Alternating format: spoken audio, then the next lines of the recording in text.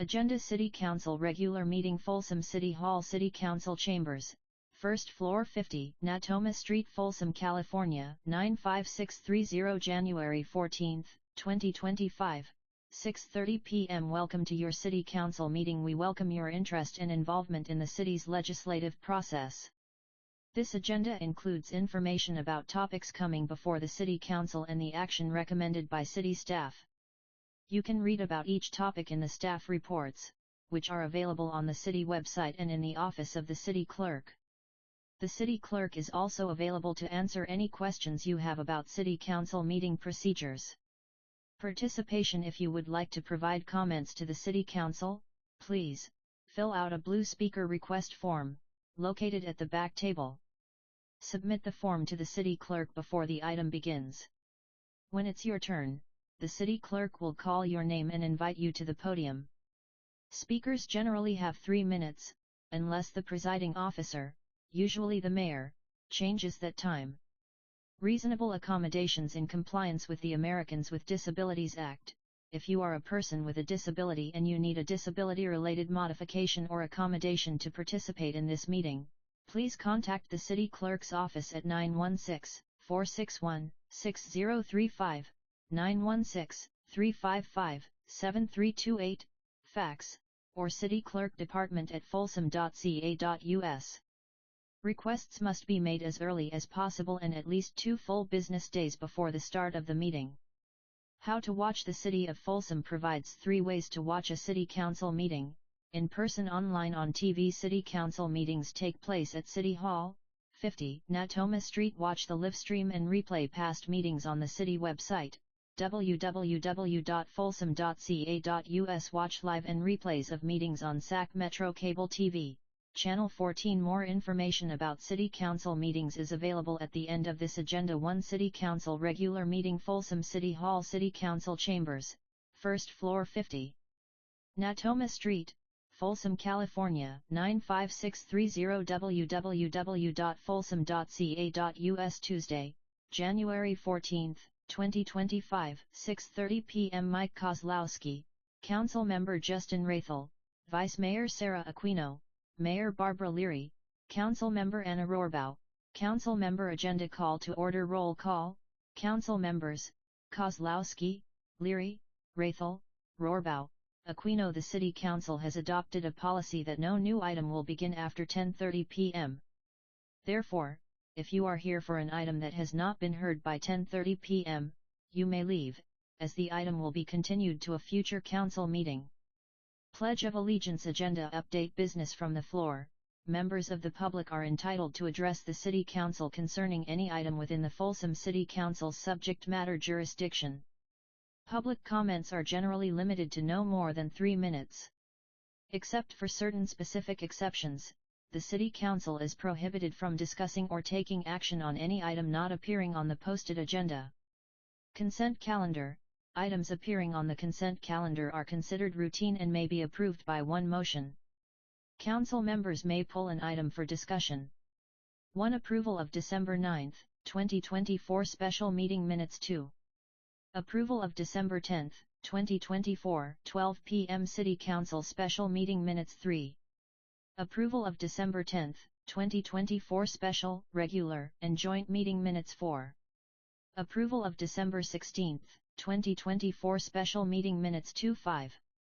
Resolution No. 11312, a resolution authorizing the city manager to amend the 2024 contract between the City of Folsom and the Sacramento Society for the Prevention of Cruelty to Animals, SPCA, for shelter services. 6.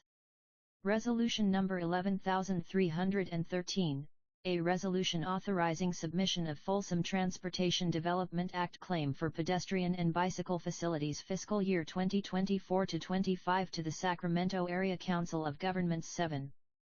Resolution number 11314, a resolution authorizing the city manager to execute an amendment to the agreement with Williams Scotsman, Inc. for the lease of the modular building occupied by the Waste and Recycling Division. 8.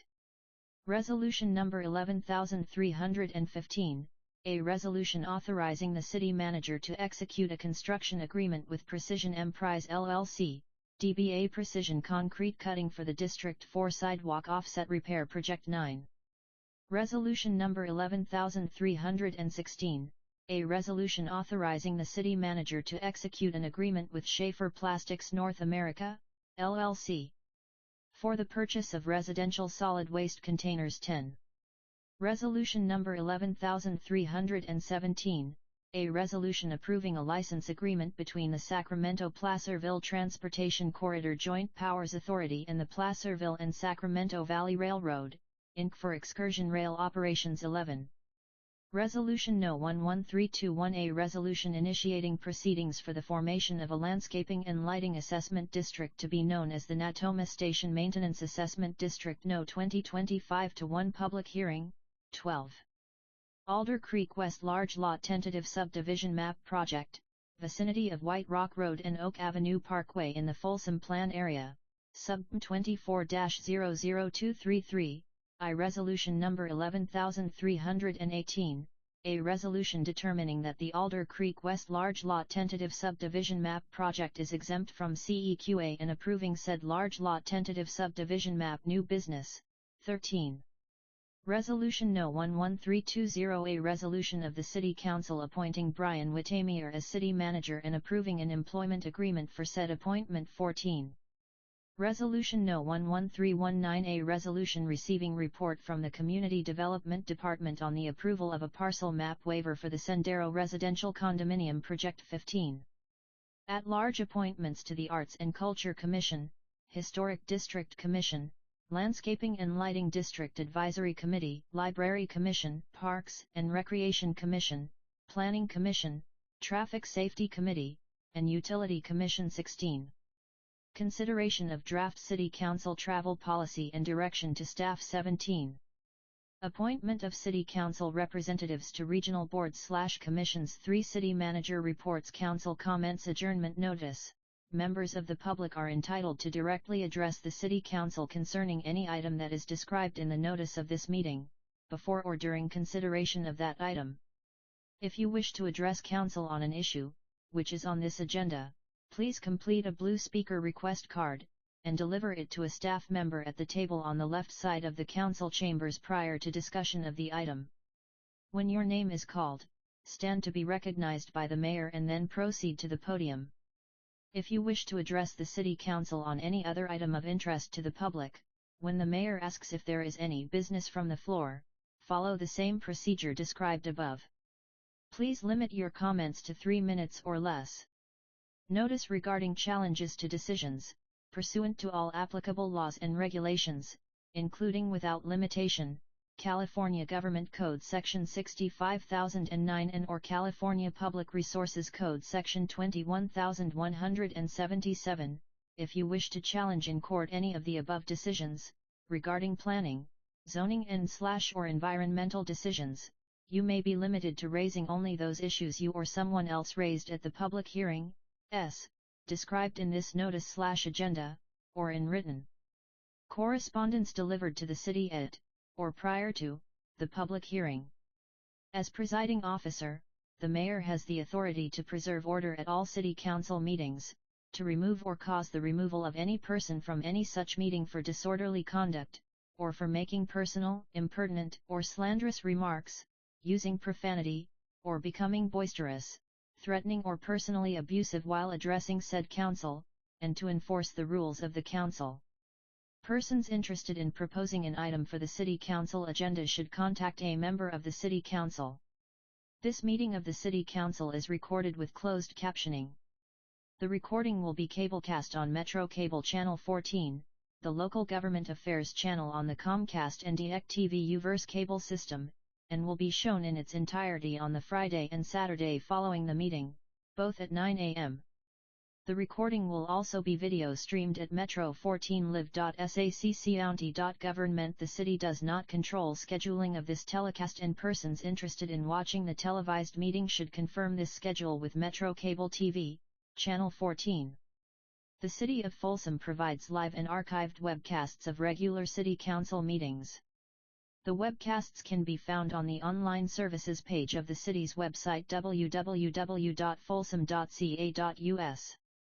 In compliance with the Americans with Disabilities Act, if you are a person with a disability and you need a disability-related modification or accommodation to participate in this meeting, please contact the City Clerk's office at 916-461-6035, 916-355-7328, fax, or City Clerk Department at folsom.ca.us. Requests must be made as early as possible and at least 2 full business days before the start of the meeting.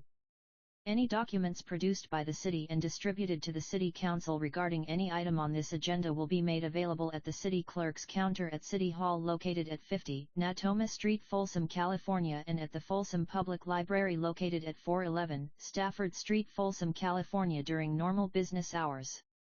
For File 034-2124-001 Folsom City Council Minutes December 9, 2024 GD Council Special Meeting Minutes Monday, December 9, 2024 5:30 p.m. Call order. The special City Council meeting was called to order at 5:30 p.m. with Mayor Mike Kozlowski presiding. Roll call.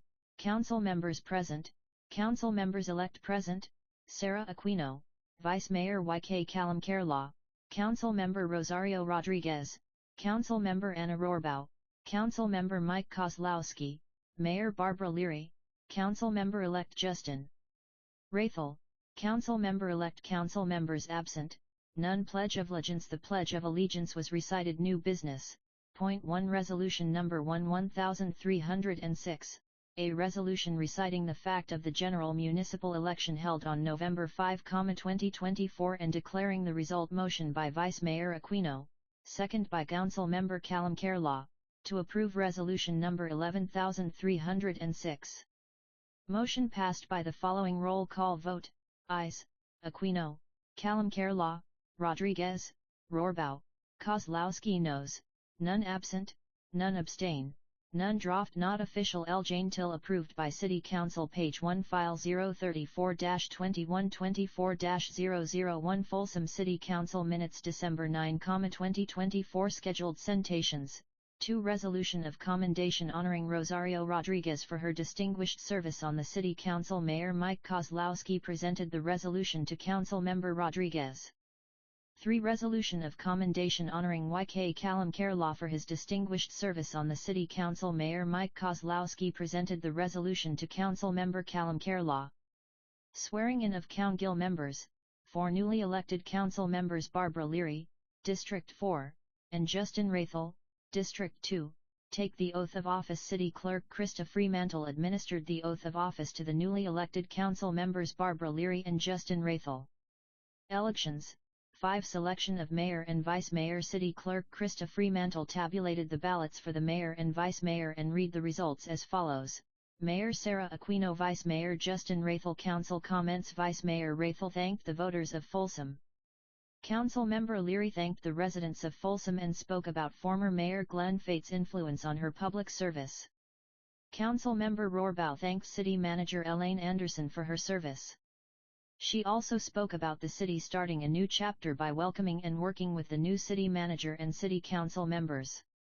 Council Member Kozlowski thanked everyone for the past year as mayor. Mayor Aquino thanked former council members Rosario Rodriguez and Y.K. Kalamkerla for their service over the past 4 years. She also thanked Council Member Mike Kozlowski for his leadership over the past year and welcomed the new council members. Also, she wished the Public Works Director Mark Rakoven a happy birthday. City Manager Elaine Anderson thanked former council members Y.K. Kalamkerla and Rosario Rodriguez for their service.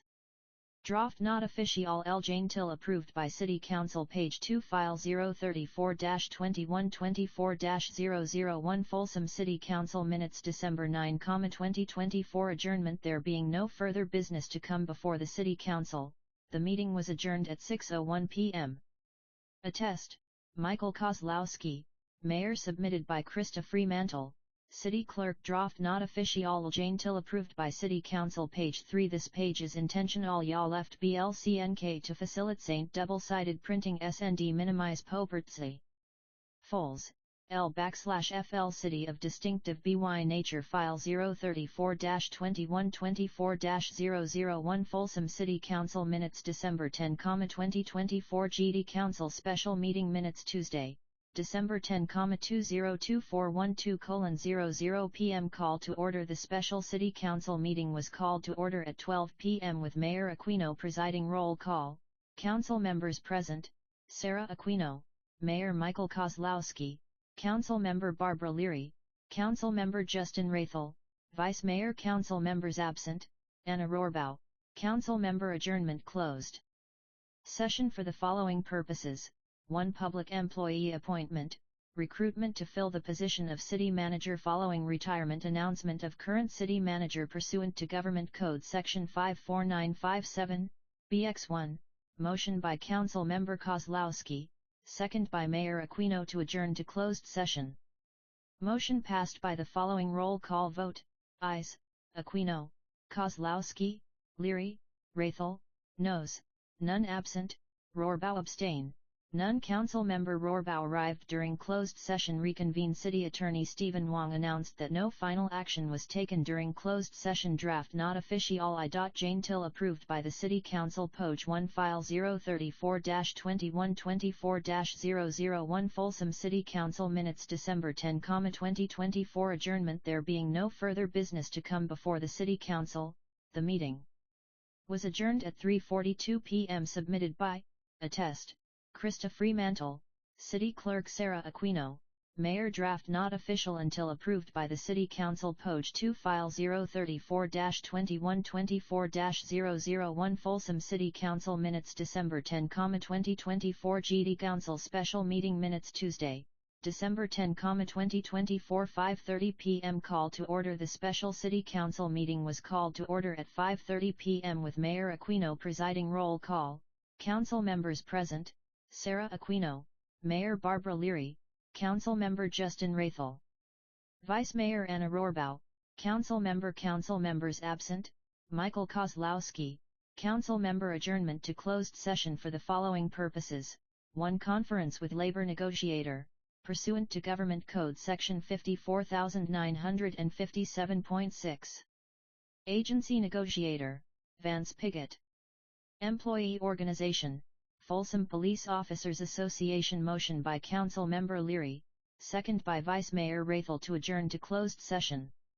Motion passed by the following roll call vote: ayes, Aquino, Leary, Rathel, Rohrbaugh. Noes, none. Absent, Kozlowski. Abstain, none. Council Member Kozlowski arrived during closed session. Draft not official until approved by the City Council. Page L File 034-2124-001 Folsom City Council Minutes December 10, 2024 Reconvened. City Attorney Stephen Wong announced that no final action was taken during closed session. Adjournment. There being no further business to come before the City Council, the meeting was adjourned at 6:41 p.m. Submitted by Attest: Krista Fremantle, City Clerk Sarah Aquino, Mayor. Draft not official until approved by the City Council. Poj 2 File 034-2124-001 Folsom City Council Minutes December 10, 2024 GD Council Regular and Joint GD Council / Folsom Redevelopment Successor Agency / Folsom Public Financing Authority / Folsom Ranch Financing Authority / South of 50 Parking Authority Meeting Minutes Tuesday, December 10, 2024 6:30 p.m. Call to order. The City Council meeting was called to order at 6:41 p.m. with Mayor Aquino presiding. Roll call. Council members present: Sarah Aquino, Mayor Michael Kozlowski, Council Member Barbara Leary, Council Member Justin Rathel, Vice Mayor Anna Rohrbaugh, Council members absent, none. Pledge of Allegiance. The Pledge of Allegiance was recited. Business from the floor. The following speaker addressed the City Council. Eileen Chandler. Agenda update. City Attorney Stephen Wong advised that additional information was provided regarding Item 15 scheduled presentations. 1. Resolution of commendation for City Manager Elaine Anderson. On the occasion of her retirement, Mayor Sarah Aquino presented the resolution of commendation. The following speakers addressed the City Council: Karen Holmes Martha Lofgren Draft not official I Jane Till approved by the City Council page 1 Ryan Anderson page Anderson file 034-2124-001 Folsom City Council minutes December 10, 2024 2. City Managers Fiscal Year 2Q23-24 Fourth Quarter and Fiscal Year 2024-25 First Quarter Financial Reports Chief Financial Officer Stacey Tamagna made a presentation and responded to questions from the City Council. Consent Lendar. Items appearing on the consent calendar are considered routine and may be approved by one motion. Council members may pull an item for discussion. 3. Approval of November 7, 2024 City Council Special Meeting Minutes 4. Approval of November 12, 2024 City Council Special Meeting Minutes 5. Approval of November 12, 2024 City Council Special and Regular Meeting Minutes 6. Approval of November 22, 2024 City Council Special Meeting Minutes. 7 Receive and file SB 165 Annual Reports for Community Facilities Districts Number 13, Number 14, No 2013-1, Number 16, Number 17, Number 18, Number 19, Number 20, Number 21, Number 22, and Number 23 to comply with the Local Agency Special Tax Bond and Accountability Act 8. Resolution Number 11297, a resolution accepting the fiscal year 2Q24-25 Sacramento Metropolitan Cable Television Commission, SMCTC, Public, Educational, and Governmental, PEG, fee funding and appropriation of funds 9.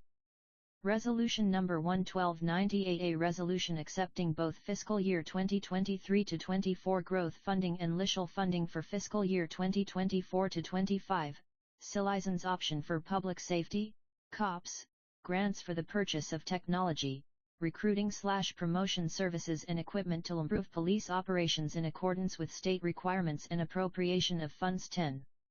Resolution No. 11299, a resolution authorizing the city manager to execute a certification form for the Folsom Fire Department to participate in a Medi-Cal intergovernmental transfer, LIGHT, program with the Department of Healthcare Services, DHCS, for reimbursement of PGEMT IGT services for the service period of January 1, 2025, through December 31, 2025, and make transfers not to exceed $410,800 in appropriation of funds 11. Resolution Number 11301, a resolution authorizing the city manager to execute Amendment Number 1 to the agreement, Contract No. 046-2123-018, with Hoist North America of Arizona, LNC, for the supply of hydrated lime for the water treatment plant 12. Resolution No. 11302, a resolution authorizing the city manager to execute Amendment Number 7 to the agreement, Contract No. 174-21-13-052, with Suprion, LLC, now known as Central Square Technologies, to integrate timekeeping software with Ultimate Cronus Group, UKG. Draft not official until approved by the City Council page 2 file 034-2124-001 Folsom City Council minutes December 10, 2024 13. Resolution Number 11303, a resolution authorizing the city manager to execute Amendment Number 3 to the agreement, Contract No. 173-2114-092, with Waterworks Engineers, LLC for fixed network and water consumption database as needed support 14. Resolution Number 11307, a resolution ratifying the additional expenditures for the Folsom Zoo Sanctuary Perimeter Fence Project 15. Pulled for discussion 16. Resolution No. 11310, a resolution authorizing the city manager to execute a cooperative service agreement with the United States Department of Agriculture Animal and Plant Health Eye Inspection Service Wildlife Services 17. Resolution Number 11311, a resolution accepting the A81600 Development Fees Annual Report for the fiscal year ended June 30, 2024 motion by Council Member Kozlowski. Second by Council Member Leary to approve Consent Cafe NDAR items 3 to 14 and 16 to 17. Motion passed by the following roll call vote: Ayes. Kozlowski, Leary, Rathel, Rohrbaugh, Aquino noes, none absent, none abstain, none. Consent calendar item PULLED for discussion 15. Resolution number 11309, a resolution of the City Council of the City of Folsom authorizing the city manager to execute a development impact fee deferral agreement with Vintage at Folsom.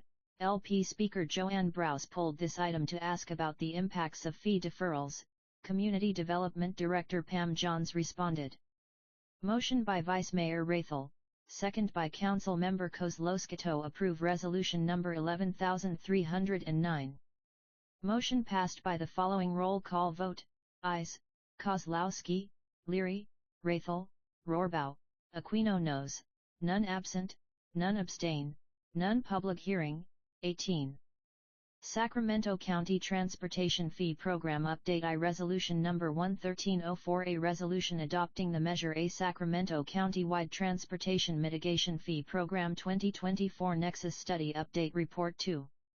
Resolution number 11305, a resolution authorizing the city manager to execute the amended, August 2024, Agreement on Operating Protocols between the City of Folsom and the Sacramento Transportation Authority related to the Sacramento County-wide Transportation Mitigation Fee Program Draft Not Official I Jane Till approved by the City Council. Page I File 034-2124-001 Folsom City Council Minutes December 10, 2024. Engineering Manager Ryan Chance made a presentation and responded to questions from the City Council. Mayor Aquino opened the public hearing at 7:50 p.m. and the following speaker addressed the City Council, Robert Holderness. Hearing no further speakers, the public hearing was closed at 7:51 p.m. Motion by Vice Mayor Rathel, second by Council Member Kozlowski to approve resolution number 11304. Motion passed by the following roll call vote: Ayes. Kozlowski, Leary, Rathel, Rohrbaugh, Aquino noes, none absent, none abstain, none. Motion by Vice Mayor Rathel, second by Council Member Leary to approve resolution number 11305.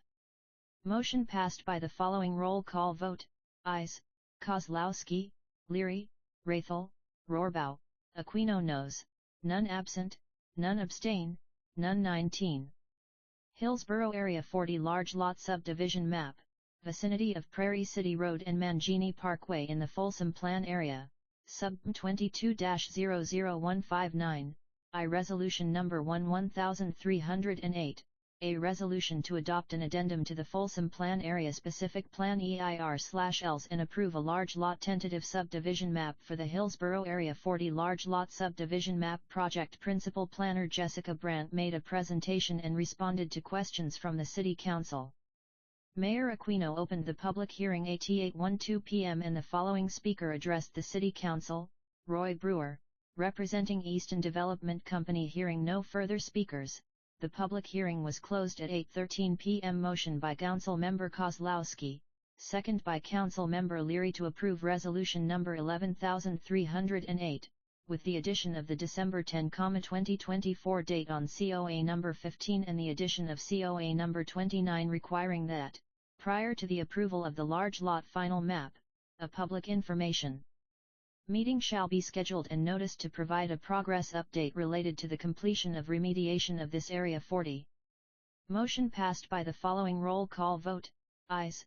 Kozlowski, Leary, Rathel, Rohrbaugh, Aquino noes, none absent, none. Draft Not Official L Jane Till approved by the City Council. Poj 4 abstain, none. File 034-2124-001 Folsom City Council Minutes December 10, 2024 Convene Joint Meeting Consent Calendar, 20.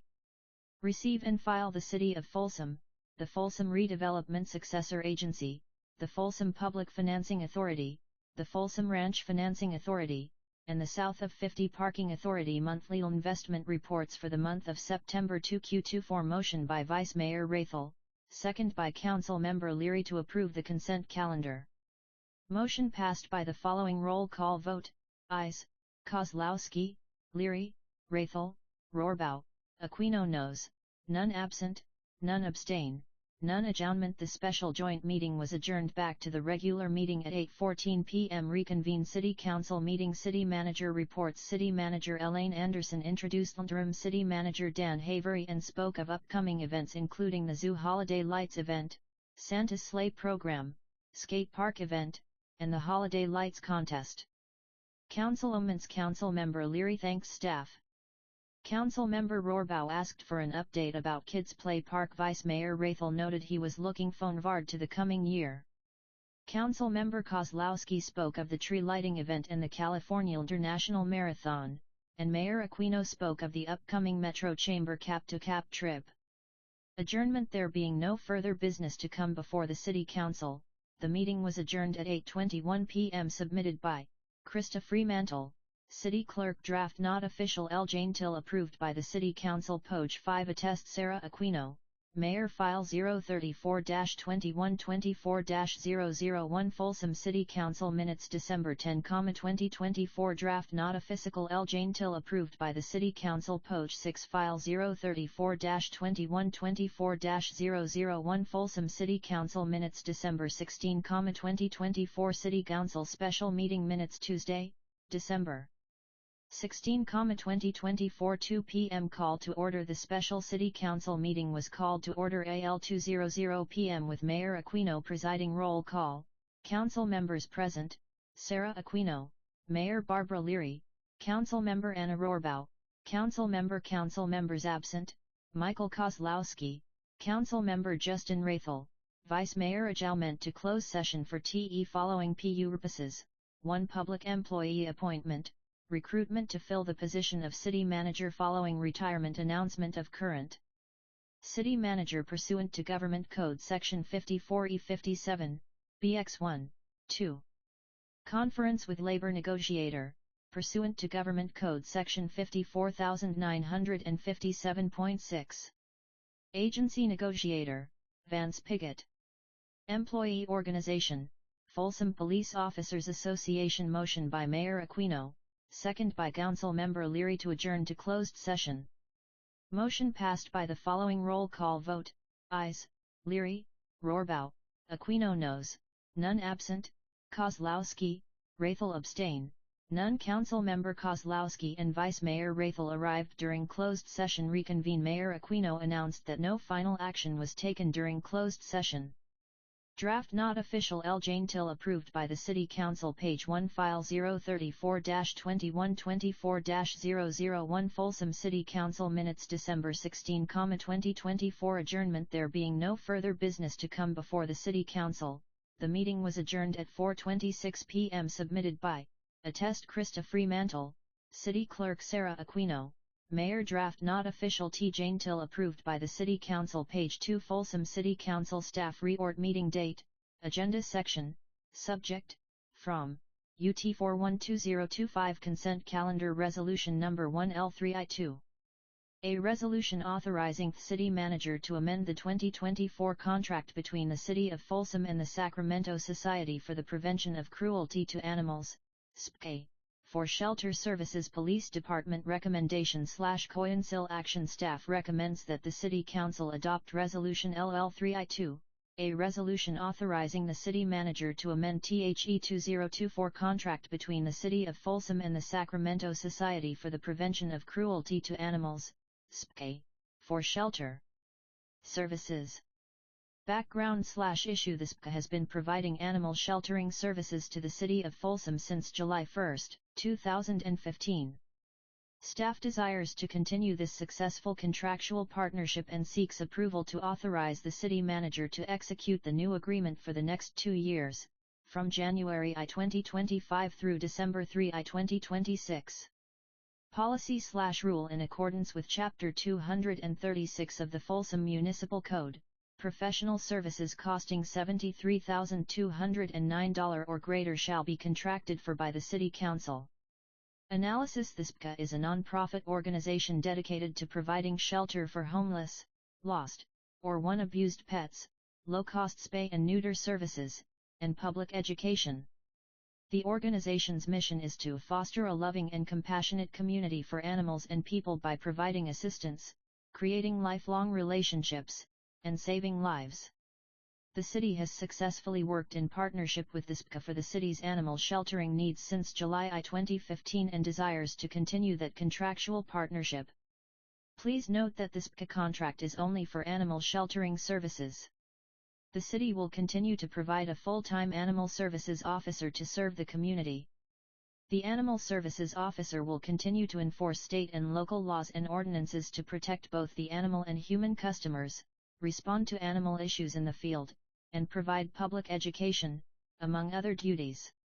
Financial impact: the contract would be for a 2-year term beginning January 1, 2025 through December 31, 2026. In year 1 of the contract, 2025, the city will pay SPCA an amount not to exceed $90,590. In year 2 of the contract, 2026, the city will pay SPCA an amount not to exceed $96,932. The city also agrees to pay SPCA for each animal in excess of the yearly animal intake amounts, 300, as established in Section 5.01 of the contract, which is $225. This agreement is included in the fiscal year 2024-25 General Fund, Fund 010, operating budget in the Animal Services Division. There are sufficient funds budgeted and available in the FY 2024-25 budget for the continuation of this contract. Attachment: Resolution number 11312, a resolution authorizing the city manager to amend the 2024 contract between the City of Folsom and the Sacramento Society for the Prevention of Cruelty to Animals, SPCA, for shelter services, submitted, Richard Hillman, Chief of Police. 2. Resolution No. 1I3I2, a resolution authorizing the city manager to amend Th.2024 contract between the City of Folsom and the Sacramento Society for the Prevention of Cruelty to Animals, SPCA, for shelter services, whereas the Sacramento Society for the Prevention of Cruelty to Animals, SPCA, is a non-profit organization dedicated to providing shelter for homeless, lost, or abused pets, low-cost spay and neuter services, and public education. And whereas, the current agreement between the City of Folsom and the SPCA to provide animal sheltering services for the city expired on December 31, 2024, and whereas, the SPCA and staff desires to continue this successful contractual partnership and seeks approval to authorize the city manager to amend the existing agreement from January 2025 through December 31, 2026, and whereas, funds are budgeted and available in the FY 2024-25 General Fund, Fund 010, operating budget in the Animal Services Division, and this agreement will be included during the budget process in future fiscal years, and whereas, the agreement will be in a form acceptable to the city attorney. Now, therefore, be it resolved that the City Council of the City of Folsom authorizes the city manager to amend the 2024 contract between the City of Folsom and the Sacramento Society for the Prevention of Cruelty to Animals for sheltering services. Passed and adopted this 14th day of January 2025 by the following roll call vote: Ayes, Council Member S. Noes, Council Member S. Absent, Council Member S. Abstain, Council Member S. Attest.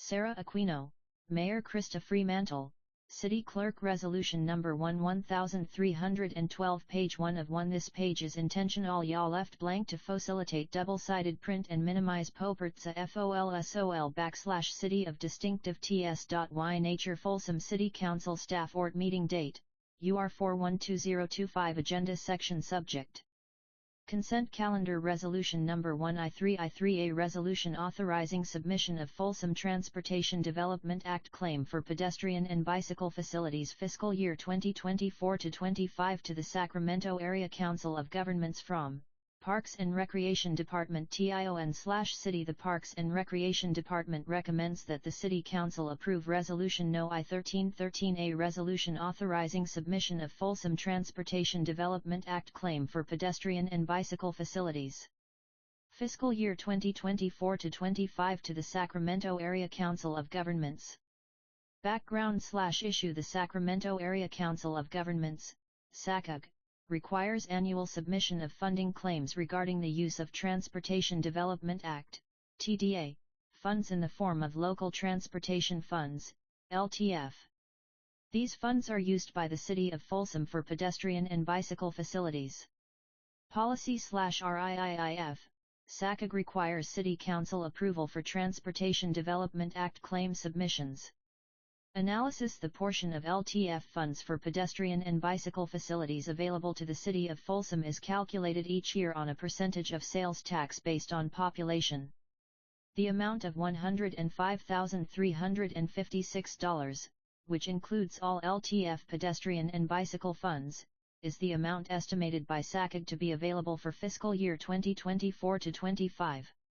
Financial impact: approval of the fiscal year 2024 to 25 TDA claim, in the amount of $105,356, by the City of Folsom and the SACAG Board of Directors will provide additional funding for pedestrian and bicycle facility projects without reliance on the City's general fund. ADA NTS 1. Resolution No. I-1313A Resolution authorizing submission of Folsom Transportation Development Act claim for pedestrian and bicycle facilities fiscal year 2024 to 25 to the Sacramento Area Council of Governments 2. Transportation Development Act claim packet submitted, Kelly Gonzalez, Parks and Recreation Director. Attachment 1 Resolution No.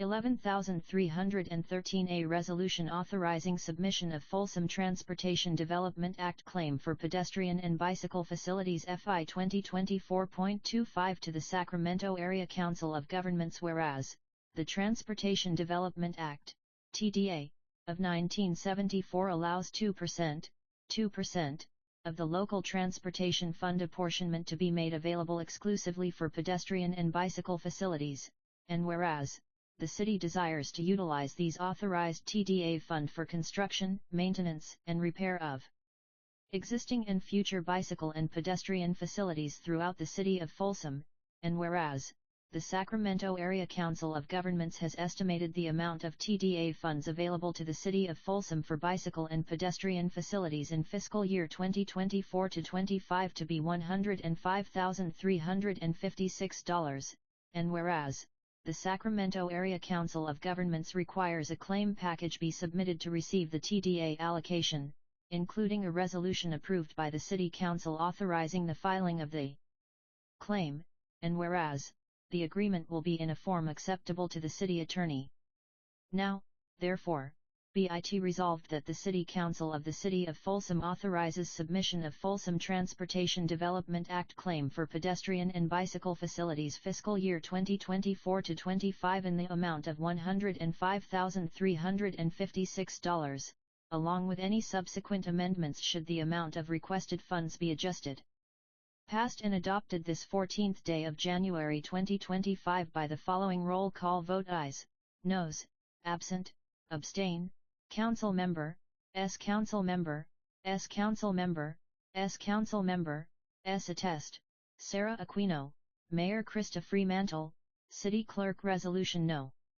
11313 page I of 1 Attachment 2 SACAG Tran SP Transportation Development Act Claim Packet Sacramento Area Council of Governments 1415 L Street, Suite 300 Sacramento, California 95814 Fort Transportation Development Act CRLRNNCNNCXRRST. Please check the following items as either included with the attached TDA claim package or on file at SACAG. Item TDA 1 Annual Transportation Development Claim TDA 2 Pro.EAT and Expenditure Plan, for the fiscal year of this claim and prior fiscal year. TDA 3 Status of previously approved projects. TDA 4 Statement of Conformance. TDA 5 TDA Claim Certification Resolution by governing body that authorized the claim. Claimant: all claimants, all claimants, all claimants, all claimants, all claimants, all claimants. Attached on file XN/AXN/AXN/AXN/AXN/AXN/ACHP Safety Compliance Report, completed within the last L3 months. Adopted or proposed budget for the fiscal year. Oft claim claimants for transit service. Claimants for transit serve low signed copy of transit service contract area wide transfer agreement and resolution. Claimants for transit service. Claimants that allow intersystem transfers. Information establishing eligibility under FEC-NC criteria. STA operator qualifying criteria calculation based on Section 99,314.6 certification that claim is consistent with Capital Improvement Program claimants for revenue-based STA funds claimants for bike/ped facilities XN/A compliance with PUC Sections 99,155 and 99,155.5 claimants for transit service copy of 10-year Capital and Operations Program claimants for transit service TDA_1 transportation DNVPR Operan RACRCRLLM2. From Sacramento Area Council of Governments 1415 L Street, Suite 300 Sacramento, California 95814 claimant address city contact person telephone email City of Folsom, Parks and Recreation Department 50 Natoma Street Folsom zip code 95630 Brett Bowlinger 916-461-6632 Bowlinger at folsom.ca.us. The above claimant hereby requests, in accordance with authority granted under the Transportation Development Act and applicable rules and regulations adopted by the Sacramento Area Council of Governments, SACOG, that its request for funding be approved as follows: LTF, $105,356 total claim STA, none submitted by, title, date, Kelly Gonzalez Parks and Recreation Director and City of Folsom ECT title and article number TDA LTF FI 24-25 Anxware or .TIP dollar number and DRPR.RN TDA STA FI 24-25 TDA STA SGR FI 24-25 Transit Fares General Fund XUND Balance Transit Federal/State Article 8 Section E923, C. Pedestrian and bikes total $105,356 $105,356 $0 fiscal year, FI 24-25. Other income and interest total $105,356 $105,356 TDA_3 Senioralras on PNVRSLOYUPNOFNPNO.RNCTS. Instructions previous years describe the status of all prior that are still active, as follows. Fiscal year TDA claim projects and any projects from are include both operating and capital budgets are approved amounts should be specified in TDA claims approved by SACOG. Our expenditures should be to date. Our project status should be either complete or active. Fiscal year FI 2023-24 FI 2023-24 FI 2020-21 FI 2018-19 FI 201-8-19 Project title Folsom Boulevard Overcrossing Feasibility Study Folsom Placerville Rail Trail, PKL 604, Trail Connection Projects Design Lake Natoma Class I Trail, Phase 2, PK 0902, Johnny Cash Trail, Phase 2, PK 27TI. Amount approved S17,657 $200,000 $110,000 I-24,996,660 expenditures $17,657 $110,000 T24,900 project status complete active complete $96,660 complete total S549,217 S349,217 TDA for STLRNNNXR or conformance form TDA form must be completed and signed by the Administrative Office of the submitting claimant. The City of Folsom hereby certifies that the Transportation Development Act claim for fiscal year FI 24-25 in the amount of $105,356, LTF, and $0, STA, for a total of $105,356 conforms to the requirements of the Transportation Development Act and applicable rules and regulations. See Attachment A for listing of conformance requirements, certified by the Finance Director Stacy Tamagna. Date certified by City Clerk Krista Fremantle. Date TDA 5 TDA Clarification Phone by Stacy Tamasny, Finance Director for the C. Off do hereby attest, as required under the California Code of Regulations, Title 21, Division 3, Chapter 2, Section 6632 to the reasonableness and accuracy of the following: a. The attached budget or proposed budget for FI 2024 to 2025, b. the attached certification by the Department of the California Highway Patrol verifying that the City of Folsom is in compliance with Section 1808.1 of the Vehicle Code, as required in Public Utilities Code Section 9925L, D. The estimated amount of FY 2024 to 2025 maximum eligibility for monies from the Local Transportation Fund and State Assistance Fund, as defined in Section 6634 is $10s 356 Signature of Finance Director Stacy Tamagni Agency Name City of Folsom Date Folsom City Council Staff Re-RT Meeting Date, UR 412025 Agenda Section, Subject, Consent Calendar Resolution Number 1L3L4, a resolution authorizing the City Manager to execute an amendment to the agreement with William Scotsman, Inc. for the lease of the modular building occupied by the Waste and Recycling Division from Public Works Department Recommendation/COI NCIL Action. The Public Works Department recommends that the City Council pass and adopt Resolution No. II3L4, a resolution authorizing the City Manager to execute an amendment to the agreement with William Scotsman Inc. for the lease of the modular building occupied by the Waste and Recycling Division. Background/issue. The Waste and Recycling Division of the Public Works Department is located in the City of Folsom Corporation Yard. The division administrative staff work from a modular trailer originally leased from ModSpace in 2007. ModSpace has since been sold to William Scotsman, Incorporated, WillScott, who currently owns the building. In October 2019 the city executed a lease with WillScott to secure the building and rental rate for 5 years. Following the 5-year period, the agreement transitioned to a month-to-month rental, which does not guarantee the monthly rate or continued use of the building. Both parties are interested in amending the original agreement to maintain the current rental rate and secure the building for an additional 2 years.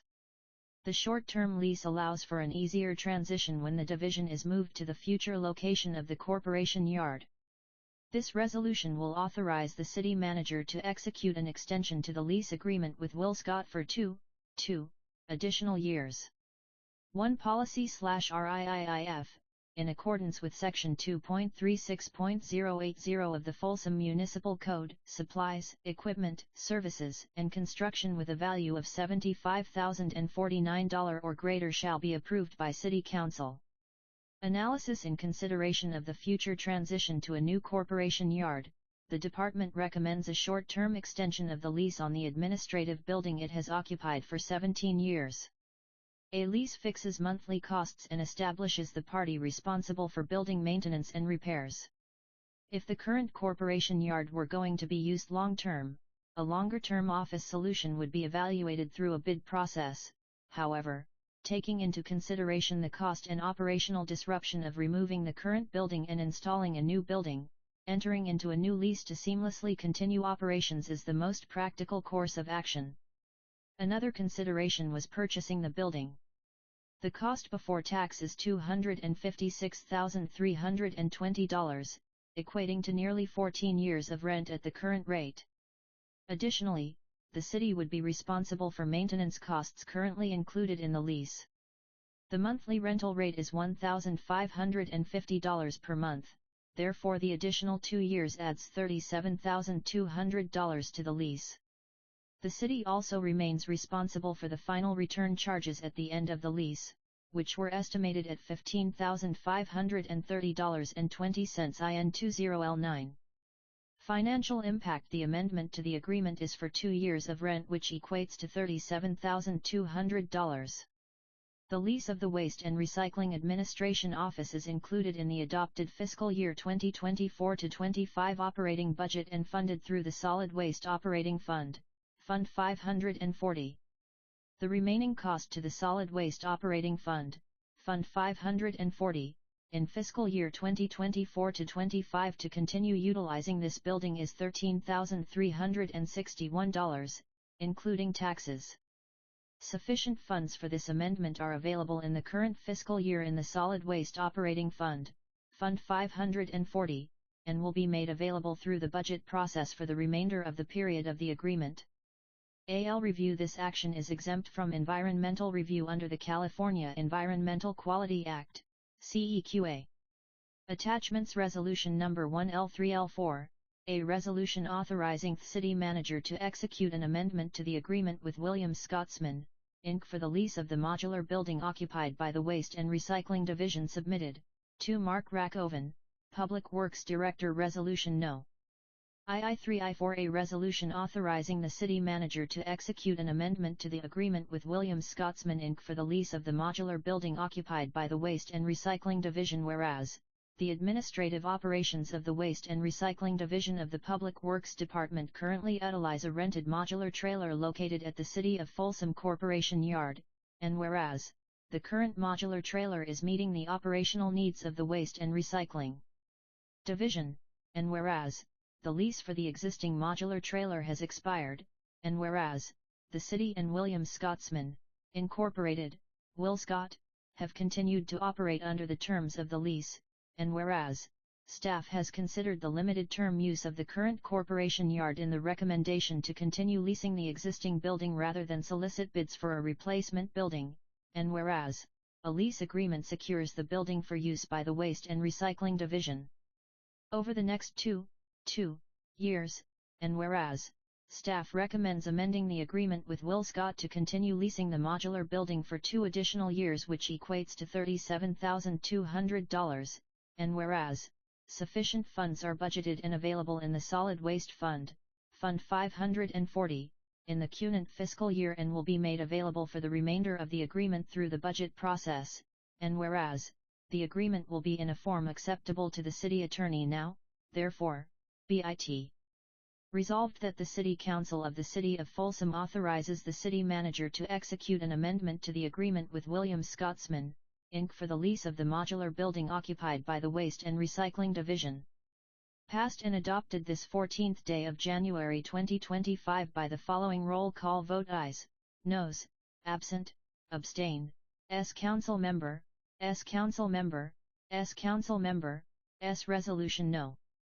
11,314 page 10F2 attest, Krista Fremantle, City Clerk Sarah Aquino, Mayor Resolution Number 11,314 PAG20F2. This page is intentiono.lla left blank to facilitate double-sided printing and minimize Popertsa FOLSOL /city CF distinctive BY nature. Folsom City Council Staff Reort Meeting Date, UT4T2025 Agenda Section, Subject, Consent Calendar. Resolution Number 11,315, a resolution authorizing the city manager to execute a construction agreement with Precision Emprise LLC, DBA Precision Concrete Cutting, for the District 4 Sidewalk Offset Repair Project FROM, Public Works Department RICO TION/City Count Action. The Public Works Department recommends that the City Council pass and adopt Resolution Number 11,315, a resolution authorizing the city manager to execute a construction agreement with Precision Emprise LLC, DBA Precision Concrete Cutting, for the District 4 Sidewalk Offset Repair Project. Background/Issue 1 Goal of the Public Works Department is to maintain the sidewalks throughout the city in a safe manner. This is accomplished utilizing various inspection methods, ranging from hiring third-party firms to conduct thorough inspections of the sidewalk network, receiving notifications from residents through See-Click-Fix, or being observed by city staff during their daily work assignments. In July 2024, the city contracted with Precision Emprise LLC, DBA Precision Concrete Cutting, PCC, to inspect and document the entirety of sidewalks in Council District 4. This inspection identified each sidewalk distress, such as uplifts, cracking, etc., and provided a report with these findings and repair quantities to the city. Staff reviewed the findings and determined it would be in the city's best interest to permanently remove and replace all sidewalk locations with an uplift greater than 2 inches. This work will be performed through a planned on-call concrete and asphalt maintenance contract expected to commence in early 2025. Staff are currently working on scoping and advertising this on-call concrete and asphalt maintenance contract. 1. All remaining sidewalk uplifts perpendicular to the sidewalk and between 0.5 inches to 2 inches tall will be removed as part of this contract through PCC's patented removal process of smooth cutting the lifted concrete. In total, This contract will address 976 identified lifts. While this is not a permanent solution to these uplifts, the majority of which are caused by private property tree rupture, these repairs will alleviate the existing tripping hazards until the funds are available for permanent repairs. Pending approval of this contract, these repairs are expected to begin in February 2025 and be completed by April 2025. Policy/Rule Section 2.36.120 of the Folsom Municipal Code states in part that contracts for supplies, equipment, services, and construction with an estimated value of $75,049 or greater shall be awarded by the City Council. Analysis PCC utilizes multiple patented processes for concrete cutting that leaves a smooth surface and reduces the dust associated with these repairs. Many other sidewalk uplift repair processes leave a heavily textured surface that does not entirely eliminate the uplift and creates excessive dust in the process. Staff is recommending this contract be awarded through sole source procurement in compliance with Section 2.36.140 of the Folsom Municipal Code based on the attached letter identifying PCC's patented processes. Staff has researched and was unable to find any other companies that perform sidewalk uplift removals through the process of concrete cutting. Staff will use the city's standard construction agreement in a form acceptable to the city attorney. Financia I impact the contract with Precision Emprise LLC, DBA Precision Concrete Cutting, would be authorized for $140,885.40 with the project budgeted for a total of $154,973.94, which will include a 10% contingency amount of $14,088.54 for potential change orders. Funds in the amount of $154,973.94 are budgeted and available in the citywide ADA compliance project, project number 2409, utilizing SB1 Road Maintenance and Rehabilitation Fund, Fund 235, and Measure A, Fund 276. Environmental review. All items of work are categorically exempt from environmental review. 2ATT1. Resolution number 11315, a resolution authorizing the city manager to execute a construction agreement with Precision Emprise LLC, DBA Precision Concrete Cutting, for the District 4 Sidewalk Offset Repair Project 2. Precision Concrete Cutting, Patent Information Letter submitted, Mark Rakoven, Public Works Director. A Attachment 1 Resolution No.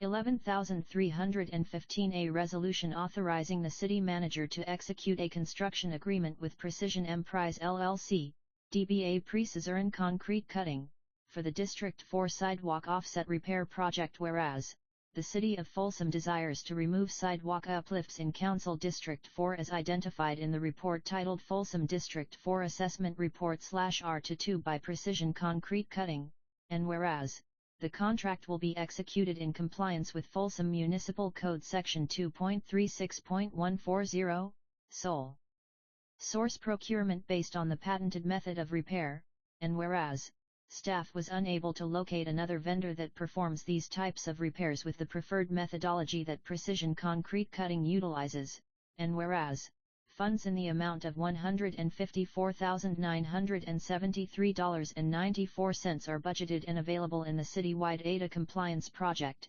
project number 2409, utilizing SBL Road Maintenance and Rehabilitation Fund, Fund 235, and Measure A, Fund 276, and whereas, the contract will be in a form acceptable to the city attorney. Now, therefore, be it resolved that the City Council of the City of Folsom authorizes the city manager to execute a construction agreement with Precision Emprise LLC, DBA Precision Concrete Cutting, for the District 4 Sidewalk Offset Repair Project in the amount of $140,885.40, with the budgeted amount to include a 10% contingency for a total not to exceed amount of $154,973.94, passed and adopted on this I4th day of January 2025, by the following roll call vote: ayes, noes, absent, abstain, council member, S council member, S council member, S. Council Member, S. Attest Krista Fremantle, City Clerk Resolution No. 11315 page 1 of 1 Sarah Aquino, Mayor Attachment 2 /Thedrknivelsp.ds 3191 North Canyon Road Provo Utah 84604 p. 801-224-0025 f. 801-224-0062 www.safesidewalks.com December 3 LT 2024 City of Folsom Ryan Chance, PE 50 Natoma ST Folsom California 95630 RE. Sole source information to whom it may concern due to the nature of our business and our patented equipment and methods. Frequently we have been asked to provide a letter stating that our technology relies upon patents that have been issued by the U.S. Patent and Trademark Office. In total, we've received 9 total patents regarding potential tripping risk removal services, ranging from techniques/methods, dust abatement, to measuring tools and methods. Precision Concrete Cutting is the only company authorized to use the patented equipment and method for removing sidewalk trip risks as described by the following patent numbers. Previous patents: U.S. Pat. Number 6,827,074. Current and pending patents: U.S. Pat. No. 6,896,604. U.S. Pat. Number 7,606. U.S. Pat. Number 7,143,760. U.S. Pat. Number 7,201,644. U.S. Pat. Number 7,402,095. U.S. Pat. Number 9,759,559. U.S. Pat. Number 9,494,407. U.S. Pat. Number 11,628,596. If you have any questions or comments, please feel free to give me a call. Kind regards, /r*FTFTXT Aaron Olivier, CEO Precision Concrete Cutting 3L9LN Canyon RD Provo Utah 84604801373-6060. This page is intentionally left blank to facilitate double-sided printing SND. Minimize Popertzy. F. LSOL /City of Distinctive BY Nature I.L1, plus, JT $LRLL, nil R, Folsom City Council Staff RE-RT Meeting Date, DUR 4L202S Agenda Section, Subject, Consent Calendar Resolution No. 11316. A resolution authorizing the city manager to execute an agreement with Schaefer Plastics North America, LLC, for the purchase of residential solid waste containers from Public Works Department. Recommendation /City Council Edict. The Public Works Department recommends that the City Council pass and adopt Resolution Number 11316. A resolution authorizing the city manager to execute an agreement with Schaefer Plastics North America, LLC, for the purchase of residential solid waste containers. Background /issue. The Waste and Recycling Division of the Public Works Department is responsible for providing timely collection of residential and commercial solid waste and recycling in the city of Folsom.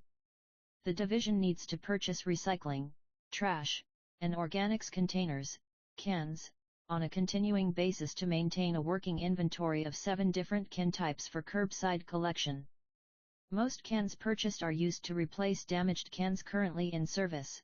However, some are used to provide additional service to existing customers and to provide cans to new homes.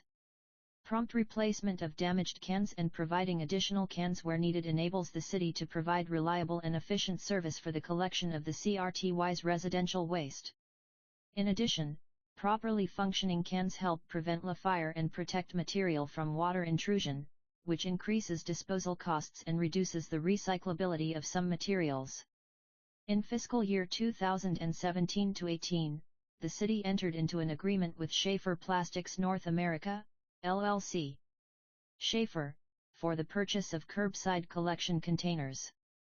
Contracting with a single vendor has allowed the city to secure consistent pricing, quality, and appearance of cans and provide a reliable source to meet the city's fluctuating inventory needs. The contract with Schaefer has expired and the division is seeking a new agreement.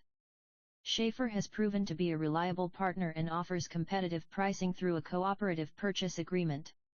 Policy/RTIIE in accordance with Section 2.36.080 of the Folsom Municipal Code, supplies, equipment, services, and construction with a value of $75,049 or greater shall be approved by City Council. Section 2.36.170 of the Folsom Municipal Code permits cooperative purchasing agreements for the procurement of any supplies, equipment, set-vice, or construction with one or more public procurement units in accordance with an agreement entered into or between the participants. Analysis: Schaefer currently has a cooperative purchasing agreement, number RCO1-21, with Houston Galveston Area Council, HGAC, a national cooperative purchasing entity of which the City of Folsom is a member. The city has purchased numerous items through HGAC and will use this agreement for the purchase of cans. The pricing has been assessed to be fair, reasonable, and competitive. Each year the division projects the amount that will be needed for cans and includes this in the annual budget. For fiscal year 2024-25, the division projected expenses of $396,712 for the purchase of new collection containers. The annual not-to-exceeding amount in the Schaefer agreement will fluctuate year by year based on the approved fiscal year budget for can procurement. However, the per can price will be locked in for the full term of the agreement. The agreement will be for a term of 5 years with 2 optional 1-year extensions. A combination of funding sources is used to purchase cans. The largest portion is funded from monthly service fees and is used for existing service locations. The city also receives an annual grant from CalRecycle for beverage container recycling called the City/County Payment Program, and these funds are currently used exclusively for the purchase of recycling cans. Cans for new homes are purchased from the division's 2 impact fee accounts, one for Folsom Plan area and one for development in all other areas of the city. The budget is allocated among these accounts based on projected needs in each category. Financia I impact: the purchase of residential cans is included in the adopted fiscal year 2024-25 operating budget with a total budget of $396,712 funded through the Solid Waste Operating Fund, Fund 540, Solid Waste Capital Fund, Fund 54I, and Folsom Plan Area Solid Waste Capital Fund, Fund 544. Expenditures to date total $146,830, with a remaining budget of $249,882. WHRCH will be the not-to-exceed amount for the new agreement in fiscal year 2024-25. 2 in subsequent years of the contract, the funding needed for the purchase of residential cans will be projected annually and included in the division budget. The contract amount will be adjusted annually to a not-to-exceed amount that is equal to the combined adopted departmental supplies budgets for the Solid Waste Collections Division, Solid Waste Grant, Solid Waste Capital, and Folsom Plan Area Solid Waste Capital. Environmental review: this action is exempt from environmental review under the California Environmental Quality Act, CEQA. Attachment Resolution Number 11316, a resolution authorizing the city manager to execute an agreement with Schaefer Plastics North America, LLC, for the purchase of residential solid waste containers. Submitted, Mark Rakoven, Public Works Director. AJ Resolution No. 11316, a resolution authorizing the city manager to execute an agreement with Schaefer Plastics North America, LLC, for the purchase of solid waste containers. Whereas, Waste and Recycling Division staff has identified the need to purchase solid waste containers to continue to conduct trash, organics, and recycling collections safely and efficiently, and whereas, this purchase is through the Houston Galveston Area Council, HGAC, which used its recognized cooperative purchasing agreement to award Schaefer Plastics North America, LLC, and whereas, the agreement will be for a term of 5 years with 2 optional 1-year extensions, and whereas, sufficient funds are available in the fiscal year 2024-25 Solid Waste Operating Fund, Fund 540, and Solid Waste Capital Funds, Funds 541 and 544, and whereas, staff reviewed the specifications from Schaefer Plastics North America,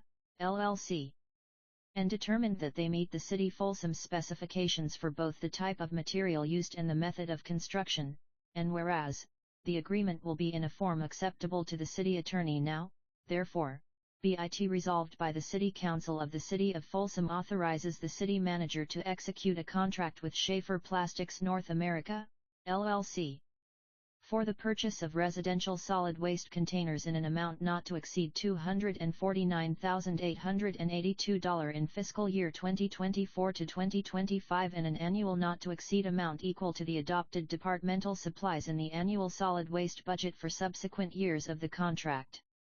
Passed and adopted this 14th day of January 2025 by the following roll call vote: ayes, noes, absent, abstain, council member, S. Council Member, S. Council Member, S. Council Member, S. Attest Sarah Aquino, Mayor Resolution Number 11316 page IOF2 Krista Fremantle, City Clerk Resolution No. I-1316 page 2 of 2. This page is intentionally left blank to facilitate double-sided printing and minimize POPR RRSE. Fols.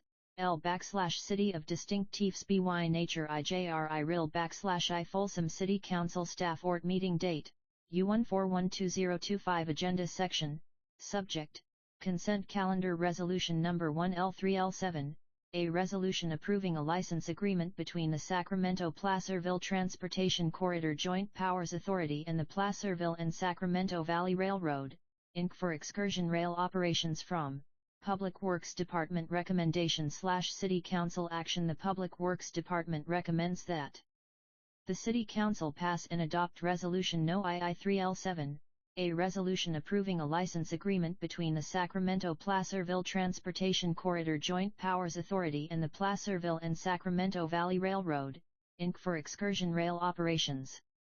Background/issue: the Sacramento-Placerville Transportation Corridor Joint Powers Authority, SPTCJPA, was established by its member agencies, County of Sacramento, Regional Transit, County of El Dorado, and City of Folsom, in 1991 to oversee the acquisition and preservation of the Placerville branch of the Southern Pacific Railroad. In 1996, the SPTCJPA completed the acquisition of 53 miles of railroad right-of-way extending from Sacramento to Placerville, milepost 94.3 to milepost 147.4, see map in Attachment 2. The corridor passes through the cities of Sacramento, Rancho Cordova, and Folsom, and the counties of Sacramento and El Dorado. The City of Folsom segment extends from Highway 50 at Folsom Boulevard through the City of Folsom, to White Rock Road at Old Placerville Road, milepost 108.83 to milepost 118.0. In 2007, the SPTCJPA conducted public workshops in Placerville and Folsom to obtain community input on the potential uses and improvements to the Placerville Branch Rail Corridor. Workshop participants expressed interest in the initiation of some form of excursion rail service along the corridor. In response, SPTCJPA recommended the solicitation of proposals for the development and operation of such a service in the corridor.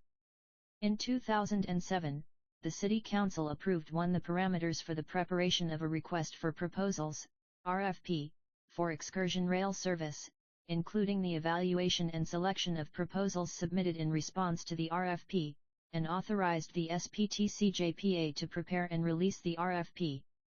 The SPTCJPA issued the RFP for excursion rail service in early 2008.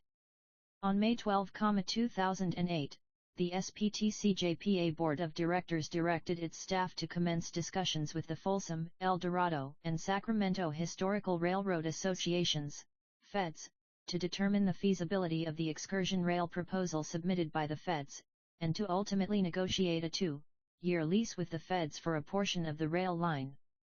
On October 6, 2008, the SPTCJPA Board approved a letter of intent, lodged with the FEDS for excursion rail operations. The LOI included provisions that allowed for the LOI to be terminated if sufficient progress was not being made in developing the service and negotiating a lease.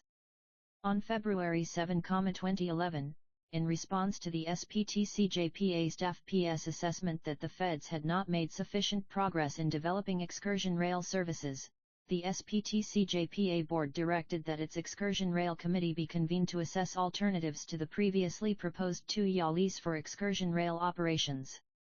On February 22, 2011, the committee met with SPTC-JPA staff and representatives of the feds and the Placerville and Sacramento Valley Railroad, Incorporated, PSVRR, to consider the direction in which to proceed with the development and implementation of excursion rail services. The committee's recommendation was to develop a 5-year license agreement with the feds/PSVRR, in lieu of a 2-year lease, and to set goals and benchmarks for each operating year.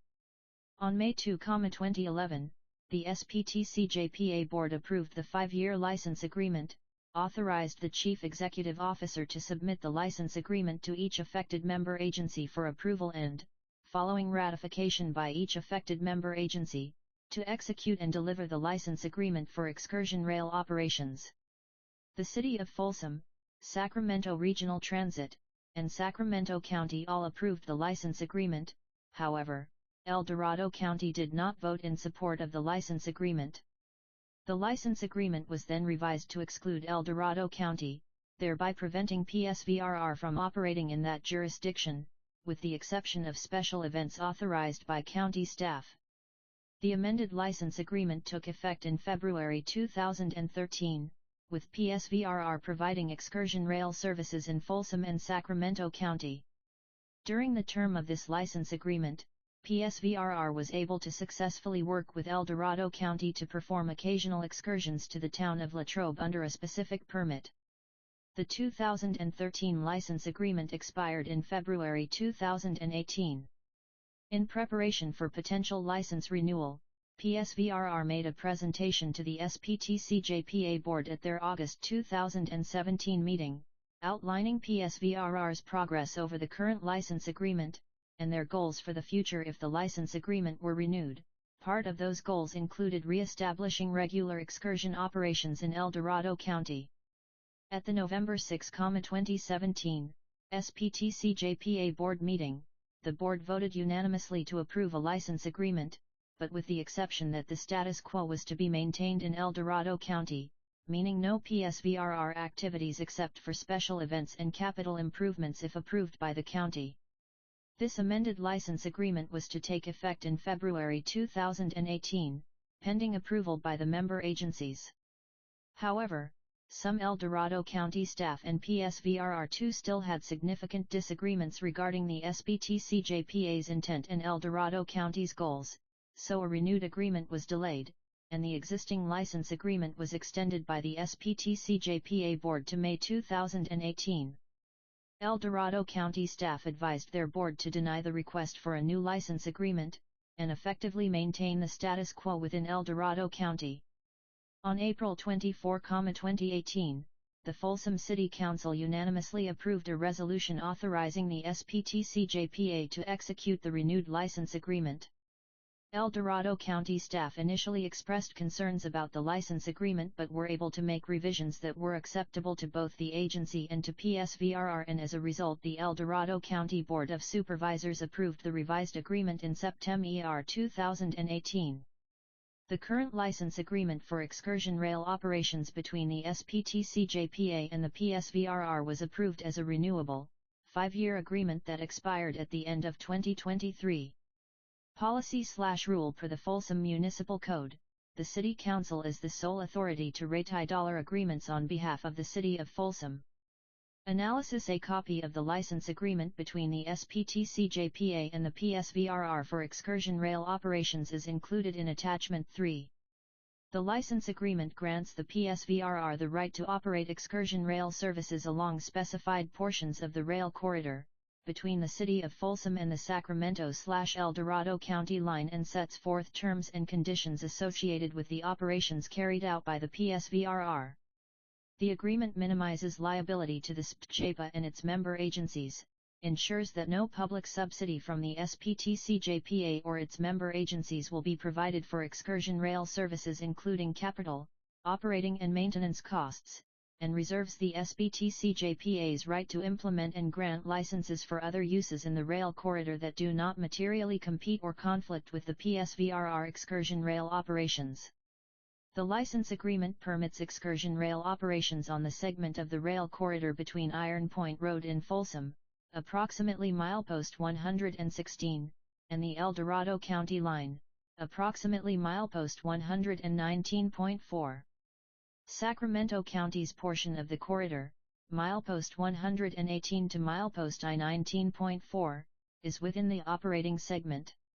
Additional operating segments will require SPJPA and member agency approval. The City of Folsom has issued special event permits for other segments, such as the holiday train rides between East Bidwell Street and Oak Avenue Parkway, and the annual handcar derby between Broadstone Marketplace and Broadstone Parkway. These segments are permitted because they do not include any at-grade street crossings with passengers aboard any rail vehicles, which would trigger the need for at-grade rail crossing warning devices and would place them under the authority of the California Public Utilities Commission, CPUC, Rail Safety Division. Initial operating hours for excursion rail will be limited to weekends and holidays. At the November 4, 2024 SPTC-JPA Board meeting, the SPTC-JPA Board voted unanimously to approve a new 7-year license agreement. The renewed license agreement is substantially the same as the prior agreement, with some clarifications and the following major differences. J. Section 7.2.1, Suspension. This provision clarifies that the SPTC-JPA has the power to suspend operations immediately, if the SPCT-JPA determines in good faith that operations are being conducted in an unsafe manner. Section 7.3.2, Partial termination for White Rock Road Realignment Project. This provision allows the SPCT-JPA to terminate the license for areas south and east of the realigned White Rock Road crossing following receipt of notice from the Capital Southeast Connector Joint Powers Authority that it will require access to the property for the realignment project within 6 months. Any such partial termination notice from the SPJPA will take effect 60 days after such notice is given. Finally, in view of the findings of the 2021 inspection reports by the Federal Railroad Administration, FRAT, and the California Public Utilities Commission, CPUC, Exhibit A now includes a provision that excursion operations may not commence until the SPJPA receives written confirmation that all defects identified in those reports have been corrected. If the license agreement is ratified by Folsom City Council, Sacramento Regional Transit Board of Directors, Sacramento County Board of Supervisors, and the El Dorado County Board of Supervisors, the SPTC-JPA and PSVRR will execute the agreement and allow PSVRR to continue excursion rail on the approved operating segments. Member agencies may have additional changes or requirements beyond those set forth in the license agreement. Assuming those are minor and do not affect the City of Folsom's rights, staff recommends that any modifications be approved by the City Manager, Public Works Director, and the City Attorney. Financial impact. The recommended action will not result in any impacts to the current city budget, nor does it impose any future financial commitments by the city. The financial requirements for the excursion rail service are to be addressed by the PSVRR as set forth in the license agreement, and no city funds will subsidize the capital or operating costs associated with the excursion rail service. Attachments 1. Resolution number 11317, a resolution approving a license agreement between the Sacramento-Placerville Transportation Corridor Joint Powers Authority and the Placerville and Sacramento Valley Railroad, Inc. for excursion rail operations. 2. Vicinity map, Sacramento-Placerville Transportation Corridor Joint Powers Authority. 3. License agreement by SPTC-JPA with PSVRR for excursion rail operations. Submitted, Mark Rakoven, Public Works Director. 4. Attachment 1. Resolution No. II-3I-7A resolution approving a license agreement between the Sacramento-Placerville Transportation Corridor Joint Powers Authority and the Placerville and Sacramento Valley Railroad, Inc. for excursion rail operations. Whereas, the City of Folsom is a member of the Sacramento-Placerville Transportation Corridor Joint Powers Authority, SPTC-JPA, and whereas, the SPTC-JPA is responsible for overseeing the use of the former Placerville branch of the Southern Pacific Railroad, part of which extends through the city of Folsom, and whereas, the SPTC-JPA seeks to enter into a license agreement with the Placerville and Sacramento Valley Railroad, Incorporated, PSVRR, for excursion rail operations along the rail corridor, and whereas, both SPTC-JPA and city staff have reviewed the license agreement and found it acceptable, and whereas, on November 4, 2024 the SPTC-JPA board voted to approve the new 7-year license agreement, now, therefore, be it resolved that the City Council of the City of Folsom approves the license agreement between the Sacramento-Placerville Transportation Corridor Joint Powers Authority and the Placerville and Sacramento Valley Railroad, Inc. for excursion rail operations.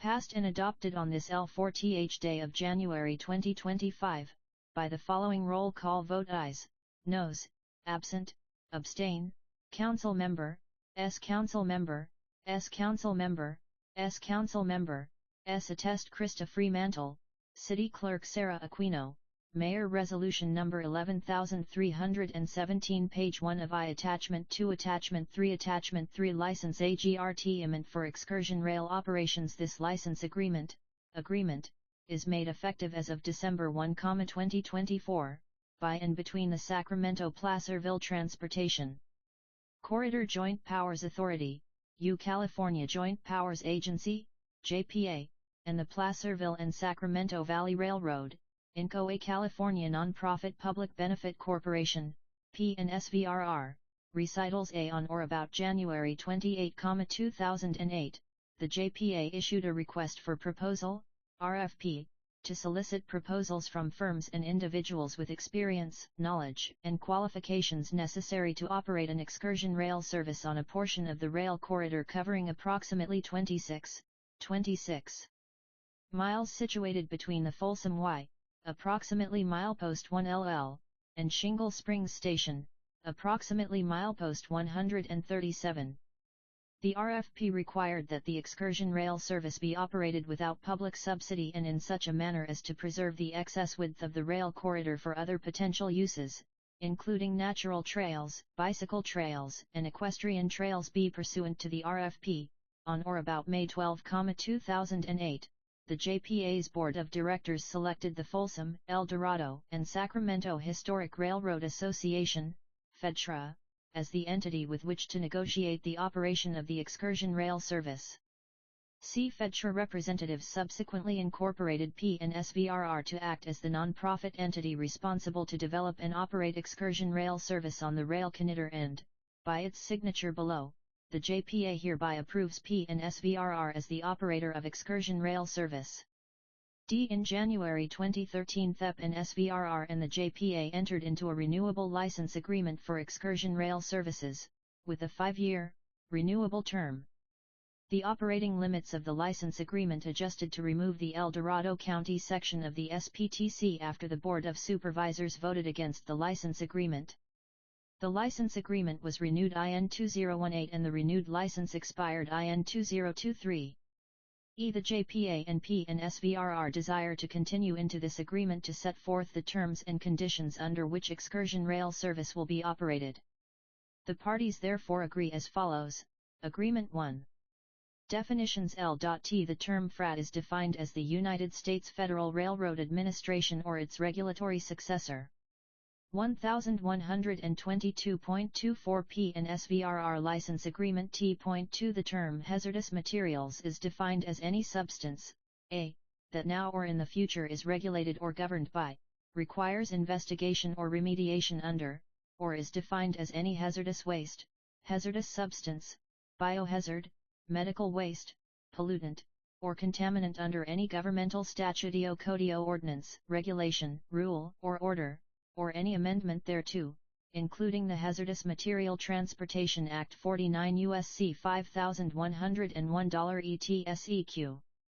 The Comprehensive Environmental Response Compensation and Liability Act, 42 U.S.C. 9601 E/SEQ, and the Resource Conservation and Recovery Act, 42 U.S.C. 6901 ETSEQ, or, b, that is toxic, explosive, corrosive, flammable, radioactive, carcinogenic, dangerous, or otherwise hazardous, including gasoline, diesel, petroleum hydrocarbons, polychlorinated biphenyls, PCBs, asbestos, radon, and urea formaldehyde foam insulation.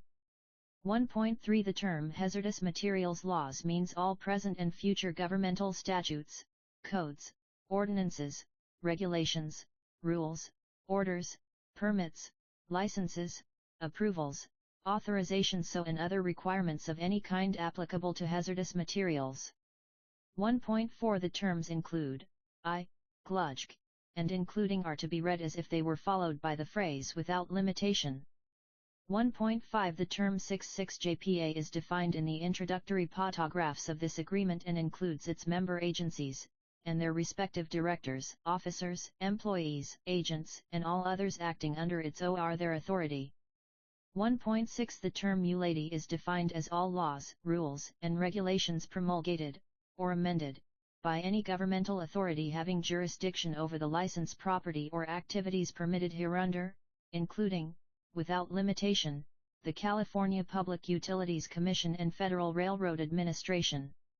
T.7 The term license property is defined as the portion off-rail corridor extending from approximately milepost 111, Folsom, CA, to approximately milepost 119.4, Sacramento B. El Dorado County line, consisting of all real and personal property within 10 feet of the center line of any track on the rail corridor except where roadways, buildings, or rail corridor boundary lines reduce such distance to less than 10 feet, or additional width is necessary for PUC-required clearances, or approved stations, storage/maintenance facilities, siding, or other similar railroad facilities.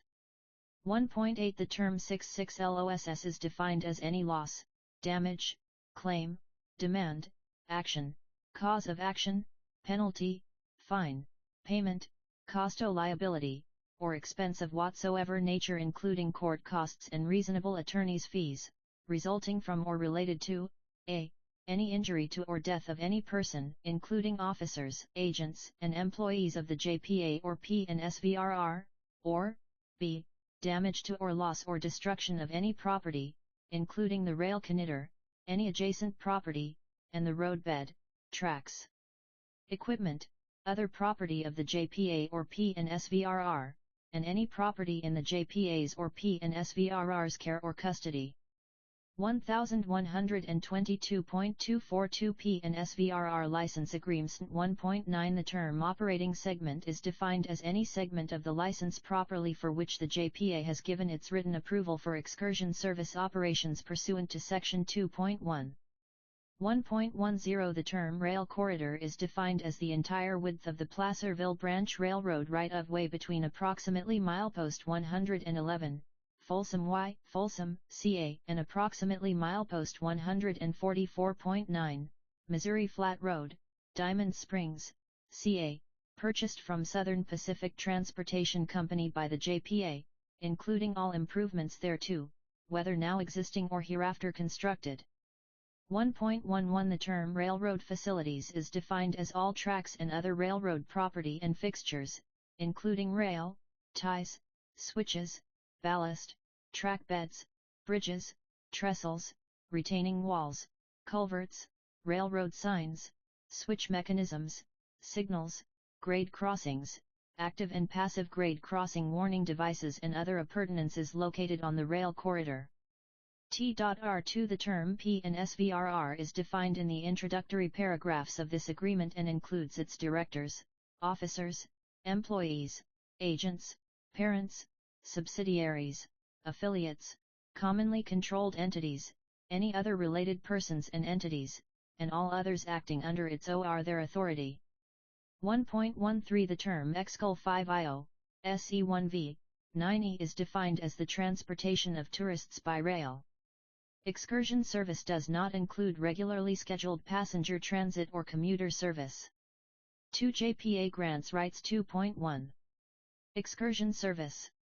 The JPA grants PNSVRR the right to provide excursion service on the licensed property, subject to the following conditions: 2.1.1 PNSVRR shall conduct its operations in accordance with the Excursion Service Operating Plan set forth in Exhibit A, attached hereto and incorporated herein.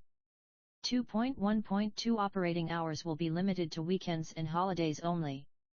2.1.3 PNSVRR may schedule special events outside of the operating hours defined in Section 2.1.2 and the operating segments defined in Exhibit A, subject to prior written approval of the City of Folsom, County of Sacramento, or County of El Dorado, as applicable. 2.1.4 PNSVRR will permit passengers to disembark only at stops approved by the JPA or a member agency in writing, or in the case of emergency. 2.1.5 All excursion service operations and other activities permitted under this agreement will be performed in compliance with applicable law. Without limiting the generality of the foregoing, PNSVRR may not, in performing such excursion service, exceed the maximum speeds authorized by November 22, 2043 PNSVRR license agreement applicable law for the existing track conditions or transport rail cars exceeding the applicable track and bridge weight limits. 2.1.6 PNSVRR will obtain and maintain all permits, licenses or other authorizations required from any municipal, county, state or federal authorities required in connection with the construction, maintenance, or repair of the licensed property and the operation of the excursion service.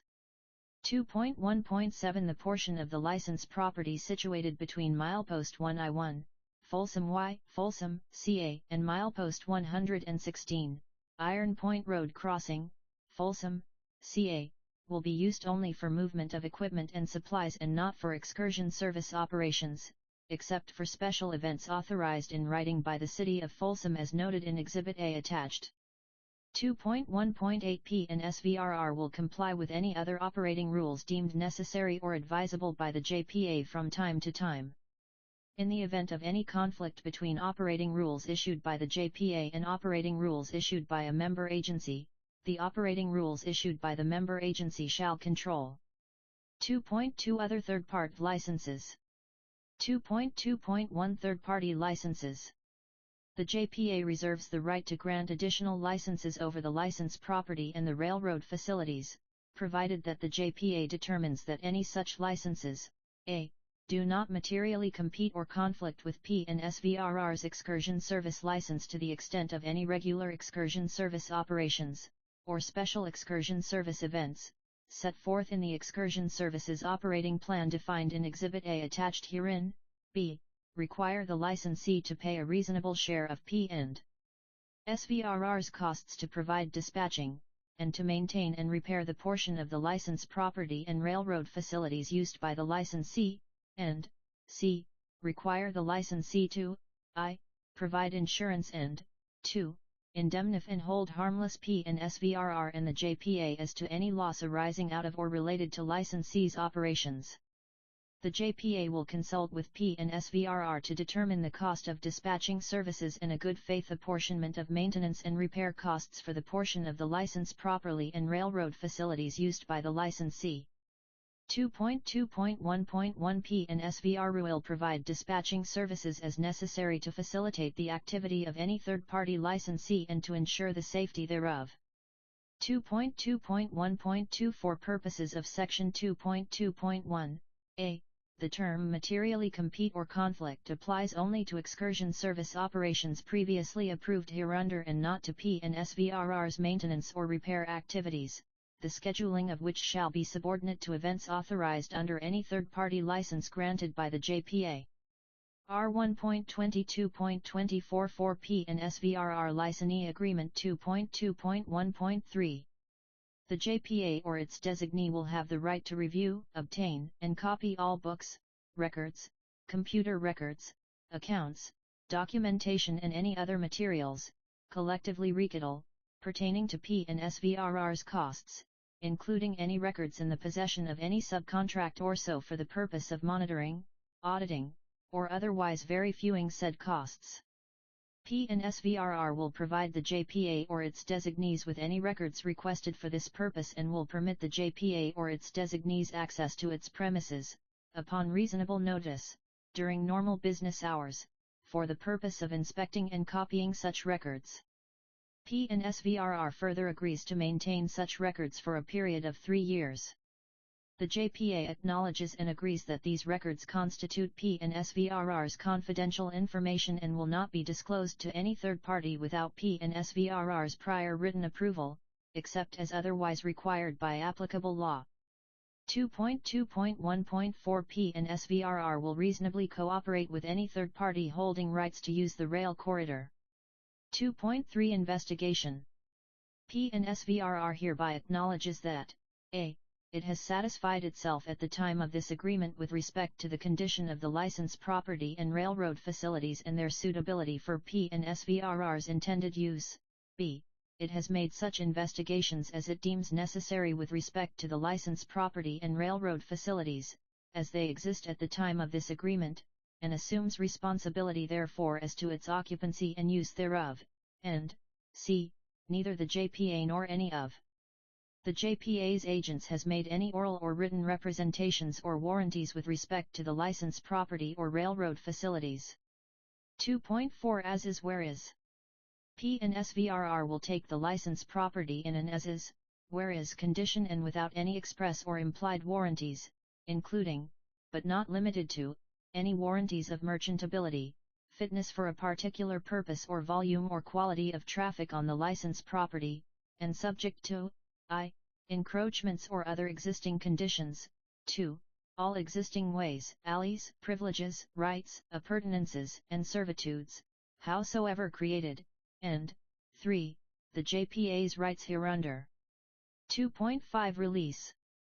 PNSVRR, for itself, its successors and assigns, to the maximum extent permitted by law, hereby waives, release so remises, acquits and forever discharges the JPA, its officers, employees, agents, successors, and assigns, from any loss in any way arising out of, or connected with, the known or unknown, existing or future physical or environmental condition of the licensed property and railroad facilities, including any hazardous materials contamination in, on, under, or adjacent to, the license property, or any clearance constraints on the licensed property, or any federal, state, or local law, ordinance, rule, or regulation applicable thereto.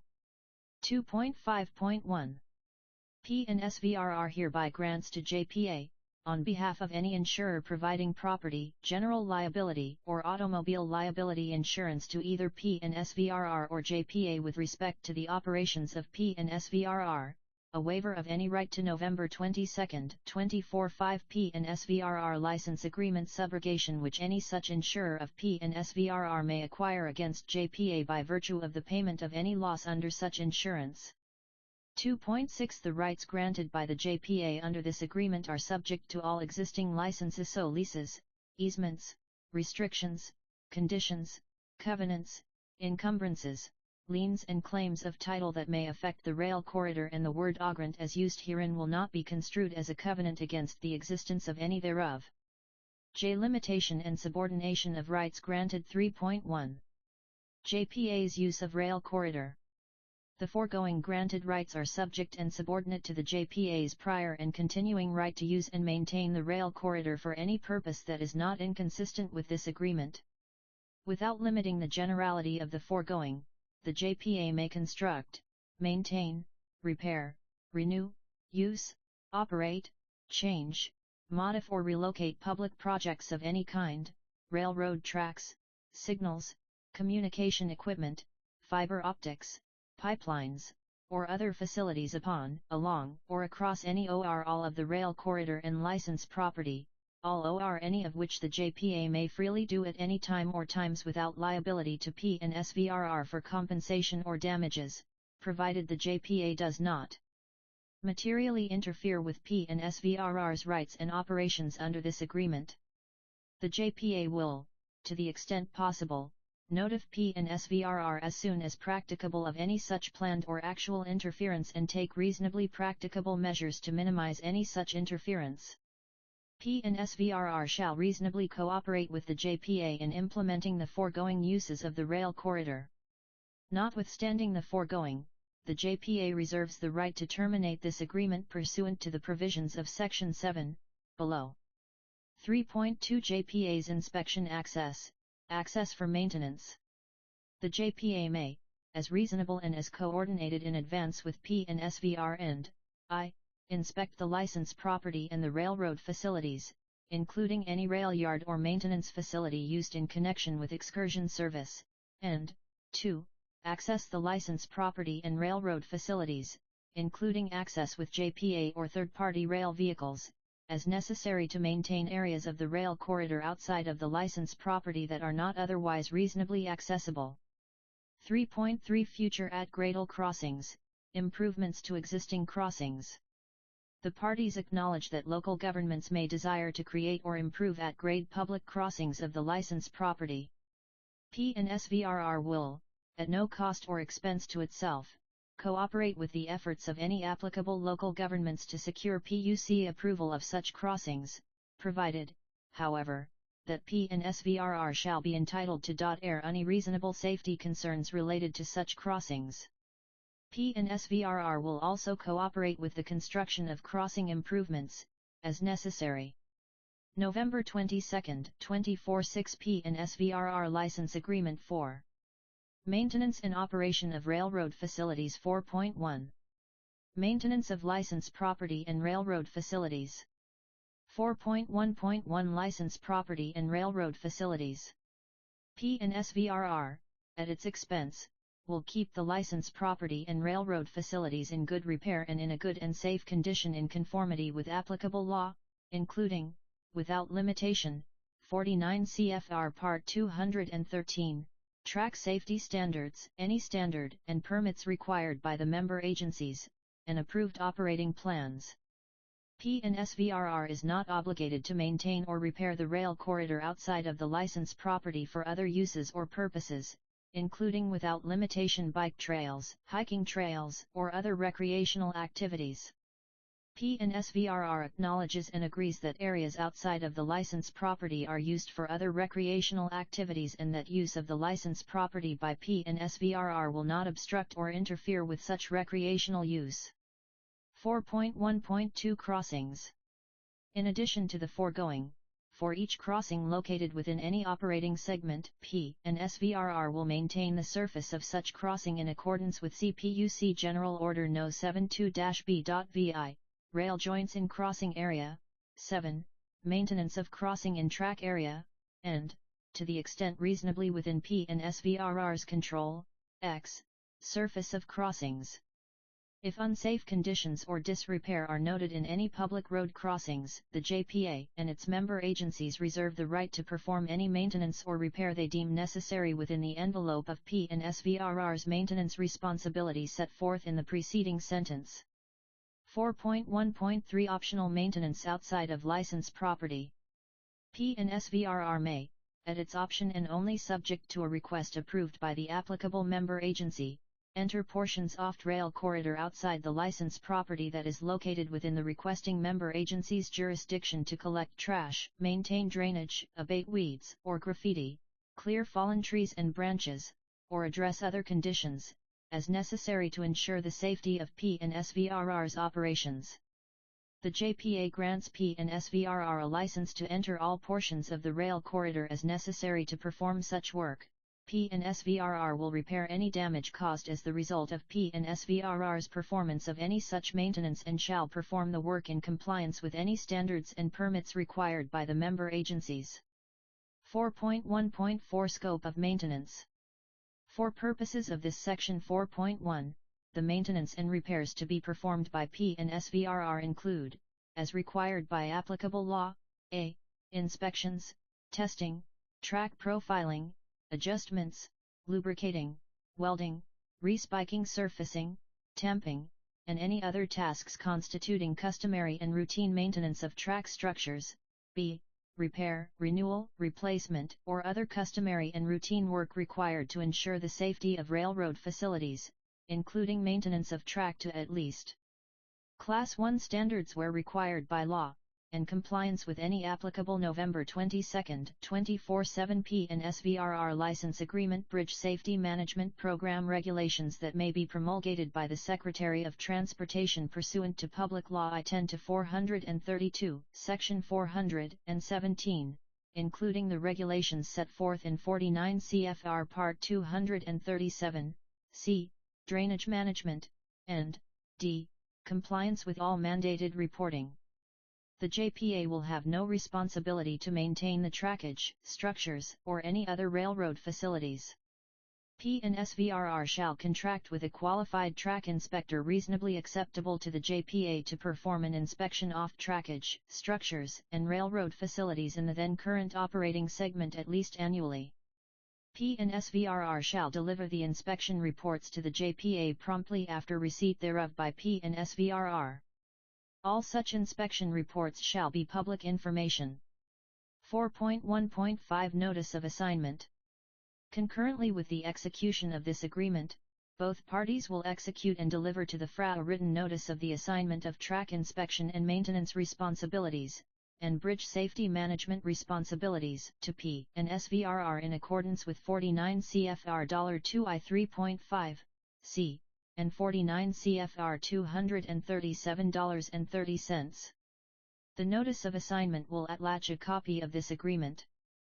4.1.6 Release from liability.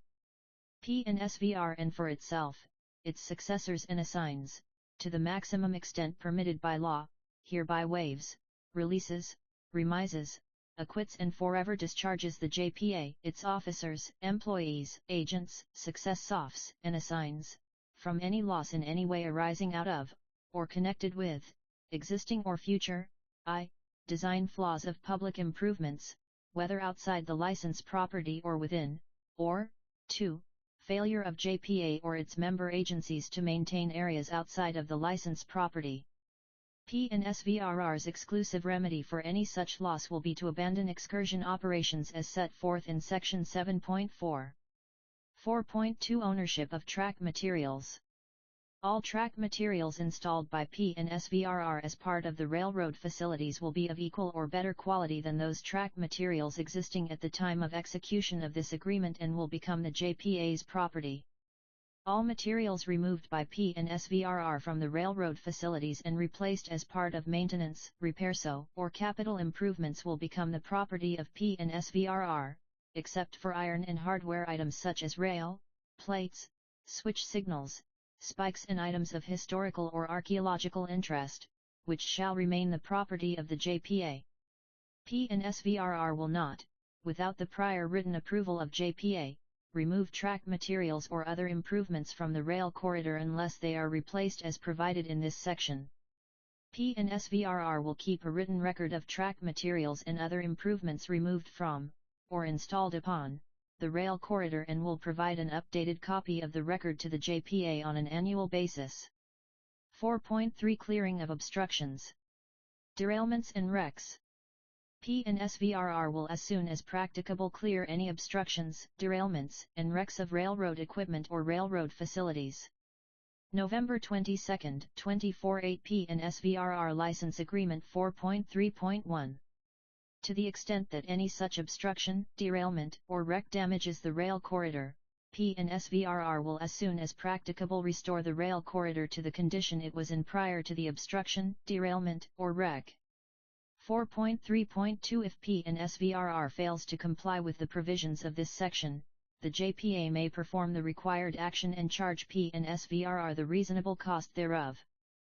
4.4 Responsibility for repair or replacement. 4.4.1 Damage caused by PNSVRR operations. Except as otherwise set forth in this agreement, PNSVRR will be responsible to repair or replace any damage to the licensed property or railroad facilities caused by, or related to, PNSVRR's operations. 4.4.2 Damage caused by acts of God or other factors beyond PNSVRR's control. If any portion of the licensed property or the railroad facilities are damaged or destroyed by flood, fire, civil disturbance, earthquake, earth movement, storm, sabotage, act of God, terrorism, accident, or any other event beyond PNSVRR's reasonable control, including damage or destruction caused by third parties, even if said damage or destruction originates outside of the licensed property, then PNSVRR may, but will not be required to, at no cost or expense to the JPA, a. repair, or cause to be repaired, the damaged or destroyed portion of the railroad facilities, b. replace, or cause to be replaced, such portion off-license property or the railroad facilities, or c. seek to abandon its excursion service and rights under this agreement over all or such portion of the rail corridor as PNSVRR deems appropriate, as set forth in Section 7.4. 5. Construction, relocation, or removal of railroad facilities 5.1. BV.IPA 5.1.1. The license herein granted is subject to the JPA's needs and requirements to improve and use the rail corridor. Subject to PNSVRR's rights under this agreement, the JPA, at its sole cost and expense, may add to any portion of the railroad facilities or change or relocate them to new locations as reasonably designated by the JPA, whenever in the furtherance of the JPA's needs and requirements, the JPA finds such action to be necessary. 5.1.2 All such work performed, and any installation of railroad facilities, will be in conformance with all applicable laws. If the JPA relocates any portion of the tracks, the center line of the licensed property will, upon completion of the relocation work, be deemed to have been modified to coincide with the center line of the realigned tracks. November 22, 2049 PNSVRR License Agreement 5.2 by PNSVRR. PNSVRR may, at its cost and expense, modify or improve the licensed property and railroad facilities as needed to accommodate its excursion service, provided, however, that PNSVRR first obtains the written approval of both the JPA and the member agency where the licensed property is located of PNSVRR's plans for such modifications and improvements, which approval may be granted or withheld in the member agency and the JPA's sole and absolute discretion. PNSVRR's modification or improvement of the licensed property and railroad facilities may not interfere with or impede any existing or future public use of the rail corridor that the JPA may authorize. PNSVRR may, upon the termination of this agreement or upon the abandonment of any applicable section of the licensed property or portion of the railroad facilities, remove any modifications or improvements to such licensed property or railroad facilities that were paid for by PNSVR and that do not constitute any repair or replacement to such licensed property or railroad facilities, and that have not become fixtures to such licensed property or railroad facilities. 5.3 The terms, conditions, and stipulations expressed in this agreement as to the licensed property and railroad facilities will apply to the licensed property and railroad facilities as they may at any time be expanded, added to, modified, changed, or relocated in accordance with this Section 5. 6. License fees. Beginning on the commencement date of this agreement and annually on January 1 each year thereafter, PNSVRR will pay JPA the sum of $100, as a fee for the licenses granted hereunder. 7. Term and termination 7.1 Term. This agreement will become effective when fully executed and delivered by the parties and will continue in full force and effect until December 31, 2031, unless otherwise terminated as provided herein. Prior to the expiration of the term, the JPA will evaluate the excursion service operated by PNSVRR and consider an extension of the term hereof. Such determination will be made in the JPA's sole and absolute discretion. 7.2 JPA suspension or termination for default 7.2.L.L suspension.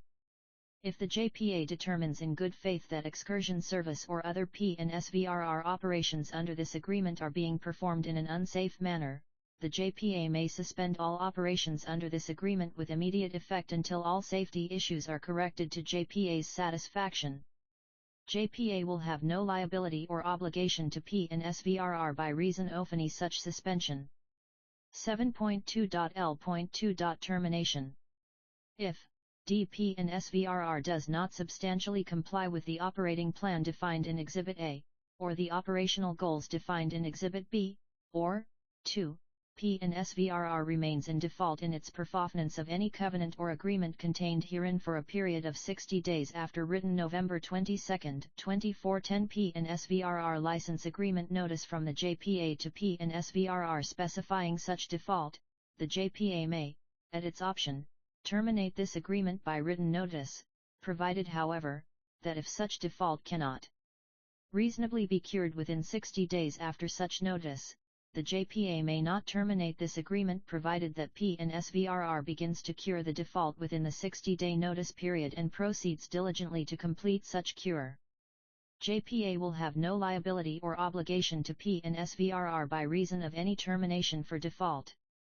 7.3 JPA termination for other reasons. 7.3.1 Rail banking, reactivation of freight service. The rail corridor was rail banked under the Federal Rails to Trails concurrently with its acquisition by the JPA in 1996. Accordingly, the rail corridor and this agreement are subject to potential reactivation of freight rail service.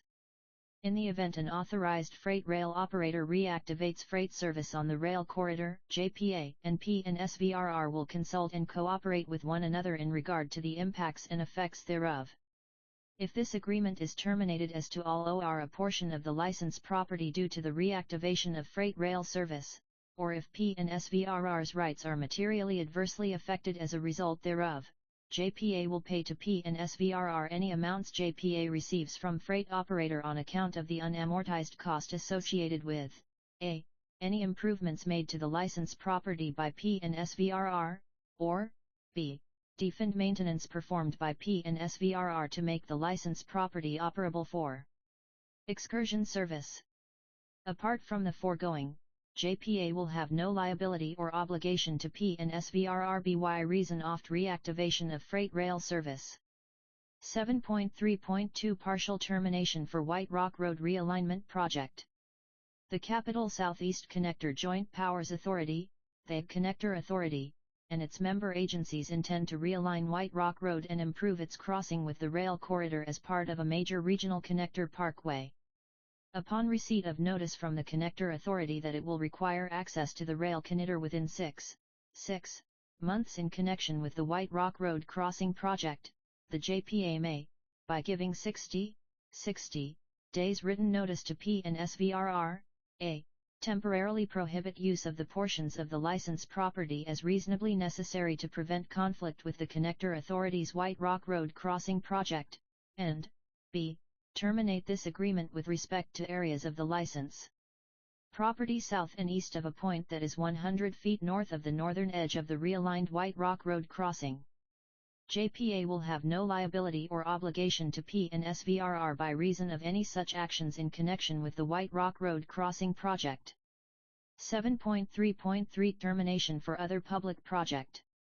The parties acknowledge that the rail corridor is a publicly owned right-of-way that may be required for other public needs in the future and that the JPA's member agencies have certain rights to use the rail corridor, including the license property, under the November 22, 2011 P&SVRR License Agreement Reciprocal Use and Funding Agreement among the JPA and its member agencies. Accordingly, the JPA reserves the right to terminate this agreement with respect to all or a portion of the license property for any public use that is incompatible with P&SVRR's continued operation, as determined by the JPA, under this agreement.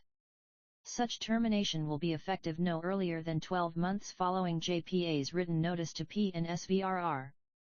The term public use does not include widening the trail or other recreational facilities that JPA's member agencies may desire to construct along the rail corridor. 7.3.3.1 If JPA terminates this agreement under this section 7.3.3 with respect to all or any portion of the license property prior to the expiration hereof, JPA or its member agencies will compensate P&SVRR for the unamortized cost associated with I. any improvements made to the license property by P&SVRR, 2. defined maintenance performed by P&SVRR to make the license property operable for excursion service and 3. any rolling stock purchased by P&SVRR for P&SVRR's excursion service operations following execution of this agreement. provided that all of the foregoing will belong to JPA upon termination of the lease. JPA may review P&SVRR's records to substantiate such costs pursuant to Section 2.2.1.3. Apart from the foregoing, JPA will have no liability or obligation to P&SVRR by reason of such termination. In particular, the parties acknowledge and agree that this agreement and P&SVRR's excursion service operations are for the public benefit and/or education, and not for personal profit. Accordingly, this agreement and any goodwill from P&SVRR's operations will be deemed to have no value in the event of any such termination.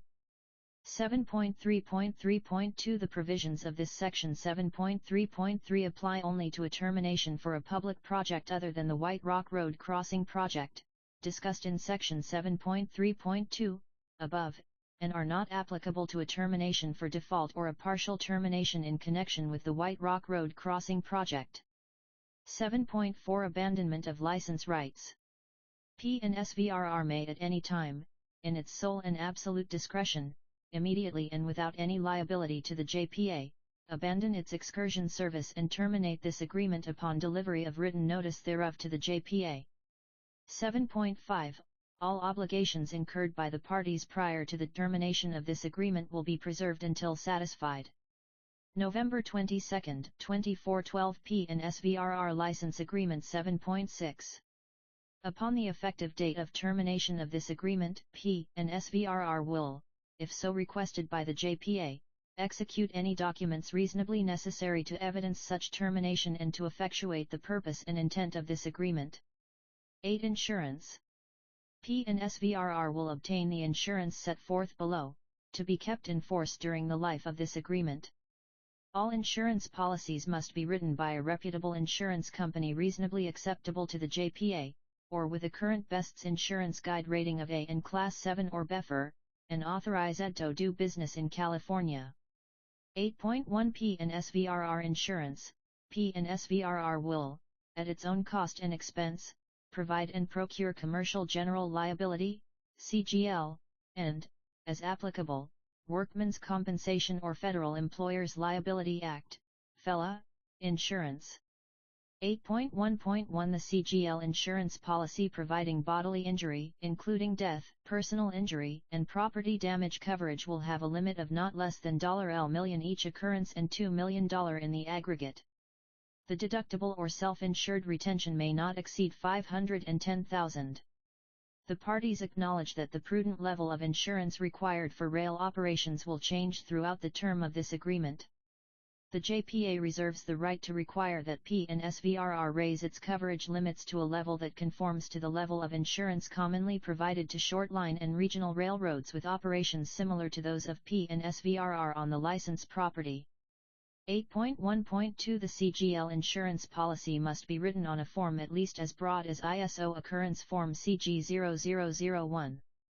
This insurance will contain broad-form contractual liability covering the indemnity provisions contained in this agreement, coverage for railroad operations, and coverage for construction or demolition work on or near railroad tracks prior to the execution of this agreement. P&SVRR will provide the JPA with a certificate of insurance on a standard ACORD form, or other form reasonably acceptable to the JPA, substantiating the required coverages and limits set forth herein. Upon request by the JPA, P&SVRR will immediately furnish a complete copy of any policy required hereunder, including all endorsements, with said copy certified by the insurance company to be a true and correct copy of the original policy. 8.1.3 The CGL insurance policy must include the JPA and each of its member agencies as additional insureds, using ISO Additional Insured Endorsement CG 2026 or a substitute form reasonably acceptable to the JPA providing reasonably equivalent coverage. 8.1.4 Required provisions. The CGL insurance policy will contain, or be endorsed to contain, the following provisions. 8.1.4.1 For any claims related to this agreement, P&SVRR's insurance coverage will be primary insurance as respects the JPA, its member November 22, 24 L3 P&SVRR license agreement agencies, and their respective directors, officers, employees, and agents, and any insurance or self-insurance maintained by any of them will be in excess of PNSVRR's insurance and will not contribute to it. 8.1.4.2 Any failure by PNSVRR to comply with reporting or other provisions of the policies, including breaches of warranties, will not affect coverage provided to the JPA, its directors, officers, employees, or agents. 8.1.4.3 PNSVRR's insurance will apply separately to each insured against whom claim is made or suit is brought, except with respect to the limits of the insurer's liability. 8.1.4.4 Any exclusion for actions within 50 feet of a railroad shall be removed. 8.1.4.5 Each insurance policy required by this agreement will be endorsed to state that coverage will not be suspended, voided, cancelled, reduced in coverage or in limits except after 30 days prior written notice by certified mail, return receipt requested, has been given to the JPA. 8.1.5 Workers' compensation or FELA insurance will cover any statutory liability as determined to be applicable by the compensation laws of the state of California or FELA, as applicable, with a limit of at least $1 million. 8.1.6 The fact that insurance is obtained by PNSVRR or by the JPA on behalf of PNSVRR will not be deemed to release or diminish PNSVRR's liability, including liability under the indemnity provisions of this agreement. Damages recoverable by the JPA from PNSVRR or any third party will not be limited by the amount of the required insurance coverage. 9. Project Manager Slow Notices. The JPA's project manager for this agreement is its chief executive officer, unless the JPA otherwise informs PNSVRR in writing. PNSVRR's project manager for this agreement is its president, unless PNSVRR otherwise informs the JPA in writing. Each party to this agreement may rely on the authority of the other party's designated project manager to take any action, or execute any notice or agreement, in connection with this agreement.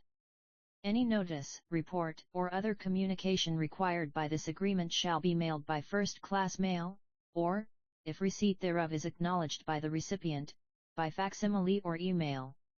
The parties' addresses are as follows: if to PNSVRR, Jim Harville, President Placerville and Sacramento Valley Railroad, Inc. 705, Sibley Street, Folsom, California, 95630. Telephone, 916-708-7368. Email, president@psvlr.org. November 22, 24. L4 PNSVRR License Agreement. If to JPA, SPTK JPA Chief Executive Officer C/O City of Folsom Public Works Department 50, Natoma Street, Folsom, California, 95630. 10 Claims and liens for labor and material. PNSVRR agrees to pay in full for all materials joined or affixed to the rail corridor, to pay in full all persons who perform labor upon the rail corridor, and not to permit or suffer any mechanics or materialman's lien of any kind or nature to be enforced against the rail corridor, as to any work done or materials furnished thereon by PNSVRR or at PNSVRR's request. PNSVRR will indemnify, hold harmless and defend JPA, with counsel reasonably acceptable to JPA, against and from any and all liens, claims, demands, costs, and expenses of whatsoever nature in any way connected with or growing out of such work done, labor performed or materials furnished. 11. Property taxes. PNSVRR will assume, bear, and pay all property and other taxes and assessments of whatsoever nature or kind, whether general, local, or special, levied or assessed upon or against any licensed property or railroad facilities, including possessory interest taxes under California Revenue and Taxation Code Section 107 et.sec., unless applicable law otherwise excuses payment of taxes due to PNSVRR's nonprofit status or the JPA's ownership of the rail conductor, the licensed property, or the railroad facilities. T2. Indemnity. PNSVRR will indemnify, defend, and hold harmless the JPA from any loss which is due to or arises from a. PNSVRR's operation, maintenance, repair, or use of the licensed property, railroad facilities, any appurtenances thereto, or any part thereof, b. PNSVRR's provision of excursion service, or c. P&SVRR's failure to comply with or perform any of the terms and conditions set forth in this agreement, except to the extent that the loss is caused by the sole negligence or willful misconduct of the JPA, its officers, agents, or employees. The provisions of this section will survive the termination or expiration of the term of this agreement. 13. Removal of P&SVRR equipment, personnel, and property upon termination of agreement. Prior to or upon the termination of this agreement, P&SVRR will, at its sole expense, remove its equipment, personnel, and other property from the licensed property and railroad facilities and will restore, to the JPA's reasonable satisfaction, such portions of the licensed property and railroad facilities used by P&SVRR to as good a condition as they were in at the beginning of this agreement, excepting normal wear and tear. If P&SVRR fails to do the foregoing, the JPA may do such work at the cost and expense of P&SVRR. P&SVRR may not remove any property, including the railroad facilities, that is or becomes the property of the JPA under this agreement. 14. Hazardous substances and wastes. 14.1. P&SVRR will not be liable or responsible for any hazardous materials present on, in, or under the rail corridor, or other problems relating to the rail corridor, prior November 22, 24 L5 P&SVRR license agreement to the effective date of this agreement, except to the extent P&SVRR's activities exacerbate the contamination of any such pre-existing hazardous materials. 14.2. P&SVRR will comply with all applicable laws in its occupancy, operation, and maintenance of the licensed property and railroad facilities. Without first obtaining the JPA's written permission, which may be withheld in the JPA's sole and absolute discretion, P&SVRR will not treat or dispose of hazardous materials on the licensed property or railroad facilities. P&SVRR will not release any hazardous materials on or at the licensed property or railroad facilities, including through any drainage or sewer systems. P&SVRR assumes all responsibility for the investigation and cleanup of any such release or exacerbation by P&SVRR and will indemnify, defend, and hold harmless the JPA and its property, its officers, agents, and employees, for all costs, including reasonable environmental consultant and reasonable attorney's fees, and claims resulting from or associated with any such release or exacerbation by P&SVRR. P&SVRR will assume all responsibility for and will indemnify, defend, and hold harmless JPA against all costs and claims associated with a release or leak of hazardous materials, or exacerbation of pre-existing hazardous materials, occurring during the term of this agreement, and related to P&SVRR's use of the licensed property or railroad facilities, unless such event was caused by the sole negligence or willful misconduct of the JPA, its officers, employees, or agents. 14.3. P&SVRR will not install any above-ground or underground storage tanks without the JPA's prior written consent, which consent may be granted or withheld in JPA's sole and absolute discretion. If such consent is granted, P&SVRR will obtain any necessary permits, notify the proper authorities, and provide the JPA with copies of any such permits and notifications. P&SVRR will assume all responsibility for and will indemnify, defend, and hold harmless the JPA against all costs and claims associated with a release or leak of the contents of any such tank occurring during the term of this agreement, unless such event was caused by the sole negligence or willful misconduct of the JPA, its officers, employees, or agents. 14.4. If P&SVRR knows, or has reasonable cause to believe, that any hazardous materials have come to be located under or about the licensed property or railroad facilities, other than as specifically provided herein or as previously consented to in writing by the JPA, P&SVRR will immediately give the JPA written notice thereof, together with a copy of any statement, report, notice, registration, application, permit, business plan, license, claim, action, or proceeding given to or received from any governmental authority or private party concerning the presence, spill, release, discharge of, or exposure to, such hazardous materials. 14.5. This section 14 will survive the termination or expiration of the term of this agreement. 15. Waivers. The failure of either party hereto to enforce any of the provisions of this agreement, or to enforce any right or option which is herein provided, will in no way be construed to be a waiver of such provision, as to the future, nor in any way to affect the 1.1.22.2416 P and SVRR license agreement validity of this agreement or any part hereof, or the right of either party to thereafter enforce each and every such provision and to exercise any such right or option. No waiver of any breach of this agreement will be held to be a waiver of any other or subsequent breach. T6 Consent. Unless expressly provided to the contrary elsewhere in this agreement, whenever the consent, approval, judgment, or determination, collectively, consent, of a party is required or permitted under this agreement, the consenting party will exercise good faith and reasonable judgment in granting or withholding such consent.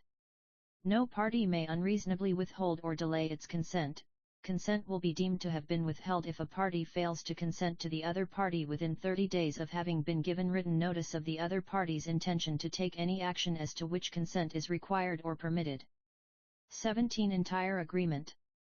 This document, and the exhibits attached hereto, constitute the entire agreement between the parties, all oral agreements being merged herein, and supersedes all prior representations, agreements, arrangements, understandings, or undertakings, whether oral or written, between or among the parties relating to the subject matter of this agreement that are not fully expressed herein. 18 Modification to Agreement. The provisions of this agreement may be modified at any time by agreement of parties hereto, provided such modification is in writing and signed by all parties to this agreement. Any agreement made after the date of this agreement and related to the subject matter contained herein will be ineffective to modify this agreement in any respect unless in writing and signed. 19 No assignment absent consent. P and SVRR will not assign this agreement, in whole or in part, or any rights herein granted, without the JPA's prior written consent, which may be granted or withheld in its sole and absolute discretion. 20 Successors and assigns. Subject to the provisions of Section 19, this agreement will be binding upon and inure to the benefit of the parties hereto and their respective heirs, executors, administrators, successors, and assigns.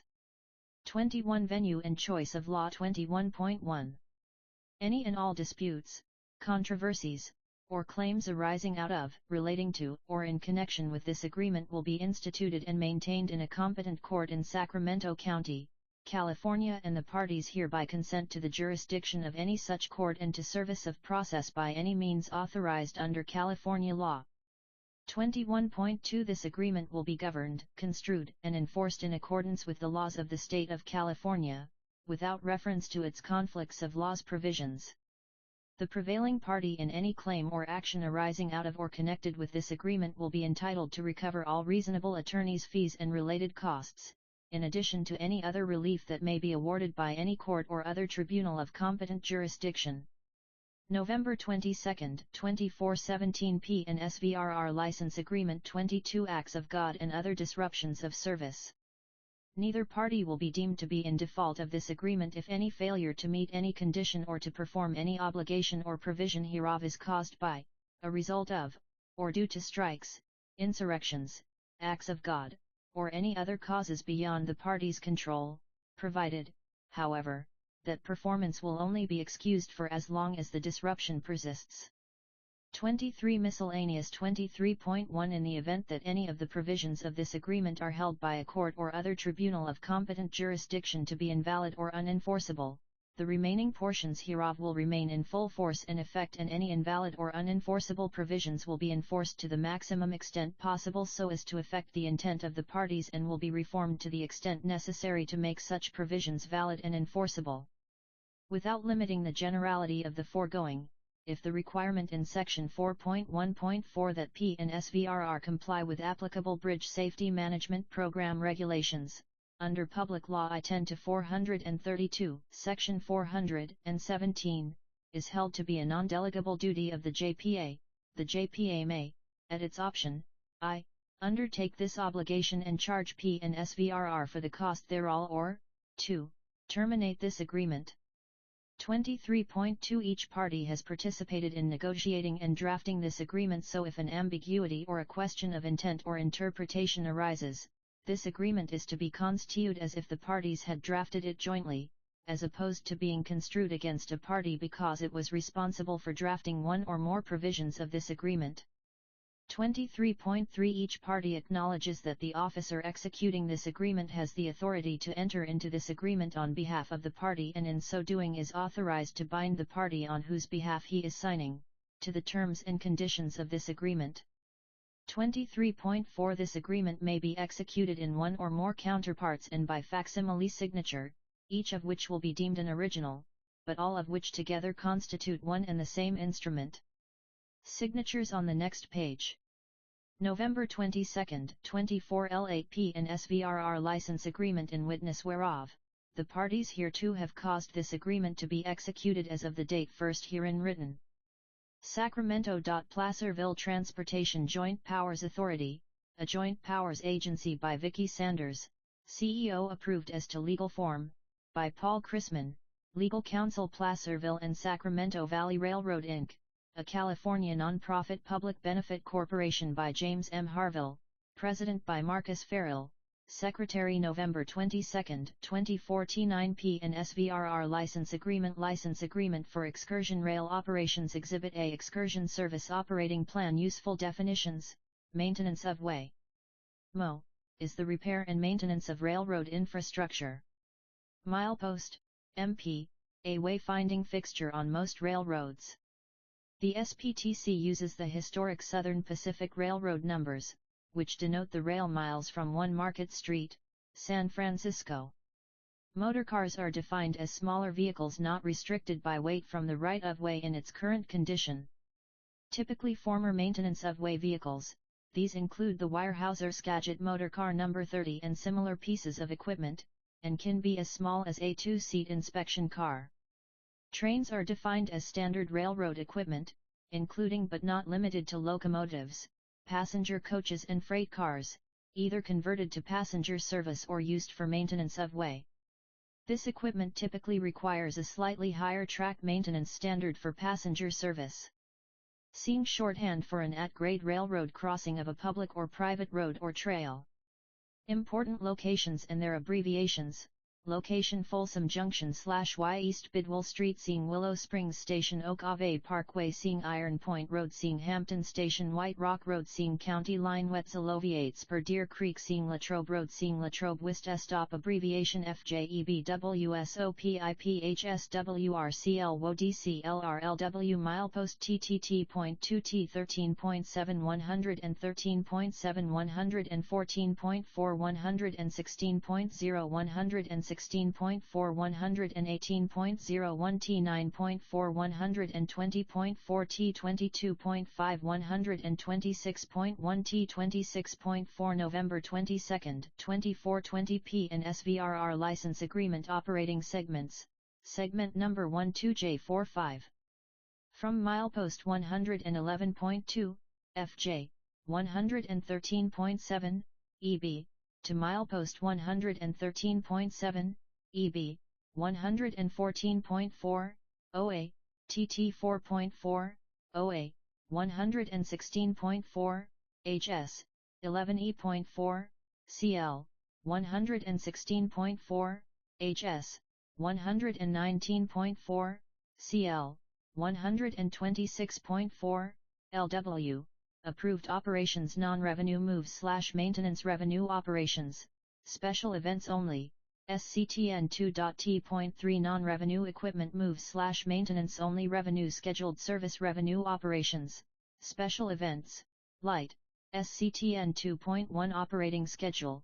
The anticipated operating tempo for this license term is between 40 and 60 days annually. Regular revenue operations will be conducted on weekends in Segment 4, between Hampton Station, MP 116.4, and County Line, MP 119.4.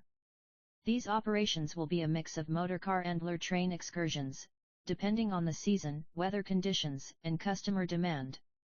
In addition to regular hourly excursions, Segment May 4th also be the venue for school field trips, occasional dinner trains, and select holiday trains.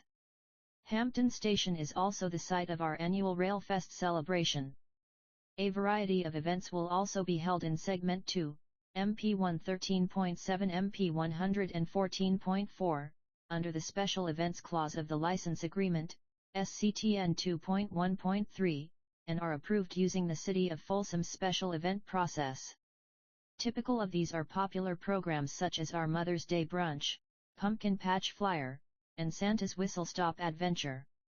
Events within Segment 5, MP 119.4 to 126.4, are also governed under SCTN 2.1.3 of the license agreement, and a special event permit must be obtained for those events from the County of El Dorado. The departure point for these events might be Hampton Station, White Rock Station, or another location within El Dorado County previously approved by both the County of El Dorado and the JPA, per SCTN 2.1.4 of the license agreement. Excursions in this segment may include offerings such as the Deer Creek Flyer, Cothran Comet, and Latrobe Breakfast Special.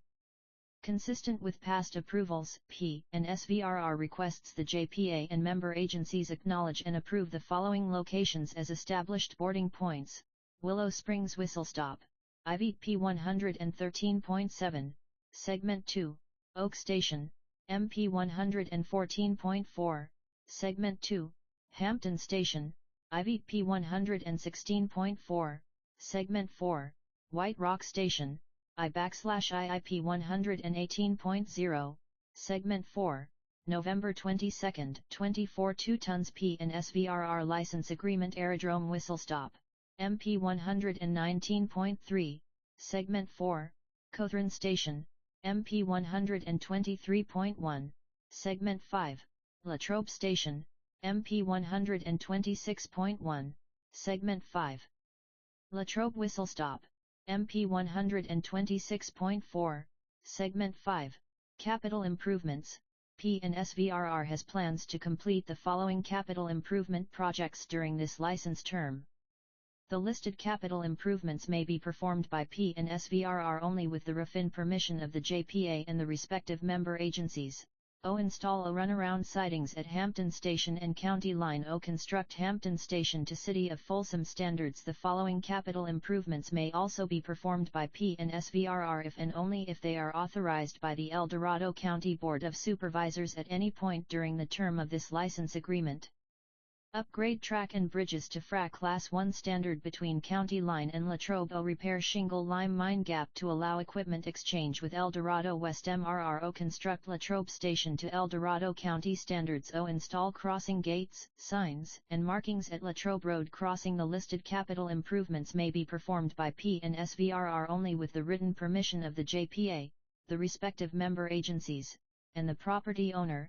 O. Conduct planning and design of a service/storage facility south of White Rock Road. Notwithstanding the foregoing, and due to the suspension of excursion service through the Folsom Plan Area, MP 116.5, MPL 17.9, no excursion service of any kind shall be permitted on that portion of the licensed property unless and until 1. The JPA has received written confirmation from the Federal Railroad Administration, FRA, that the track through that portion of the licensed property meets current FRA Class I standards, and specifically that the defects identified in the FRA inspection report, dated April 16, 2021, have been corrected and excursion service on that section is cleared to resume.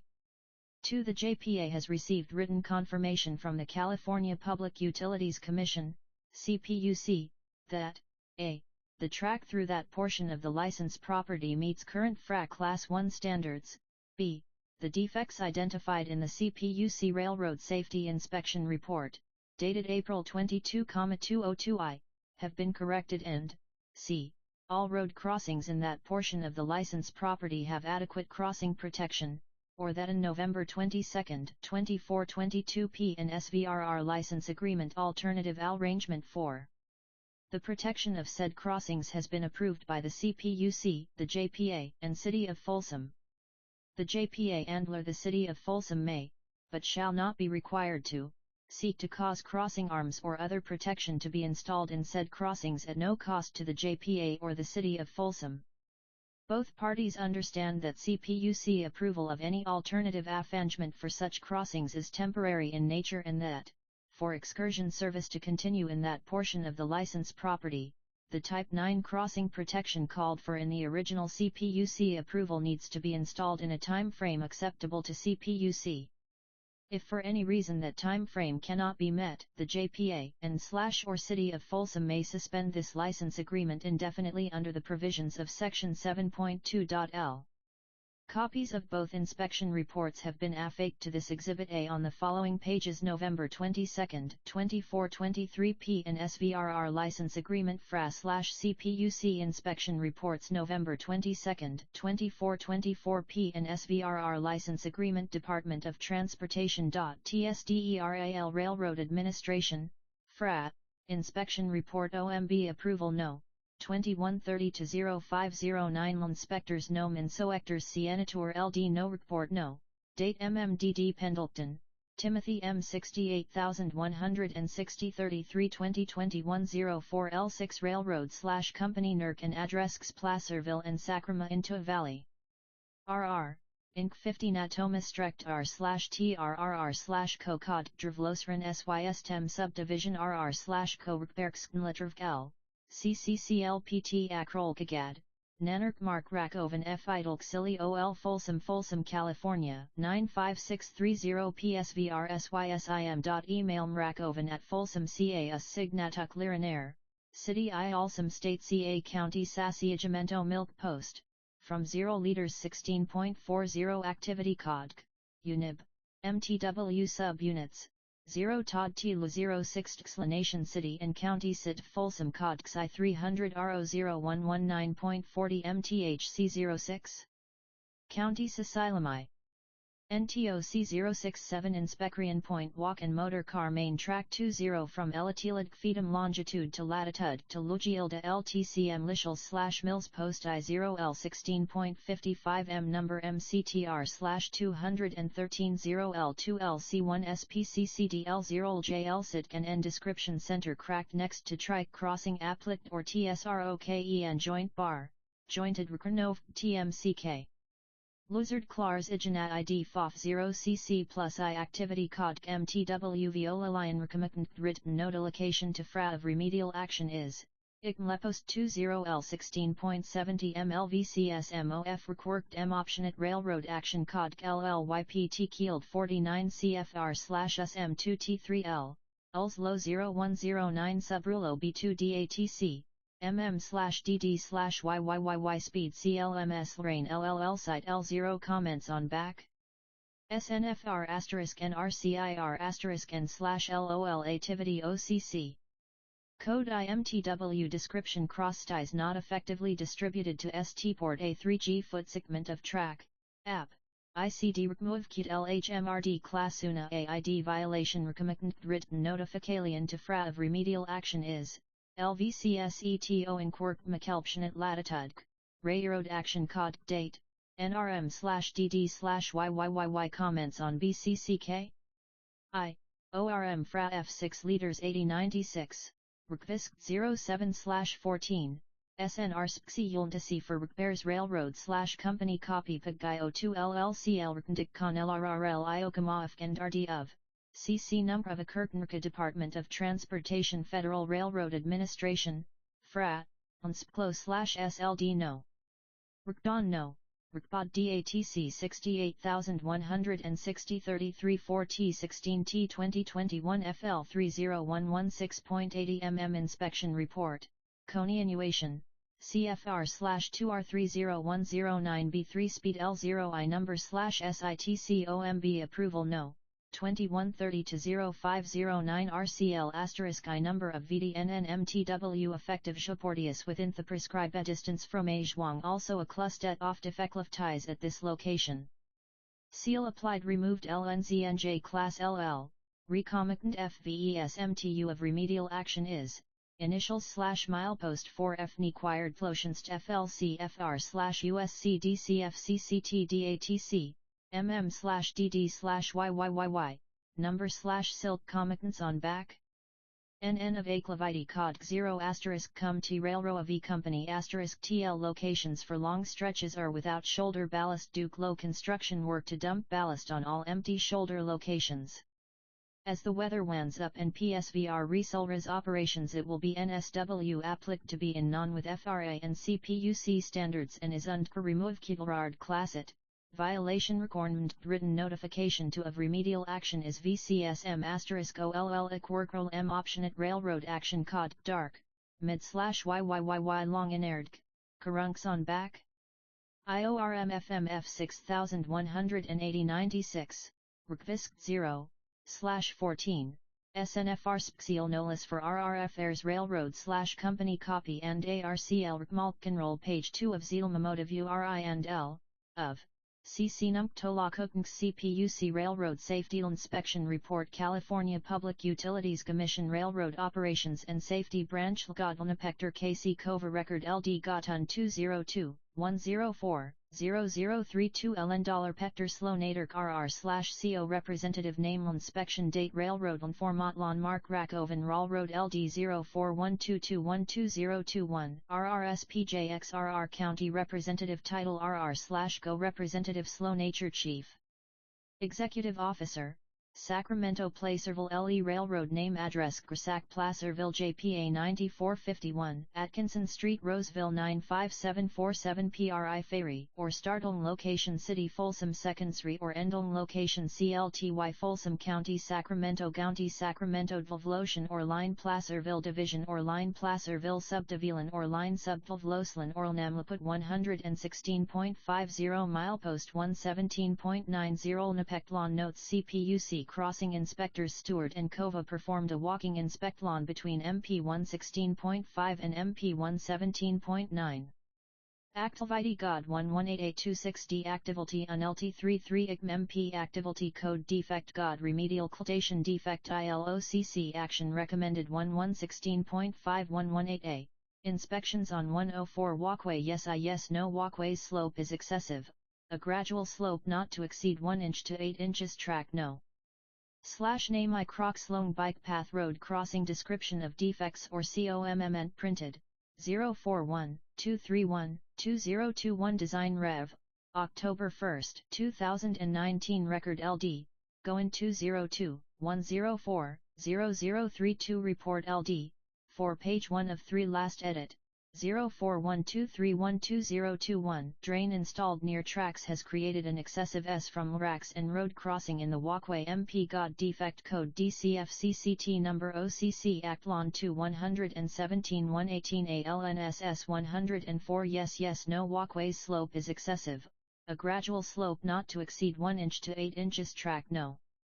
/name/gross loan 116.5 to 17 Description of defects or comments Nage D along create a tri-hazard in walkway item MP Activity Code Defect God Defect number OCC 38A INSP on rough Yes No walkways uneven surface creates a tripping hazard Track No. /name/crossing creek road crossing Description of defects or comments curb drain exposed utility boxes and crossing pads not create a tripping hazard LAL MP Code Defect God number OCC Action 411 in NS on 02, rough and Yes No walkways uneven surface creates a tripping hazard Track No. /name/crossing Grand Erie Road crossing description of defect or comments curb, drain, exposed utility boxes and crossing pads not filled in create a tripping hazard. Printed A4123122021 Design Rev. 10/01/2019 Record LD, Goin 202-104-0032 Report LD, 4 page 2 of 3 last edit, 041-231-2021 ICM MP5 ACLV low $COD 118A, Inspections on Walkways Defect Code DOFT 102. Rough and Yes uneven surface creates a tripping hazard OCC 1R.M.DLD Kldatlon Actlon recommended Yes No Track No. /Namkikruslong Mangini Road crossing description of defects or Gamen C curb, exposed utility boxes and crossing pads not filled in create a tripping hazard.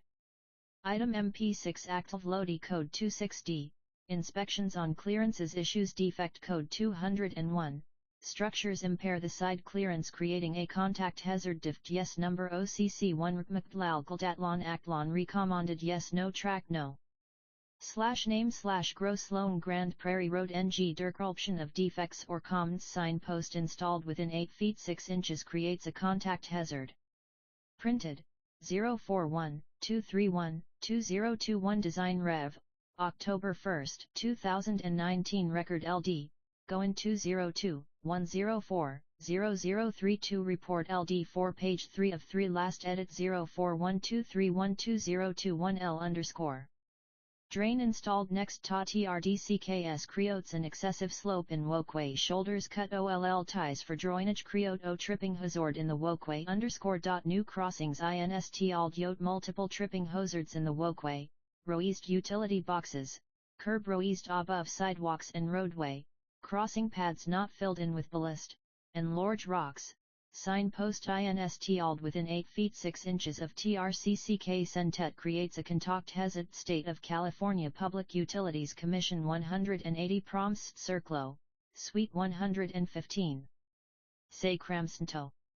CA 95834 Gavin Newsom, Govammer April 27, 2027 Mark Racoveo, PE Engineering Operations Manager City of Folsom 50, Natoma Street Folsom California, 95630 File, Course 20210400001 Re, New Rail Crossings over PSVRR Tracks in the City of Folsom Dear Mr. Rackoven, on April 22, 2027 I performed an inspection of the City of Folsom, City, crossings over Placerville and Sacramento Valley Railroad, PSVRR, tracks that were approved by the California Public Utilities Commission, CPUC/Commission, in applications, A.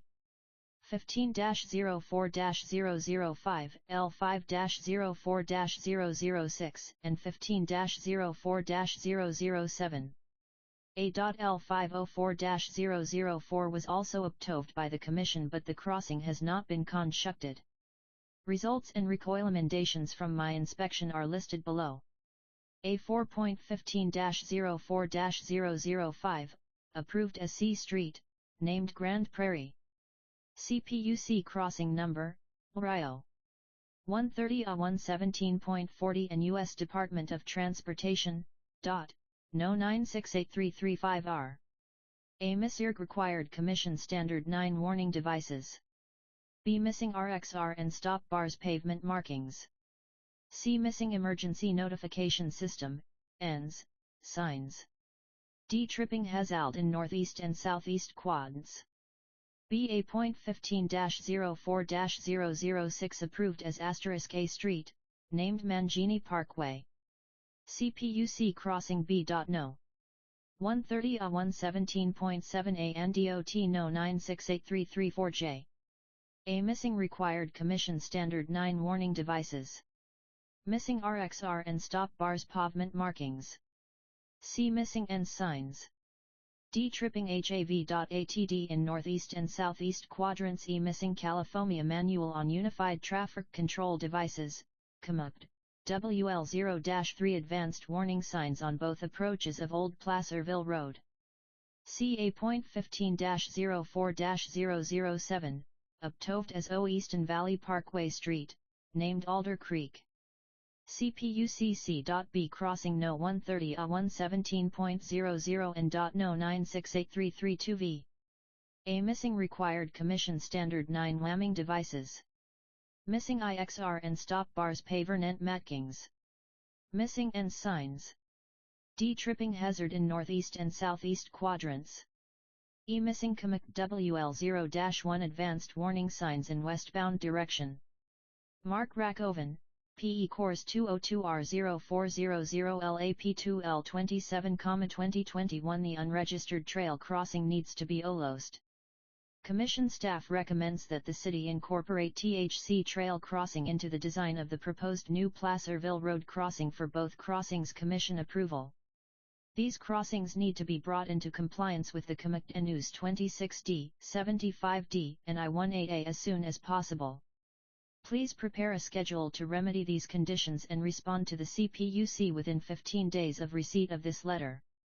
If you have any questions, please feel free to contact me at 916-928-2515-0 and sincerely, David Stewart, Utilities Engineer, Rail Crossings and Engineering, Rail Safety Division Branch CC, Tim Pendleton, Frac AC Cova, CPUC License Agreement for Excursion Rail Operations Exhibit B. Operations goals based on the PNSVRR operating plan as set forth in Exhibit A. The following excursion service operational expectations are defined. Annually, PNSVRR will submit a report to the SPTC-JPA Board summarizing PNSVRR's target goals and actual numbers achieved for the following performance measures: A. Ridership, B. Revenue, C. Capital improvement progress, D. Track maintenance progress. 2. If the JPA chooses at any time to obtain an independent track inspection, the JPA will provide PNSVRR prior notice of the date and time of any such inspection. If that inspection results in a corrective action plan to prioritize and guide track maintenance, PNSVRR agrees to incorporate any corrective action plan approved by the JPA into its maintenance schedule. 3. During the term of this agreement, PNSVRR agrees to provide JPA staff current copies of all applicable PNSVRR operating rules, timetables, general orders, and special instructions that govern PNSVRR operations, and to also provide any applicable amendments, revisions, or changes to same as they occur. PNSVRR will also provide links to all online training and testing materials used by PNSVRR, and assist JPA staff in the navigation and understanding of same. Furthermore, PNSVRR will endeavor in good faith to keep JPA apprised of any relevant changes to the General Code of Operating Rules, GCOR, FRA/CPUC regulations, and any other laws, regulations, or guidelines that may apply to PNSVRR operations. November 22, 2425 PNSVRR License Agreement I.I.:ILIT/F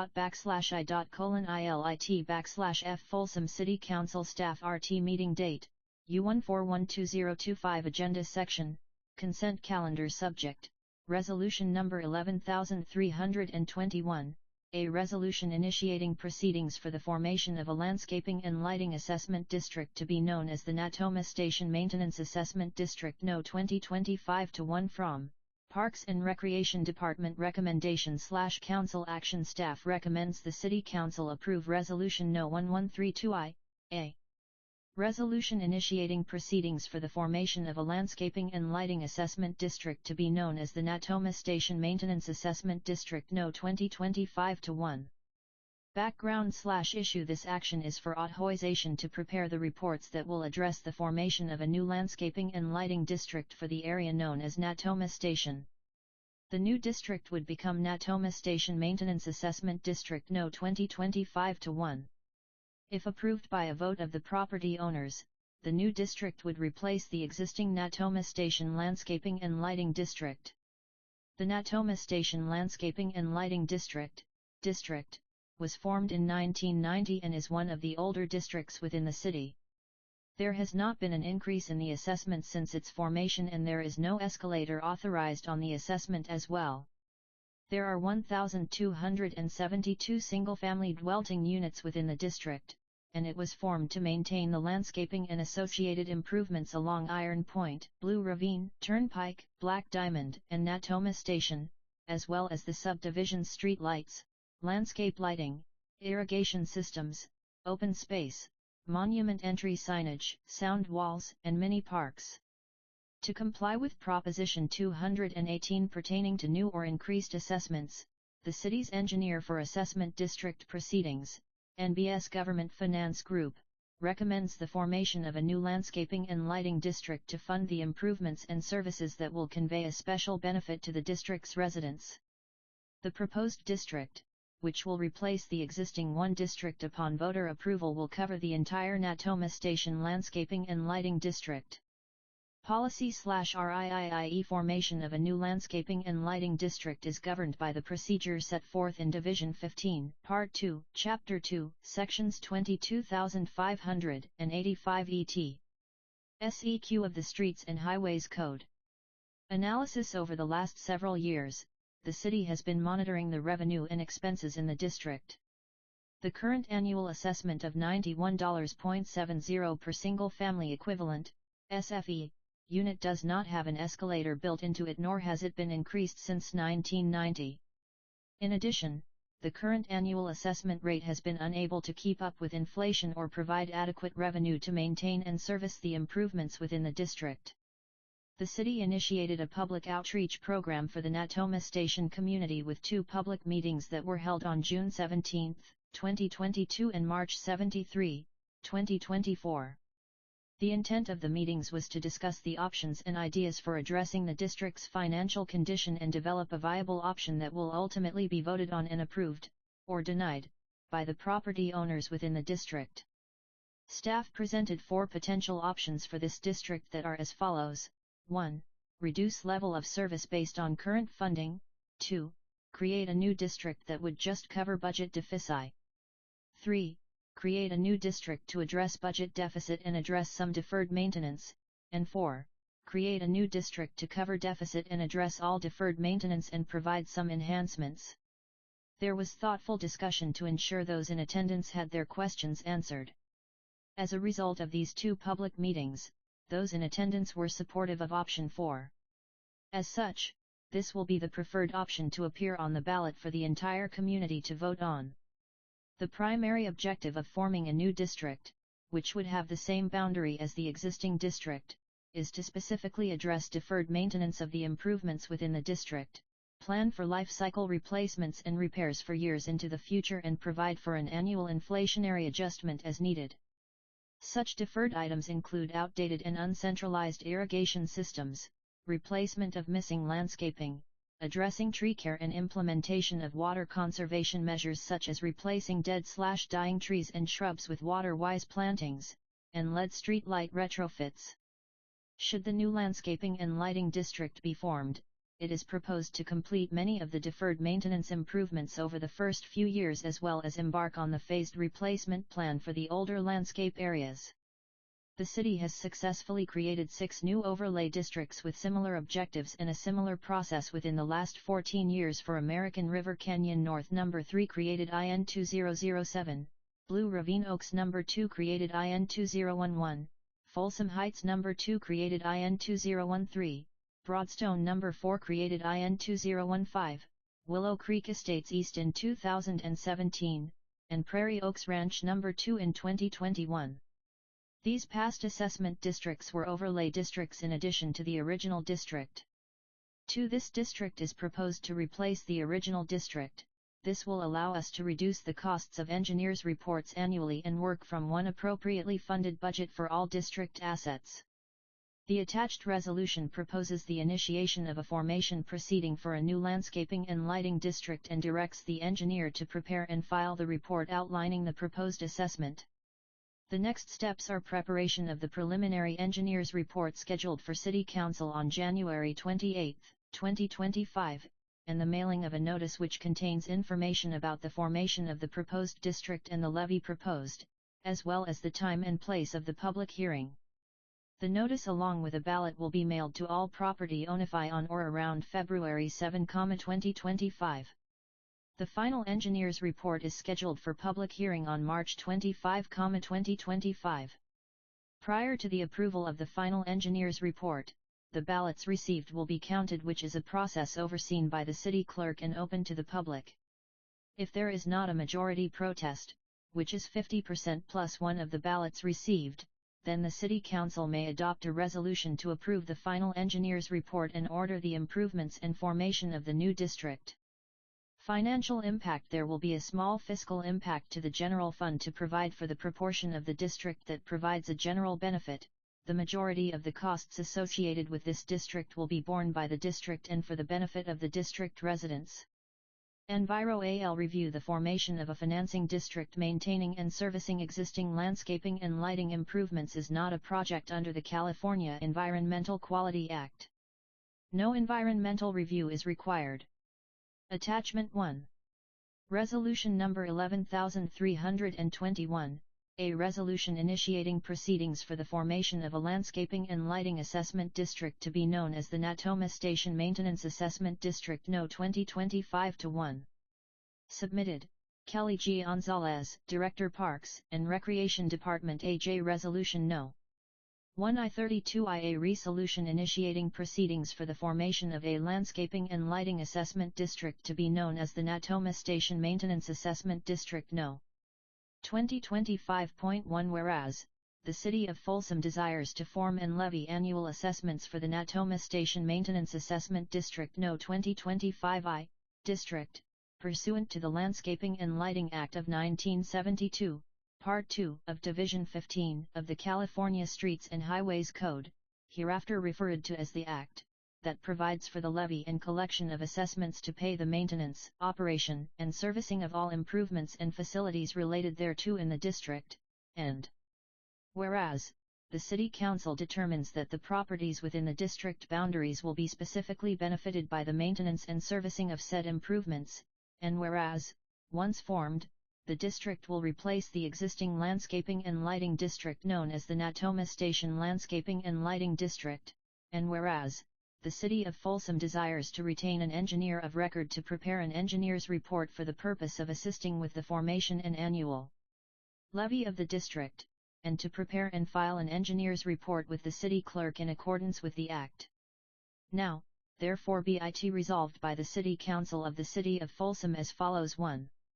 Proposal: the City hereby proposes the formation of the district pursuant to the Landscaping and Lighting Act of 1972, and the levy and collection of assessments, for the purpose of installing, servicing, and maintaining the improvements described in Section 3 below.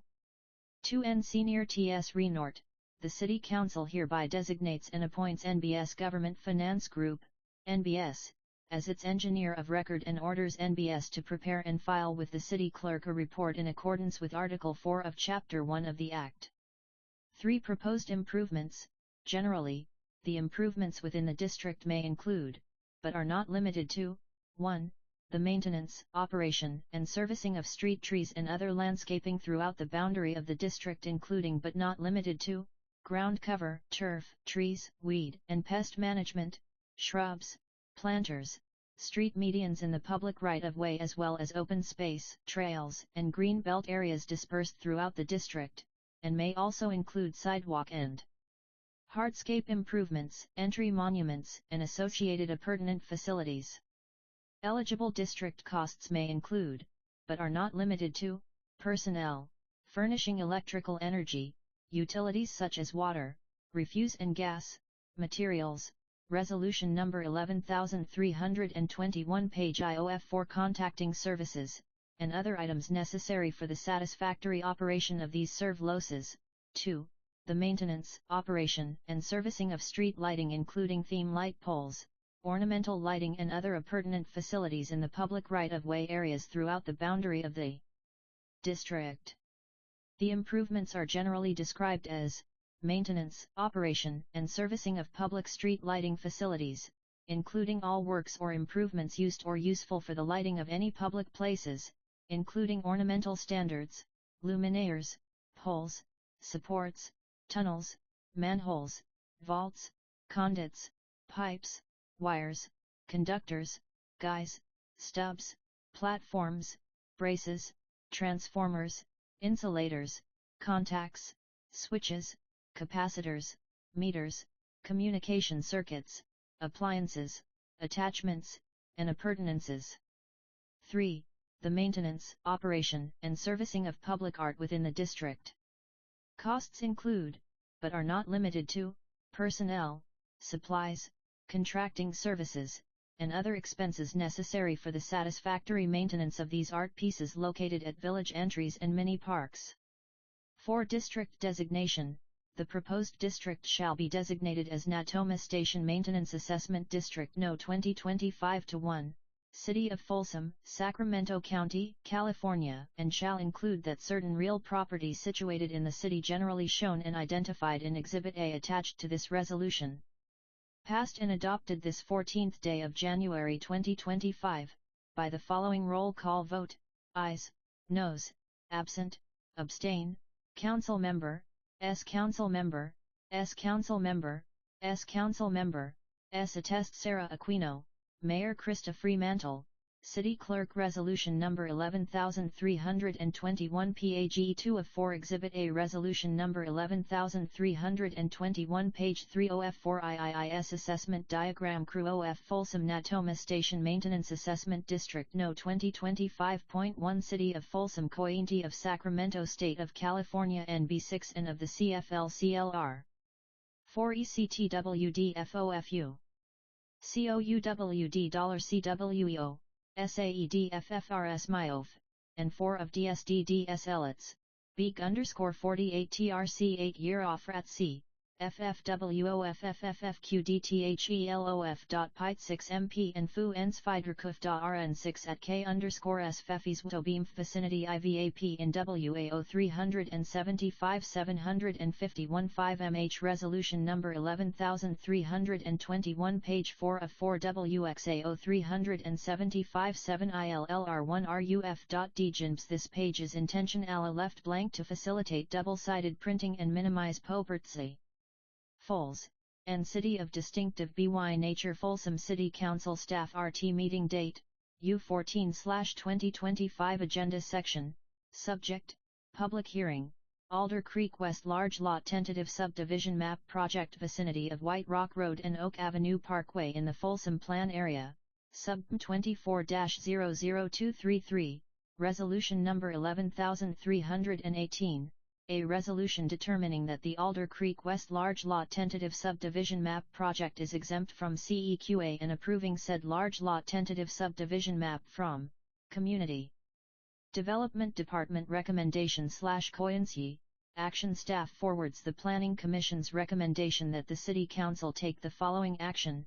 1. Approve Resolution Number 11318 determining that the Alder Creek West Large Lot Tentative Subdivision Map Project is exempt from CEQA and approving said Large Lot Tentative Subdivision Map background/issue. The applicant, Rick Jordan representing Hillsborough North, LLC, is requesting approval of a Large Lot Tentative Subdivision Map, LLTSM or Large Lot Map, to subdivide 2 parcels totaling 362.8 acres in size into 9 individual parcels for future sale and development. The existing parcels are located north of White Rock Road and both east and west of Oak Avenue Parkway in the Folsom Plan Area Specific Plan, FASP or Specific Plan. The location of the project is shown in Figure 1 below and the large lot map is shown in Attachment 4. Figure 1. Project Vicinity Map TLFJFL. CRLF RTRLK and LFT1- T3EU- No development rights are sought with the proposed LLTSM. No land use changes or modifications are proposed with this project. Most proposed large lots correspond with the boundaries of the Specific Plan Land Use Plan, FASP Figure 4.3, except for proposed Lot 1, which encompasses multiple Specific Plan Land Use designations, as shown in Table 1, below.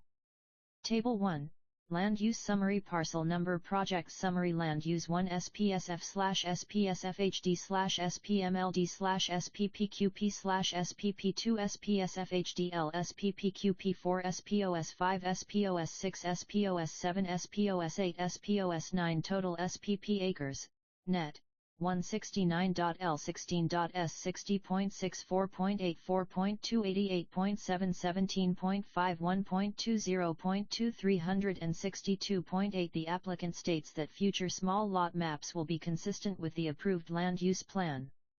If needed, general plan and/or specific plan amendments will be sought to bring the land uses and parcel lines into conformance. Staff also wish to note that Propo-Ed large lots number 8 and number 9 are extremely small due to discrepancies in the existing parcel lines and specific plan land use designations. The applicant anticipates that these two proposed large lots will be merged with adjacent open space and parks lots, which will then be transferred to the city.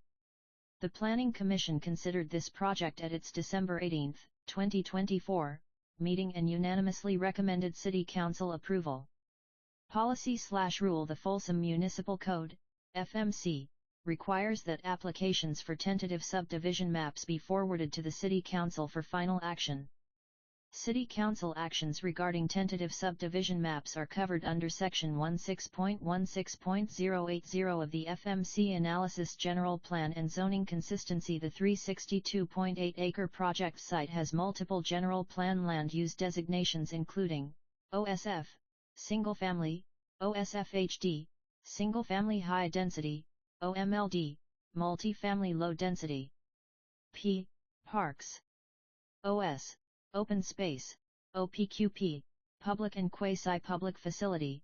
In addition, the project site has multiple specific plan designations including OSPSFPD, Single Family Residential Plan Development, OSPSFHDPD, Single Family High-Density Plan Development, OSPMLDPD, Multifamily Low Density Plan Development, OSPP, Parks, OSPOSI, Preserve Open Space, OSPOS2, Passive Open Space, OSPPQP, Public/Quasi-Public.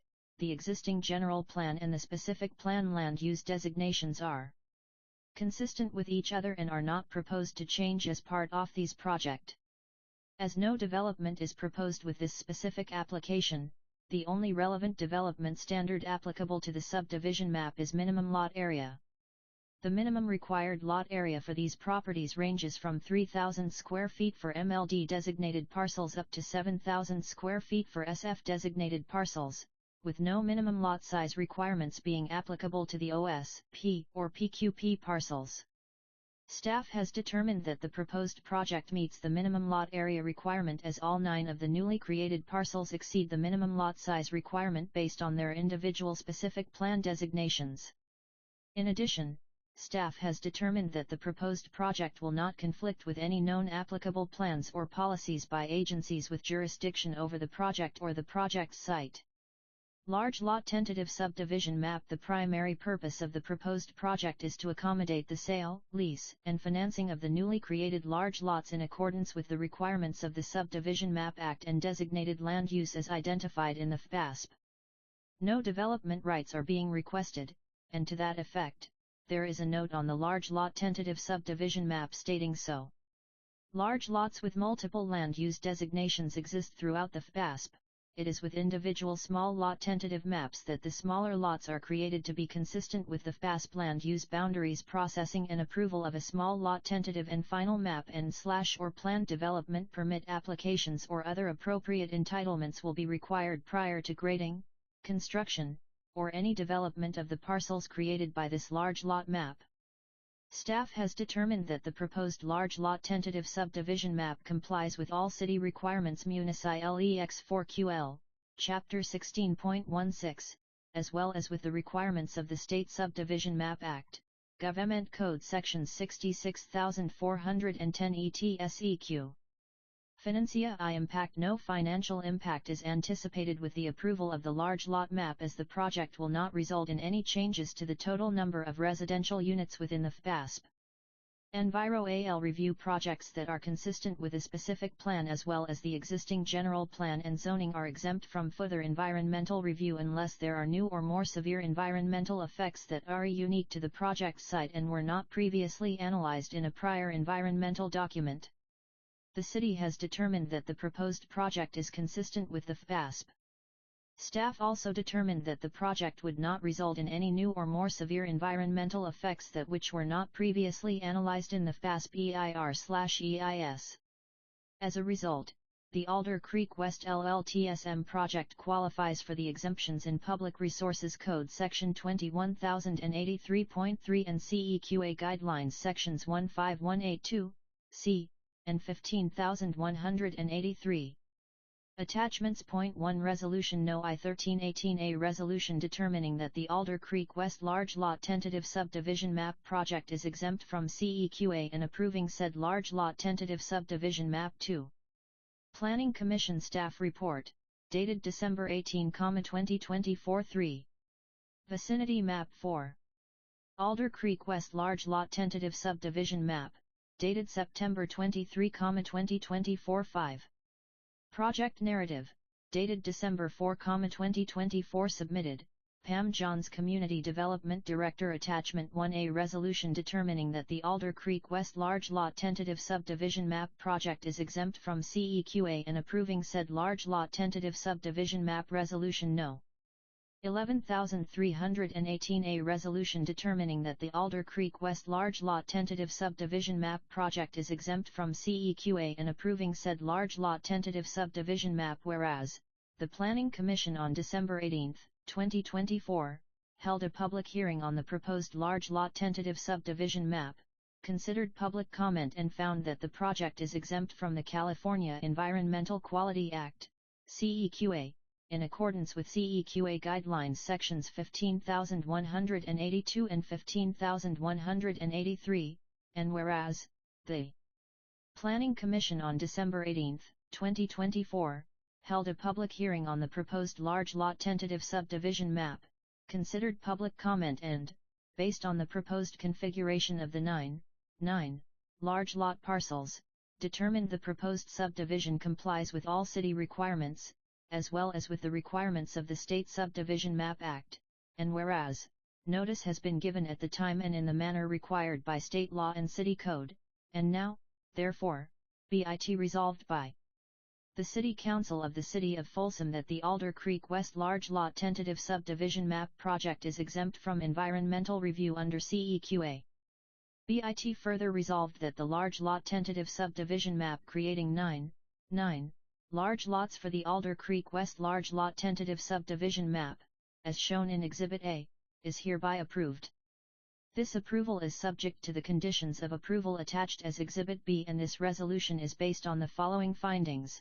General findings: A notice of hearing has been given at the time and in the manner required by state law and city code. B. The project is consistent with the general plan and the Folsom Plan Area Specific Plan. CEOA findings: C. The city, as lead agency, previously certified an Environmental Impact Report/Environmental Impact Statement for the Folsom Plan Area Specific Plan. D. The city has determined that the Alder Creek West Large Lot Resolution Number 1318 page I of 15 tentative subdivision map project is consistent with the Folsom Plan Area Specific Plan. E. The city has determined that none of the circumstances described in Public Resources Code Section 21166 or CEQA Guidelines Section 15162 generally requiring the preparation of a subsequent EIR exist in this case. F. The city has determined that the project creates no new impacts and does not require any mitigation measures in addition to those in the final Environmental Impact Report for the Folsom Plan Area Specific Plan. Applicable mitigation measures from the FASP fire are applied to this proposed project. G. The city has determined that the impacts of the Alder Creek West Large Lot Tentative Subdivision Map Project are adequately addressed by the final Environmental Impact Report and Environmental Impact Statement for the Folsom Plan Area Specific Plan. H. 10-I. The project is exempt from environmental review under Section 151 S2, C, Residential Projects Implementing Specific Plans, and LSL 83, projects consistent with a continuity plan, general plan, or zoning, of the California Environmental Quality Act, CEQA, guidelines. Certification map findings: the proposed large lot tentative subdivision map is consistent with the city's subdivision ordinance and the Subdivision Map Act in that the project is subject to conditions of approval that will ensure that the project is developed in compliance with city standards. J. The proposed subdivision, together with the provisions for its design and improvement, is consistent with the general plan, the Folsom Plan Area Specific Plan, and all applicable provisions of the Folsom Municipal Code. K. As conditioned, the design of the large lot tentative subdivision map and the proposed improvements are not likely to cause substantial environmental damage or substantially and avoidably injure fish or wildlife or their habitat. Resolution Number 1L3I8 page 2 of L5L. As conditioned, the design of the large lot tentative subdivision map and the proposed improvements are not likely to cause serious public health or safety problems. M. The design of the large lot tentative subdivision map and the type of improvements will not conflict with easements for access through or use of property within the proposed subdivision. N. Subject to Section 66474.4 of the Subdivision Map Act, the land is not subject to a contract entered into pursuant to the California Land Conservation Act of 1965, commencing with Section 51200 of the Government Code. Passed and adopted this 14th day of January 2025 by the following roll call vote: ayes, noes, absent, abstain, council member, S council member, S council member, S council member, S attest, Sarah Aquino, Mayor Krista Fremantle, City Clerk. Resolution No. 11318, page 3 of 15. Exhibit: a large lot tentative subdivision map. Resolution number 11318, page 4 of L5 SI Joe SESSD GI on Ulnlasu, Enl Fufi 3 TRRSTM USCLVE and FRF- DVW Knowles Lowlands LVLN 3R 101 T98 V1 plus .E $IFT plus R number I number FFIG Silo N FFIL NVNT Envolvutal HT FFI ILVEN LTTI 1.II FFI comma asterisk G KTOI I9 LOLL.LO 1 TTTI LIL colon T I Exhibit B Conditions of Approval. Resolution number 11318, page 6 of 15. Coraldratrons of approval for the Alder Creek West LLTSM project, SUBP 24-00233, Nortai of Holard Rock Road, east and west of Oak Avenue Par, Way Large Lot Tentative Subdivision Map Mitigation Measure. When responsible General 1 Final Map, the applicant shall submit a large lot final map to the Community Development Department that shall substantially conform to the exhibits referenced below. 1. Alder Creek West Large Lot Tentative Subdivision Map, dated September 23, 2024 M. OG CD, EXP. The large lot tentative subdivision map is approved for the creation of 9 individual lots, Alder Creek West Large Lot Tentative Subdivision Map Project. Implementation of the project shall be consistent with the above referenced items and these conditions of 290-day protest period. The conditions of project approval set forth herein include certain fees, dedication requirements, reservation requirements, and other exactions. Pursuant to Government Code Section 66020, d. These conditions constitute written notice of the amount of such fees, and a description of dedications, reservations, and other exactions.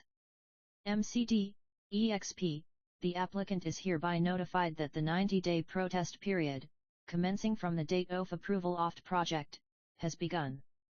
If applicant fails to file a protest regarding any of the fees, dedication requirements, reservation requirements, or other exaction contained in this notice, complying with all the requirements of Government Code Section 66020, the applicant will be legally barred from later challenging such exactions. Resolution number 11318, page 7 of 15. Condratrons of approval for the Alder Creek West LLTSM project, SUBP 24-00233, north of White Rock Road, east and west of Oak Avenue Parkway. Large lot tentative subdivision map mitigation measure. When required 3. No development rights. The approval of this large lot tentative subdivision map does not convey any right to develop. Processing and approval of a small lot final map and/or design review plan development permit applications shall be required prior to grading, construction, or any development of the parcels created by this large lot tentative subdivision map. As a condition of a subsequent small lot tentative subdivision map, the city shall identify improvements necessary to develop the subject parcels. These improvements may include on and off-site roadways, grading, water, sewer, storm drainage, landscaping, sound walls, and other similar improvements.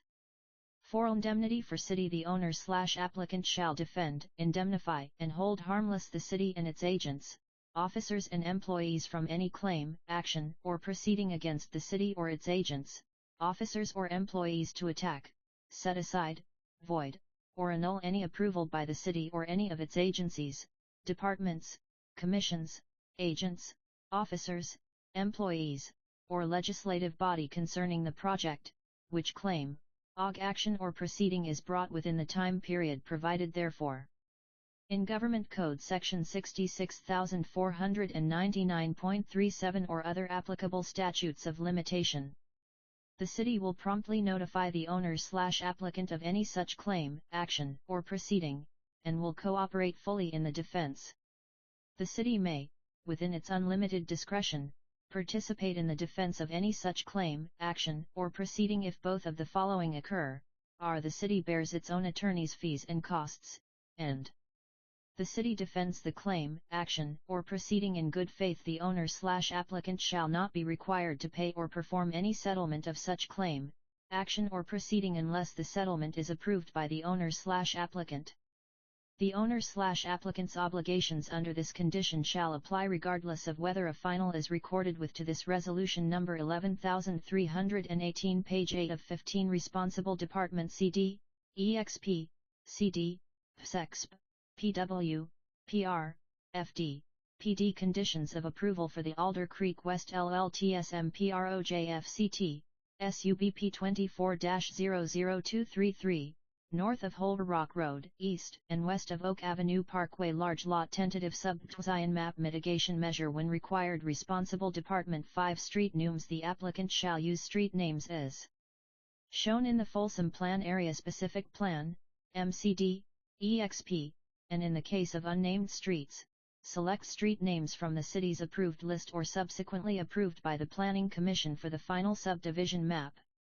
6. ARDA UND amendments. The owner/applicant shall comply with all provisions of Amendment No. 1 to the first amended and restated Tier 1 development agreements with Oak Avenue Holdings, MCD, PXE, LLC and Hillsborough North, LLC, and any approved amendments thereafter by and between the CITV and the owner/applicant of the project. 7. Public right of LV dedication as provided for in the Oak Avenue Holdings, LLC, and Hillsborough North, LLC amended and restated Tier 1 development agreements, ARDA, and Amendment No. MCD, EXP, 1 thereto, and any approved amendments thereafter. At recordation of final map, the owner/applicant shall offer to dedicate all public rights of way such that public access is provided to each and every lot as shown on the large lot tentative subdivision map.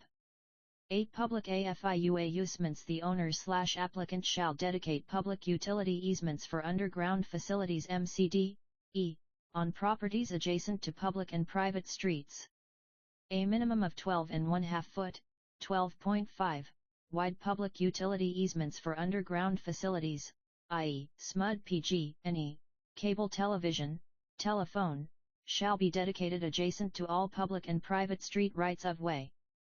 The owner/applicant shall dedicate additional width to accommodate extraordinary facilities as determined by the city. The width of the public utility easements adjacent to public and private right-of-way may be reduced with prior approval from public utility companies. FMC compliance. The final large lot map shall comply with the Folsom Municipal Code and the MCD, E, Subdivision Map Act. 10. Single-phase MCD, E. The final large lot map shall be recorded in one phase. Resolution number 11318, page 9 of 15. Conditions of approval for the Alder Quebec West LLTSM project, SUBP 24-00233, north of White Rock Road, east, and WBST of Oak Avenue Parkway. Large lot tentative subdivision map mitigation when responsible measure required. Department 11 Validity. The project approval granted under this staff report, large lot tentative subdivision map, shall remain in effect for a period of 24 months from date of City MCD, E, Council approval, pursuant to Section 16.16.110A of the Folsom Municipal Code and the Subdivision Map Act. If a final map is not recorded within the identified time frame and/or the applicant has not demonstrated substantial progress towards the development of the project, this approval shall be considered null and void. The owner/applicant may file an application with the Community Development Department for an extension not less than 60 days prior to the expiration date of approval, along with appropriate fees and necessary submittal materials pursuant to Section 16.16.120 of the Folsom Municipal Code. If after approval of this project, a lawsuit is filed which seeks to invalidate any approval or entitlement authorized by the project approvals, or to enjoin the project contemplated herein, or to challenge the issuance by any governmental agency of any environmental document or exemption determination, the 2-year period referenced in FMC 16.16.110A for finaling the map shall be told during the time that any litigation is pending, including any appeals. In the event of a conflict between this condition and language of Amendment No. 1 to the First Amended and Restated Tier I Development Agreement, ARDA, the ARDA shall development costs and fee 12 taxes and fees MCD, P, E, the owner/applicant shall pay all applicable taxes, fees, and charges for the project at the rate and amount required by the Public Facilities Financing Plan and the amended and restated 13. Assessments MCD, E, if applicable, the owner/applicant shall pay off any existing assessments against the property, or file necessary segregation request and pay applicable fees. Resolution number 11318 page L0 of 15 Conditions of Approval F or the Alder Creek West LLTSM Project, SUBP 24-00233, north of White Rock Road, east and west of Oak Avenue Parkway. Large Lot Tentative Subdivision Map Mitigation Measure when required. Responsible Department 14 Consultant Services. If the city utilizes the services of consultants to prepare special studies or provide specialized design review or inspection services for the project, the applicant shall MCD, PXE, reimburse the city for actual costs it incurs in utilizing these services, including administrative costs for city personnel. A deposit for these services shall be provided prior to initiating review of mapping documents, building plans, improvement plans, or BSN's inspection, whichever is applicable. 15. FASP Development Input Fee. The owner/applicant shall be subject to all Folsom Plan Area Specific Plan Area Development Impact Fees in place at the time of approval or subsequently adopted consistent with the Public Facilities Financing Plan, PFFP, Development Agreement and amendments thereto, unless exempt by previous agreement. The owner/applicant shall be subject to all applicable Folsom Plan Area Plan-wide Development Impact Fees MCD, P, PW, PK in effect at such time that a building permit is issued. These fees may include, but are not limited to, the Folsom Plan Area Specific Plan Fee, Specific Plan Infrastructure Fee, SPIF, Solid Waste Fee, Corporation Yard Fee, Transportation Management Fee, Transit Fee, Highway 50 Interchange Fee, General Park Equipment Fee, Housing Trust Fee, etc. Any protest to such for all fees, dedications, reservations, or other exactions imposed on this project will begin on the date of final approval or otherwise shall be governed by the terms of Amendment No. 1 to the ARDA. The fees shall be calculated at the fee rate set forth in the PFFP and the ARDA. Resolution No. IL3L8 page LLOF15 Conditions of Approval for the Alder Creek West LLTSM PROJFCT. SUBP 24-00233, north of Whitrock Road, east and west of Oak Avenue Parkway. Large Blot Tentative Subdivision Map Mitigation Measure when 16. Outside legal counsel. The city, at its sole discretion, may utilize the services of outside legal counsel to assist in the implementation of this project, including, but not limited to, drafting, reviewing and/or revising agreements and/or other documentation for the project. If the city utilizes the services of such outside legal counsel, the applicant shall reimburse the city for all outside legal fees and costs incurred by the city for such services. The applicant may be required, at the sole discretion of the city attorney, to submit a deposit to the city for these services prior to initiation of the services. The applicant shall be responsible for reimbursement to the city for the services regardless of whether a is 17 mitigation measures. The Alder Creek West Large Lot Tentative Subdivision Map Project shall be subject to all mitigation measures identified in the FASP, May 20LL, MMRP, as amended by the Folsom South of U.S. Highway 50 Backbone Infrastructure Mitigated -M Declaration, December 2014, Hillsborough GPA/SPA Addendum, May 2016, and City of Folsom General Plan Amendments for Increased Residential Capacity Sub-Yent EIR 2024 Map 18 FASP compliance notes shall be added to the final map that state this map is subject to requirements outlined in the Folsom Plan Area Specific Plan as amended August 27, 2024, and the Hillsborough-specific PN amendment per Ordinance NOS 1254-1258. This map and future maps of this area are subject to the requirements and provisions of Community Facilities District 18. 19 School District Map Copy OG. Upon recordation of the final map, the owner/applicant shall provide the Folsom Court of a Unified School District with the oft-recorded final resolution No. 11318 page 12 of 15 responsible CD, PXE, CD, PXE, CD, E, CD, E, conditions of approval for the Alder Creek West LLTSM project, SUBP 24-00233, north of Holard Rock Road, east and west of Oak Avenue Par, Way Large Lot Tentative Subdivision Map Mitigation Measure when required. Responsible Department 20 Digital Map Copy. Upon recordation of the final map, the owner/applicant shall provide a digital copy of OG CD, E, the recorded final map, in AutoCAD format, to the Community Development Department 21. By COE plan. Upon recordation of the final map, applicant/owner shall dedicate easements for Class MCD, PXE, I trails and Class 2 bike lanes as shown on Figure 7.32, Bikeway Plan of the FBASP, as applicable to the project area. Easement areas shall be shown on the final map to the satisfaction of the Community Development Department. 22 BACKBONE Infras TR UCT AREMCDD, E, EWR, PW, the owner/applicant and all subsequent applicants, heirs, and successors with intention PR, FD of further subdividing the large lots established herein are required to provide to the Community Development Department for review and approval by the city engineer a backbone infrastructure plan. Acknowledging condition of approval number 3 above, conveying no development rights with this approval, this condition applies to all subsequent subdivision and parcel maps where development is intended, including but not limited to, all commercial, housing, condominium and townhome projects. Additional studies and supporting documentation may also be required as part of that future effort.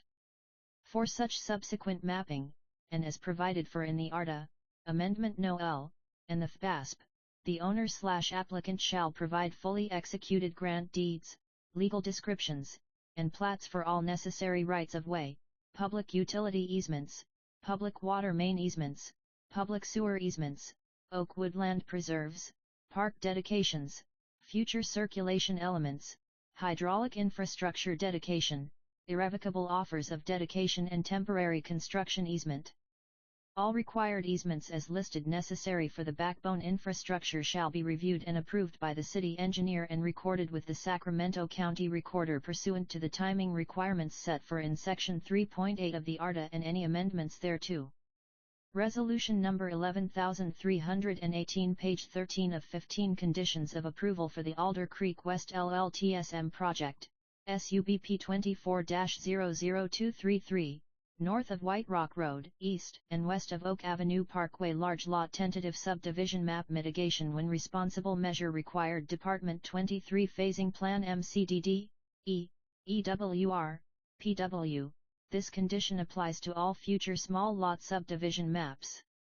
For subsequent small lot FD tentative subdivision maps, the owner/applicant shall prepare a complete and comprehensive phasing plan and shall submit the phasing plan to the city for each proposed phase of development. The phasing plan shall include all required infrastructure for each proposed phase of development. The infrastructure shall include all required on-site and off-site improvements, but not limited to water system improvements, distribution and transmission mains, booster pump stations, water reservoirs, tanks, pumps, PRV stations, etc., sanitary sewer improvements, sewer mains, lift stations, forced mains, etc., roadway and transportation improvements, storm drainage improvements, detention/water quality basins, outfalls, etc., and all other necessary improvements required for each phase of development. The phasing plan shall include itemized cost estimates for all required improvements and the phasing plan shall be reviewed and approved by the city. The city engineer may condition infrastructure phasing to ensure that each phase functions independently and is consistent with the minimum utility and access standards of the city. All maps filed in phases will be required to have 2 points of access for emergency vehicle access and/or general traffic purposes and all off-site utilities deemed necessary as determined by the city engineer. Improvement plans for all future phases that include half sections of local residential streets shall include a minimum of 15 feet of pavement over the center line, to allow two-way traffic, and shall be subject to approval of the Community Development Department and Fire Department. The city will not dictate the order of the phasing except that the first phase shall construct necessary supporting backbone infrastructure to that phase. SMUD Requirements 24. The applicant shall comply with conditions L18 of the attached letter from SMUD M. Aug. CD. E. dated April 4, 2024, provided in Attachment T to the December 18, 2024, Planning Commission Staff Report. PG&E Requirements Resolution No. 11318 page 14 of L5 Conditons of Approval for the Alder Creek West LLTSM Project, SUBP 24-00233, north of White Rock Road, east and west of Oak Avenue Parkway. Large Lot Tentative Subdivision Map Mitigation When Responsible Measure Required. Department 25. The applicant shall comply with conditions from Pacific Gas and Electric Conditions 1 to 13 M. Aug. CD. E. of the attached letter dated September 26, 2024, as applicable on future mapping and entitlements. Refer to Attachment 8 to the December 18, 2024, Planning Commission Staff Report. Responsible Department when required. CDCOMM Unity Development Department prior to approval of improvement plans. P. Planning Division. E. Engineering Division. B. Building Division. M. prior to approval of final map. B. prior to issuance of first building permit. O. prior to approval of occupancy permit. PW Public Works Department. G. prior to issuance of grading permit. PR Park and Recreation Department. DC during construction. PD Police Department. OG ongoing requirement. FD Fire Department. Resolution No. IL 318 page 15 of 15. Attachment 2 Planning Commission Staff Report, dated December 18, 2024. F. ISOM Agenda Item No. 1 Type, Public Hearing Date, December 18, 2024. Planning Commission Staff Report 50, Natoma Street Council Chambers, Folsom, California, 95630. Project, File Number, Requests, Location/APN, Staff Contact, Alder Creek West Large Lot Tentative Subdivision Map Sub EPM 24-00233. Large Lot Tentative Subdivision Map north of White Rock Road, east and west of Oak Avenue Parkway, in the Folsom Plan Area Specific Plan, APNS 072060-093 and -098, Jessica Brandt, Principal Planner, 91-6 to 461-6207. J. Brandt at folsom.ca.us. Property Owner/applicant name, Rick Jordan, Folsom Real Estate South, LLC. Address, 4370 Town Center Boulevard, Suite 100, El Dorado Hills, California, 95762. Recommendation: conduct a public hearing and upon conclusion recommend approval of a large lot tentative subdivision map for the Alder Creek West Large Lot Tentative Subdivision Map Project to the City Council as illustrated on Attachment 5, based on the Findings AN, and subject to the conditions of approval, Conditions 1 to 25, attached to this report. Project Summary: the proposed project includes a request for approval of a large lot tentative subdivision map to subdivide an approximately 362.6 acre site located north of White Rock Road, east and west of Oak Avenue Parkway, in the Folsom Plan Area Specific Plan, FPASP, that currently consists of 2 parcels into 9 individual parcels for future sale and development. No development rights are sought with the proposed large lot tentative subdivision map. Attachments. Point 1 Prolect Description/Analysis 2. Background 3. Conditions of Approval. City of Folsom. Page 1F, LS, L. Agenda Item Number 1 Type, Public Hearing Date, December 18, 2024. 4. Vicinity Map 5. Alder Creek West Large Lot Tentative Subdivision Map, dated September 23, 2024. 6. Project Narrative, dated August 23, 2024. 7. SMUD Comment Letter, dated November 4, 2024 8. PG&E comment letter, dated September 26, 2024 submitted, Pam John COMMNITY Development Director City of Folsom Page 2 Planning Commission Alder Creek West Large Lot Tentative Subdivision Map, SUBP 24-00233, December 18, 2024 Attachment 1 Project Description/Analysis Project Description The applicant, Rick Jordan representing Hillsborough North, LLC, is requesting approval of a large lot tentative subdivision map, LLTSM or large lot map, to subdivide two parcels totaling 362.8 acres in size located north of White Rock Road, east and west of Oak Avenue Parkway, in the Folsom Plan Area Specific Plan, FPASP, into 9 individual parcels for future sale and development. No development rights are sought with the proposed LLTSM. The proposed large lot map is consistent with the approved land use designations for the Folsom Plan Area Specific Plan Land Use Map, FPASP Figure 4.3, in that no land use changes or modifications are proposed with this project. The project location with its land use designations is shown below. Figure 1, Project Location Exhibit EC-END, RO/.IP, Folsom Plan Area Specific Plan RWL. DR 21-24 The proposed large lots are in substantial conformance with the project area's specific plan land use designations and FPASP parcels, but do not adhere perfectly to them due to several factors including anticipated roadway realignments and hydromodification basins. No land use changes are proposed with this project. The applicant states that Planning Commission Alder Creek West Large Lot Tentative Subdivision Map, SUBP 24-00233, December 18, 2024 future parcel configuration will be consistent with the approved land use plan as amended in August 2024. LF needed, general plan and/or specific plan amendments will be sought to bring the land uses and parcel lines into conformance. A land use summary is shown in Table 1, Land Use Summary, below, and the proposed LLTSM is shown on the following page, Figure 2. The proposed project also includes the dedication of rights-of-ways, row and public utility easements, PUE, within the scope and boundaries of this map to allow for development of future roadways and associated infrastructure improvements. Table 1.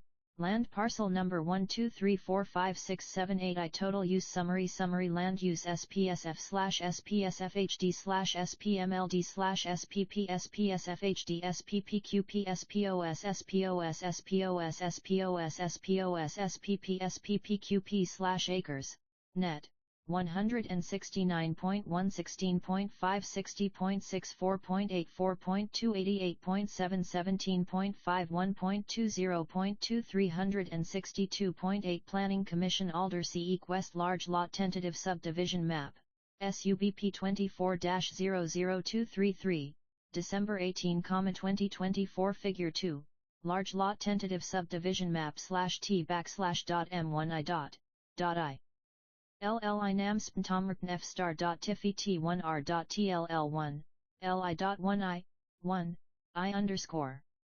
IIIILLLLLG.y, ***equal roll 5 large I.ot tentative subdivision map number Alder Creek West analysis general plan and zoning consistency. The 362.8 acre project site has multiple general plan land use designations including SF, single family, OSFHD, Single Family High Density, OMLD, Multi-Family Low Density, OP, Parks, Planning Commission Alder Creek West Large Lot Tentative Subdivision Map, SUBP 24-00233, December 18, 2024. OS, Open Space. PQP, Public and Quasi-Public Facility, LA. In addition, the project site has multiple specific plan designations including SPSFPD, Single Family Residential Plan Development, SPSFHDPD, Single Family High Density Plan Development, OSPMLDPD, Multifamily Low Density Plan Development, SPP, Parks, SPOSI, Preserve Open Space. SPOS2, Passive Open Space. SPPQP, Public/Quasi-Public. The existing general plan and the specific plan land use designations are consistent with each other and are not proposed to change as part of this project. As no development is proposed with this specific application, the only relevant development standard applicable to the subdivision map is minimum lot area. The minimum required lot area for these properties ranges from 3,000 square feet for ML designated parcels up to 7,000 square feet for SF designated parcels, with no minimum lot size requirements being applicable to the OS, P, or PQP parcels. Staff has determined that the proposed project meets the minimum lot area requirement as all 9 of the newly created parcels exceed the minimum lot size requirement based on their individual specific plan designations. In addition, staff has determined that the proposed project will not conflict with any known applicable plans or policies by agencies with jurisdiction over the project or the project site. Large Lot Tentative Subdivision Map (THJ). Proposed project is a request for approval of a large lot tentative subdivision map to subdivide 2 parcels totaling 362.8 acres in size located north of White Rock Road, east and west of Oak Avenue Parkway, in the FASP into 9 individual parcels for future sale and development. The proposed large lot map is included with this report as Attachment 5. In addition, the proposed project includes the dedication of ROO consistent with the FASP. Public utility easements, PUs, adjacent to the lots will also be established with the proposed project. As discussed in the project narrative, Attachment 6, the primary purpose of the proposed project is to accommodate the sale, lease, and financing of the newly created large lots in accordance with the requirements of the Subdivision Map Act and designated land use as identified in the FASP. No development rights are being requested, and to that effect, there is a note on the large lot tentative subdivision map stating so. Future small lot tentative maps will further subdivide the large parcels of land into smaller lots consistent with the FASP land use and allocation map. These future tentative maps Planning Commission Alder Creek West Large Lot Tentative Subdivision Map, SUBP 24-00233, December 18, 2024 will seek development rights after the transfer of land to the eventual developer is completed. The future parcel configurations will be consistent with the approved FASP land use plan and will establish discrete parcels of land based on the FASP land use boundaries, meaning, the future maps will create lots with singular land use designations, versus this LLTSM where there are large lots with multiple land use designations. Large lots with multiple land use designations exist throughout the FASP. It is with individual small lot tentative maps that the smaller lots are created to be consistent with the FASP land use boundaries. Processing and approval of a small lot tentative and final map and/or planned development permit applications or other appropriate entitlements will be required prior to grading, construction, or any development of the parcels created by this large lot tentative subdivision map. Condition number 3 is included to reflect this requirement. Requested conditions from SMUD and PG&E are also included as attachments 7 and 8 to this report and referenced in the conditions of approval, COA, as COAs number 24 and number 25. Staff has determined that the proposed large lot tentative subdivision map complies with all city requirements, Folsom Municipal Code FMC, Chapter 16.16, as well as with the requirements of the State Subdivision Map Act, Government Code Section 66410 FSEQ. Environmental Review under Public Resources Code Section 21083.3, an Environmental Impact Report, LR, for a planning or zoning action may be used to eliminate, or reduce the scope of, environmental review for later development projects that are consistent with the planning or zoning action. For purposes of this analysis, consistent means that the project's proposed density is equal to or less than the density for the project site in the prior planning or zoning action and the project complies with any density-related standards in the plan. The application of CEQA to the approval of a project that is consistent with a previously approved zoning decision, community plan, or general plan, for which an environmental impact report was certified, shall be limited to effects upon the environment which are peculiar to the parcel or to the project and which were not addressed as significant effects in the prior environmental impact report. Public Resources Code S21083.3. The lead agency must also consider whether substantial new information shows that impacts of the project will be more significant than described in the previous LR, together with significant off-site and cumulative impacts that were not discussed in the previous LR. This streamlines the review of such projects and reduces the need to prepare repetitive environmental studies. CEQA Guidelines S15183-A. The city, as lead agency, has determined that the proposed project is entirely consistent with the Folsom Plan Area Specific Plan, FPASP. The FPASP is the equivalent of a Planning Commission Alder Creek West Large Lot Tentative Subdivision Map, SUBP 24-00233. December 18, 2024 zoning code in this context because it contains its own zoning designations and therefore takes the place of the typical FMC zoning designations for project sites south of 50 covered by the FPASP. Further, the city, as lead agency, previously certified an Environmental Impact Report Environmental Impact Statement, LR/ELS, for the FPASP. Because the project does not propose any development or any zoning or general plan land use changes, it will not have any new significant or substantially more severe environmental impacts which were not addressed as significant effects in the FPASP EIR/EIS and will not result in any significant impacts that are peculiar to the parcel or to the project and which were not addressed as significant impacts in the FPASP EIR/ELS. The city has therefore determined that the proposed project is consistent with the FPASP. As a project that is consistent with existing plans and zoning and which would not result in any new or more severe environmental effects that are peculiar to the project or the parcels or which were not previously analyzed as significant effects in the FPASP EIR/EIS, the Alder Creek West LLTSM project qualifies for the exemptions in Public Resources Code Section 21083.3 and CEQA Guidelines Sections 15182, C, and 15183. The city is not required to formally adopt any analysis under CEQA to make these determinations under Guidelines Sections 15182 and 15183, except for a finding regarding the implementation of previously adopted mitigation measures. Staff Recommendation/Planning Commission Action move to recommend that the City Council approve a large lot tentative subdivision map for the Alder Creek West Large Lot Tentative Subdivision Map project as illustrated on Attachment 5, based on the findings AN, and subject to the conditions of approval, Conditions 1 to 25, attached to this report. General Findings A notice of hearing has been given at the time and in the manner required by state law and city code. B. The project is consistent with the general plan and the Folsom Plan Area Specific Plan. CEQA Findings C. The city, as lead agency, previously certified an Environmental Impact Report/Environmental Impact Statement for the Folsom Plan Area Specific Plan.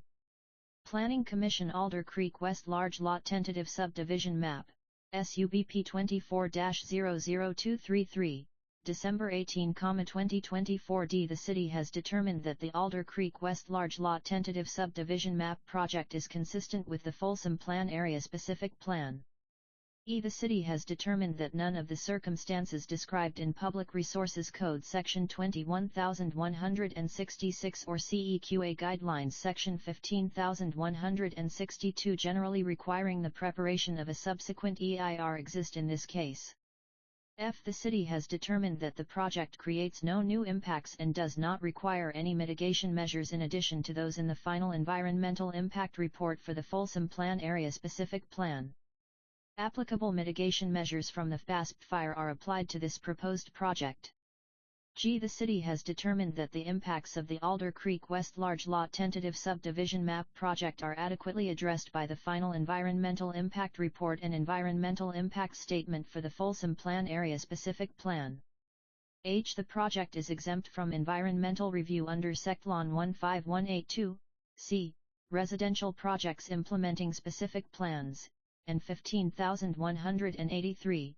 Projects consistent with a community plan, general plan, or zoning, of the California Environmental Quality Act, CEQA, guidelines. Tentative SUBDN map findings. The proposed large lot tentative subdivision map is consistent with the city's subdivision ordinance and the Subdivision Map Act in that the project is subject to conditions of approval that will ensure that the project is developed in compliance with city standards. The proposed subdivision, together with the provisions for its design and improvement, is consistent with the general plan, the Folsom Plan Area Specific Plan, and all applicable provisions of the Folsom Municipal Code. As conditioned, the design of the large lot tentative subdivision map and the proposed improvements are not likely to cause substantial environmental damage or substantially and unavoidably injure fish or wildlife or their habitat. Planning Commission Alder Creek West Large Lot Tentative Subdivision Map, SUBP 24-00233, December 18, 2024. As conditioned, the design of the large lot tentative subdivision map and the proposed improvements are not likely to cause serious public health or safety problems. The design of the large lot tentative subdivision map and the type of improvements will not conflict with easements for access through or use of property within the proposed subdivision. Subject to Section 66,474.4 of the Subdivision Map Act, the land is not subject to a contract entered into pursuant to the California Land Conservation Act of 1965, commencing with Section 51200 of the Government Code. Planning Commission Alder Creek West Large Lot Tentative Subdivision Map, SUBP 24-00233, December 18, 2024. Attachment 2. Background. The Folsom Plan Area Specific Plan, FPASP, approved in 2011, is a development plan for over 3,500 acres of previously undeveloped land located south of Highway 50, north of White Rock Road, east of Prairie City Road, and adjacent to the Sacramento County/El Dorado County line in the southeastern portion of the city.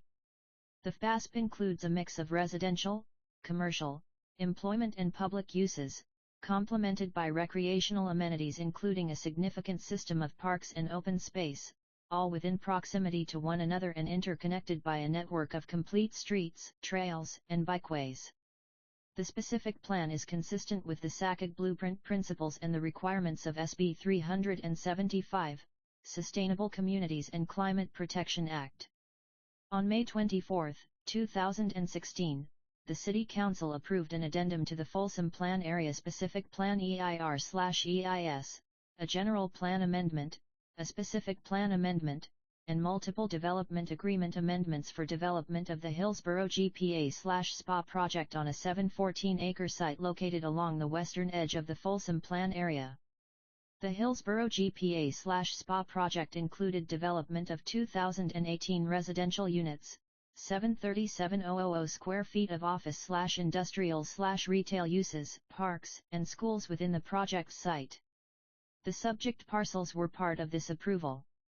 The approved entitlements referenced above resulted in changes to the layout of general plan and specific plan land use designations throughout the project site. In general, these changes included roadway realignments, relocation and resizing commercial land uses within the project area, relocation of multifamily land uses, and the placement of single-family high-density residential uses in an area previously designated as public/quasi-public, POP, for a private school site. On August 27, 2002, the City Council approved amendments to the Folsom Plan Area Specific Plan, FPASP, as well as amendments to the General Plan and certified a subsequent EIR for those amendments. The amendments to the FPASP included increasing the amount of multifamily residential units in the plan area by 1,882. Attachment 3. Vicinity Map. Attachment 4. Alder Creek West Large Lot Tentative Subdivision MP, dated September 23, 2024/L, Lot 5 TJ, 4/R, RGR, IGFN. Tentative Map Information at Tentative Map Notes A, D and D star.bh.opodh. Gili R.ia, Q, AQ-L, 4, /benchmark large lot tentative subdivision map * Alder Creek West Mrildren 8 UDR attachment 5 project narrativio dated December 4, 2024 FBAS by Alder Creek West, LLTSM December 04, 2024 City of Folsom, Communally Developed Menel Dipro Menel 50, Notamo Street Folsom California, 95630 Projesi Neri Wicre Plios to Submi IIHE Planning Entitlement Application for the Alder Creek Wessel Lorge LOL 10 Elcliff Subdivision MOP. LLF earns sub Melfed include. Project nonative Plios contact me if you have questions, comments, or need any additional information. Eric Kromokkoy and Zomps Civil Engineers, LNC 1025, Creekside Ridge Drive Suite 150 Roseville, CA 9567 8-357 5p.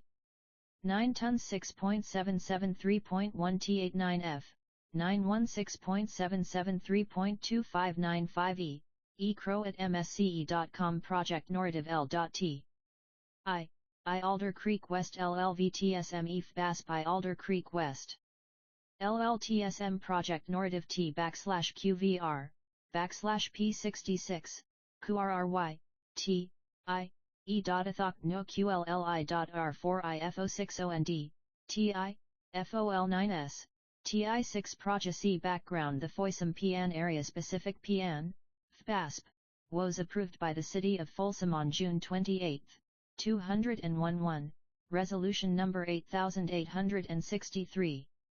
The plan encompasses 3,513.4 undeveloped acres located south of Highway 50, north of White Rock Road, east of Prairie City Rockdon bordering the Sacramento County/El Dorado County line, QS shown below. RB/9T2 FASP Regional Conlext MOP /R. FLDR ERA I /LIRIIDLJ at TTVRIL. ATRD. RRR-IFE8, idle INTTIIT2T El Dorado COUI tie /RII /I. 1RD.RL:3 FT2 $I right S /crame /to JTTJ County 4 *LT Alder Creek West LLVTSM FBAS by Alder Creek West, LLTSM Project Background.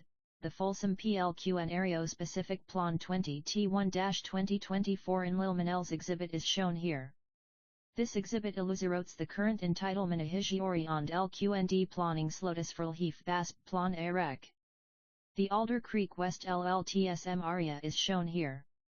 The project site is located along White Rock Road. QND is bisected by Oak Avenue Pourquoi and Mangini Pourquoi. 8.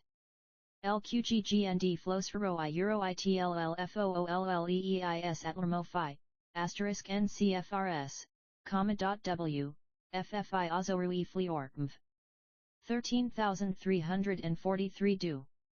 31,057 population 07.6 do/AC average density. 2.5 mgsf commercial US way SI.AOILETTZIIOTSIDL. -.1_RI_*. I, R, I. +A. Folsom Plan Area Specific Plan 201.1 IZ0Z4 Entitlements Ruzad, 27.2 D21 Project Narrative Alder Creek West LLVTSM FBASP Alder Creek West. LLTSM Project CB Aground. Project Narrative Legend FBASP Parcel Number 4 See Table 4.3 for more detail. Figure 4.3 Plan Area Parcels IHE FBASP Alok Lion MOP is shown here. The proposed project is shown on so designated on the FBASP allocation MOP on table. Prajesha Area FBASP Parsets SF 98.28 26,27 SFHD 178 19A 23 25 MLD 24 Park 10 PTN 208,21 PQP School 17A 22 Open Space and Escape 29 34 35 PTN 41,43 44 5 RA PTN 5 RB PTN 53. The properly owner is Hillsborough Nor LLC and IHE Assessors Parcel Numbers or 072-0060-093 and -098. Alder Creek West LLVTSM FBAS by Alder Creek West, LLTSM proposed entitlements suffi with this APP lease at ION, IARGE Lot T and at IV SUBDYSIONMAP. R.R.RSM. The large Lot 10 Elkdiv subdivision A4OP is shown here. The proposed Alder Creek Wessie large Lot 10 Olive subdivision MOP is Q plus 362.8 acre component of the FASP Generally located in the southwestern portion of IHE Plan area.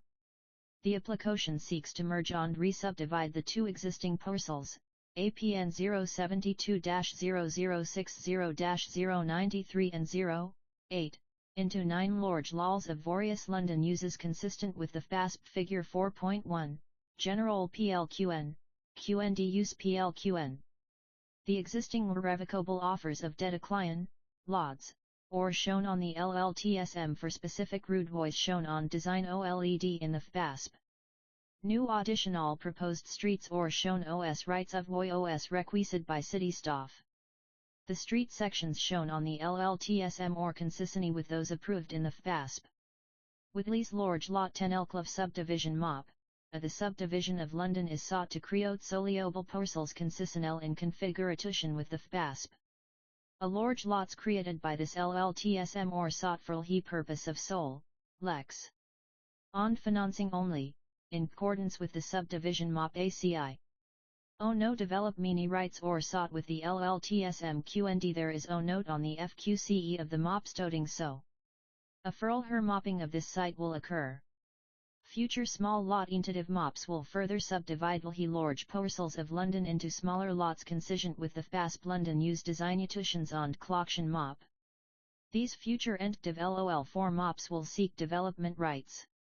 For more information, please see he full sub malal pakojan /orkan local he project applicant. Project narrative 1 /LG$K Phi :::.1,1 T dot 6 Li plus L I comma 0.17 L / at RIF21K SP and QP SP459s SBS 9 /SP plus 169 to 18.717.51.2. This page is intentionally left blank to facilitate double-sided printing SND minimize Poper TRSE. FOLSOL /CRTY of distinctive BY eacher LLR LIRT thorough tel I, IRRRR, right T Folsom City Council Staff Reort Meeting Date, UR 412025 Agenda Section, New Business Subject, Resolution Number 11320 A Resolution appointing Brian Whittamier as City Manager and approving an employment agreement for said appointment FROM, City Attorney's Office Recommendation /City Council. Edicton staff recommends that the City Council pass and adopt Resolution Number 1320 to appoint Brian Whittamier as City Manager and approve an employment agreement that establishes the terms and conditions of the appointment, including salary and benefits. Background/issue following former City Manager Elaine Anderson's retirement announcement, the City Council engaged executive search firm Bob Murray and Associates to recruit the city's next city manager. The City Council met in closed session on December 16, 2024 pursuant to the Brown Act and unanimously expressed a desire to appoint Brian Whittamier as the city's next city manager. The Council authorized Mayor Aquino and Council Member Rohrbaugh to negotiate the employment terms with Mr. Whittamier in accordance with the requirements of the Brown Act, Government Code 54957. The City Council will present the employment terms in open session and authorize the execution of an employment agreement in a form approved by the City Attorney. A copy of the proposed employment agreement is attached to this staff report as Attachment 2. 1 Policy/Rule Section 3.01 of the Folsom City Charter provides that the City Council shall appoint a city manager through the mechanism of an employment agreement to serve as the city's chief executive and administrative officer at the pleasure of the Council. Analysis: Mr. Whittamier has over 23 years of experience in municipal government and public administration. He comes to Folsom from the city of Oakdale, where he served as its city manager for the past 12 years. Prior to Oakdale, Mr. Whittemire served as city manager at the city of Houston from 2010 to 2013, and assistant city manager at the city of Patterson from 2007 to 2010. Mr. Whittemire holds a bachelor's degree in international studies from Brigham Young University and a master's degree in public administration from California State University, Stanislaus. He is a member of the International City Management Association, ICMA, and a representative of the Central Valley City Managers Division at the League of California Cities. Following the December 6, 2024 City Council meeting and at the direction of the City Council, Mayor Aquino and Council Member Rohrbaugh consulted with Mr. Whittemire regarding the proposed terms and conditions of his appointment. The resulting employment agreement is attached for Council review and approval until Mr. Whittemire assumes his position as City Manager on March 10, 2025. Dan Haverty will continue to serve as Interim City Manager at the City of Folsom. Oral Report Required Government Code Section 54953, C.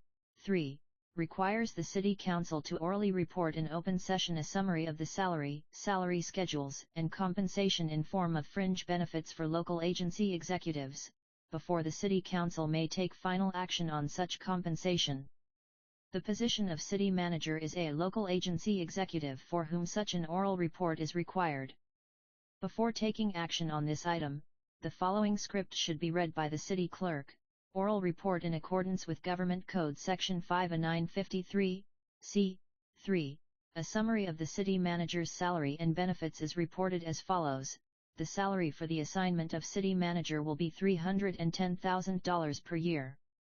The City Manager will also receive deferred compensation of 7.50%, a monthly auto allowance of $500, monthly expense allowance of $200, and monthly tech allowance of $100. 2. Consistent with other executive management employees of the City of Folsom, the City Manager is eligible for health benefits which include vision, dental, and comprehensive medical insurance. Other benefits include life and disability insurance as well as workers' compensation coverage.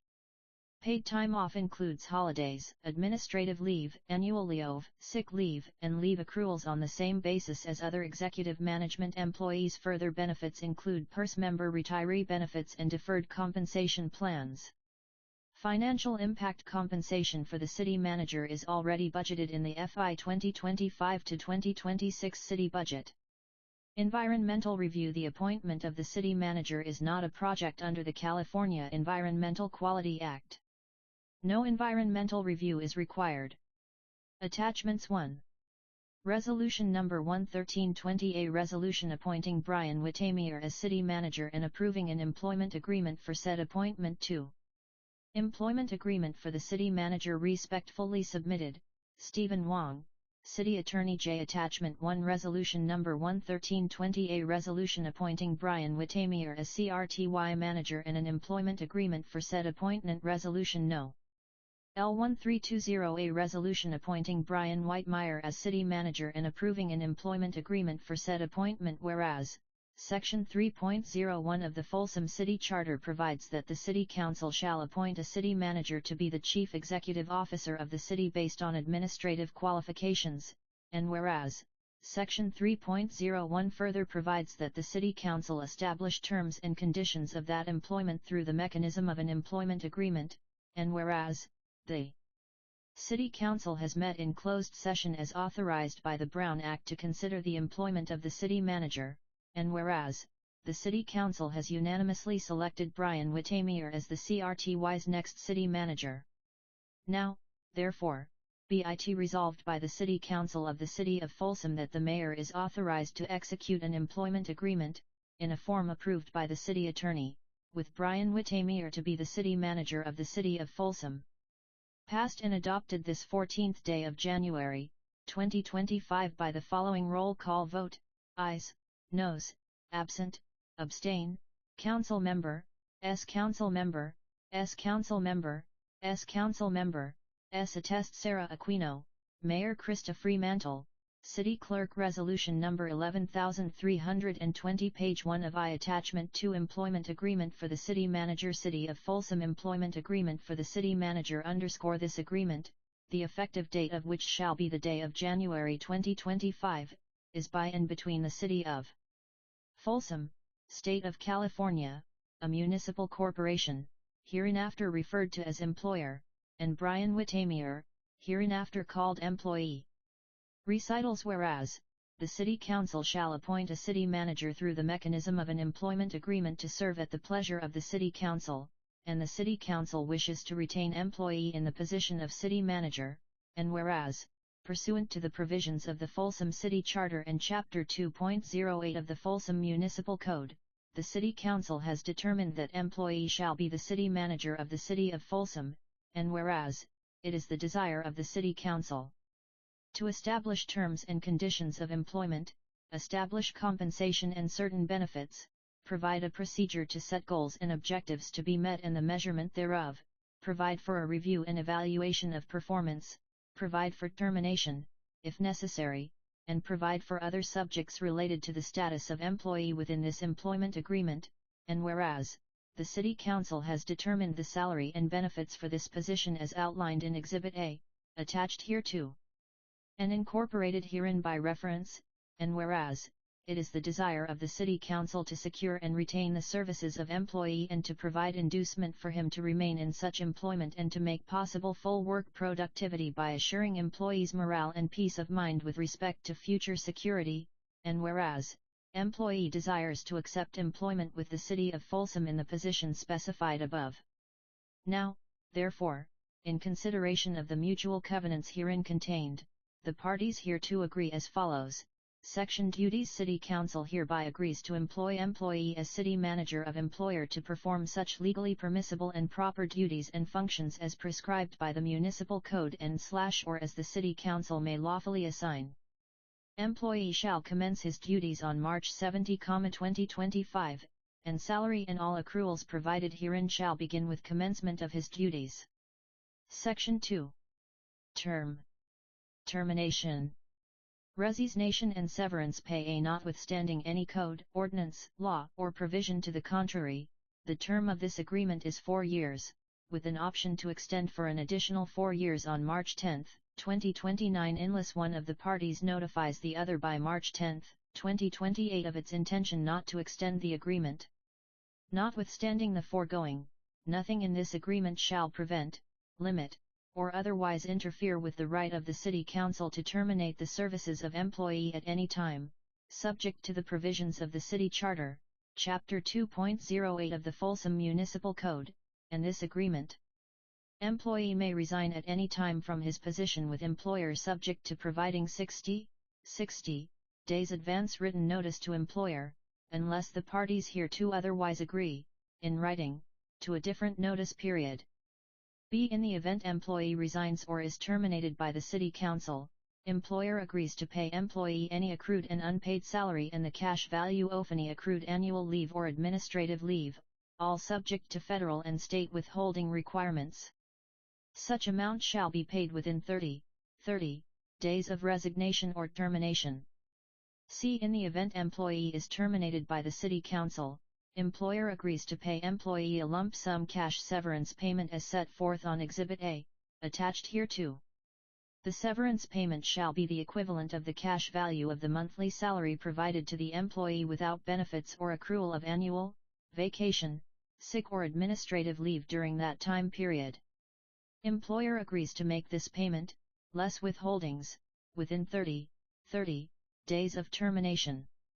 If employee is terminated for reasons of criminal misconduct which would amount to a misdemeanor or higher offense under the Penal Code, acts constituting moral turpitude, conflicts of interest or incompatibility of office occurring in the course of employment, whether charges are filed or not, employer shall have no obligation to make any payments to employee under this section. If employee is terminated as a result of a conviction of an offense amounting to a misdemeanor or higher under the Penal Code, or for committing acts constituting moral turpitude, conflicts of interest or incompatibility of office occurring outside the course of his employment, employer shall have no obligation to make any payments to employee under this section. D. In the event employee is convicted of a crime that involves abuse of his position or office as defined in Government Code Section 53243.4, employee must fully reimburse the employer for specified funds pursuant to Government Code Section 53243, ETSEQ, as set forth below. L. If employee is placed on paid administrative leave pending an investigation by the city of any potential abuse of his position, employee shall be required to fully reimburse city the cost of the paid administrative leave if he is convicted of a crime involving an abuse of his position. 2. Notwithstanding any other provisions of this agreement, if employee has been provided legal criminal defense counsel regarding a charge involving the abuse of his position, employee must fully reimburse the city for the cost of that counsel if employee is convicted of a crime involving an abuse of his position. 3. Notwithstanding any other provisions of this agreement, if this agreement is terminated, any cash settlement related to the termination that employee may receive from the -2 employer shall be fully reimbursed if employee is convicted of a crime involving an abuse of his position. Section 3.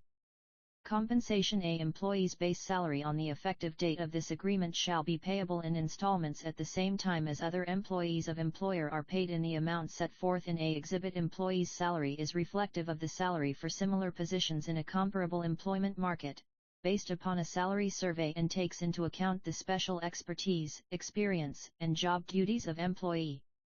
B. The City Council shall review employees' performance annually, and shall determine compensation based upon employees' performance. Section 4. Expense allowance and reimbursement. A employer's duties require that employee incur expenses that may not be eligible for reimbursement by the city, but which are nonetheless incurred by employee in the course of the performance of those official duties and/or functions. Accordingly, to encourage employee to participate, attend, or contribute to events, activities or organizations that enhance and promote the image and interests of the City Council hereby provides to employee an expense allowance in the fixed amount per month as set forth on Exhibit A as part of employee's total compensation package. B. The expense allowance is not intended to prevent or prohibit employee from seeking reimbursement for expenses that are eligible for reimbursement pursuant to state law and/or city policy, such as travel, lodging, or meal expenses incurred while on official business. C. The expense allowance shall be treated as income and shall be subject to all applicable federal and state taxation requirements. The expense allowance is not contingent on proof of actual expenses incurred by employee. An employee shall not be required by the city to maintain any record of non-reimbursable expenses. D. As an inducement to employee to accept this agreement, employer agrees to reimburse employee for moving expenses in an amount not to exceed $15,000. Employee understands and agrees that the moving expenses reimbursement is not renewable and shall extinguish upon full payment. E. As a further inducement to employee to accept this agreement, employer agrees to reimburse employee for housing expenses not to exceed a total of $18,000. Employee understands and agrees that the housing expenses reimbursement is not renewable and shall extinguish upon full payment. Section 5. Auto allowance. Employer's duties require that employee have transportation readily available for his unrestricted use during his employment with employer, and, to the end of assuring that employee has a vehicle available, the city manager shall be granted an automobile allowance as set forth on Exhibit A, payable in monthly installments in the regular payroll process. 3. Section 6. Performance evaluation. The City Council and employee shall meet at least once annually to mutually establish goals and performance objectives desired by the City Council to be accomplished during the next year. Section 7. Administrative leave. A administrative leave shall be commensurate with required job commitments at beyond normal work hours, such as attendance at meetings of the City Council and various boards and commissions. Is recognized that employee has significant job requirements and commitments beyond normal work, and employee shall be credited with administrative leave annually in the amount provided in Exhibit A to this agreement. Administrative leave shall be credited to employee on the first day of each calendar year in the full amount specified in Exhibit A. B. Administrative leave may be used for leave purposes only and has no cash value, except in the event of termination. Administrative leave shall be capped at 80 hours and must be used during the calendar year. Unused hours shall not roll over to subsequent years. C. In the event of termination, except termination for cause, employee shall be paid for any unused administrative leave on an hour-for-hour basis. Section 8. I. In sick leave, employee shall accrue annual and sick leave as follows. A. Employee shall accrue, and have credited annual leave at rate set forth in Exhibit A attached to this agreement. Annual leave shall be comprised of sick leave, personal leave, and vacation. B. There is an annual leave cap of 320 hours. Employee may accrue the unused portion of any earned annual leave up to 320 hours of annual leave. If employee reaches an annual leave balance of 320 hours, annual leave will cease to accrue and employee will begin accruing sick leave until the annual leave balance falls below 320 hours. When employee is accruing sick leave, it shall accrue at the same rate as annual leave, 24 hours per month. Sick leave would continue to accrue thereafter at the rate of 24 hours per month until and unless the annual leave bank balance is below 320 hours. C. Sick leave may only be used by employee for purposes enumerated in the city personnel rules. Accrued sick leave cannot be cashed out and has no cash value. There is no maximum on the number of hours of sick leave employee may accrue. Consistent with PERS law, sick leave may be converted to service credit for purposes of retirement. D. A maximum of 40 hours of accrued annual leave is eligible to be cashed out per fiscal year, except upon termination of employment or retirement from the City of Folsom. 4E. If employee participates in voluntary contributions to a 401(4) plan with annual leave, nothing in this section is intended to affect such contributions provided the contributions are at no cost to the city. Section 9. Other benefits. A employee shall be entitled to receive the benefits delineated below in the amounts specified in Exhibit A attached to this agreement. The benefits provided shall be with plans and as provided to other employees in the city. Benefits provided include 1. Health, dental, and vision insurance, payment of premiums. 2. Life insurance, payment of premiums. 3. Short and long-term disability insurance, payment of premiums. 4. Deferred compensation. 5.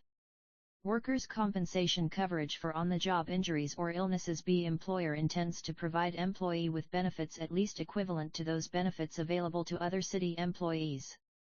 To the extent other benefits are granted to city employees which are not included in this agreement, the City Council shall consider whether to amend this agreement to provide such benefits to employee. C. Additional and other benefits may be provided to employee, at the discretion of the City Council, and shall be set forth in Exhibit A. D. Employer reserves its right to make changes from time to time in the benefits offered and the cost of such benefits to active or retired employees, both before and after retirement. Section 10. Retirement. Employer agrees to make employer contributions to the California Public Employees Retirement System, PERS, for the 2.0 YO at 55 PERS plan on behalf of employee. Employee shall have the employee portion of the PERS contribution regularly deducted from his salary by the city and forwarded to PERS, which account shall accrue to the benefit of employee. Employee's retirement shall be calculated based on his highest average annual compensation during his last consecutive 36-month period of employment with the employer. Employee shall pay 100% of the employee contribution to the PERS retirement benefit. If employer modifies the retirement plan provided to other current non-safety employees, then employee's plan shall conform to the modified plan. Section 11. Official travel and professional development. Employer shall pay the reasonable travel and subsistence, registration, and incidental expenses of employee incurred for official travel, meetings, and events, and employer shall pay FOI the reasonable expenses related to the professional growth and development, and/or professional certification of employee. 5 Section 12. Dues and subscriptions. Employer agrees to pay for the reasonable professional dues and subscriptions of employee necessary for his continuation and participation in national, regional, state and local associations and organizations necessary and desirable for his continued professional growth and knowledge enhancement, and for the benefit of employer. 1 Team. The City Council and employee acknowledge the importance of team building and executive team development, and the City Council supports reasonable programs and activities, as determined by the City Manager, to achieve a cohesive and performance-oriented management team. Section 14.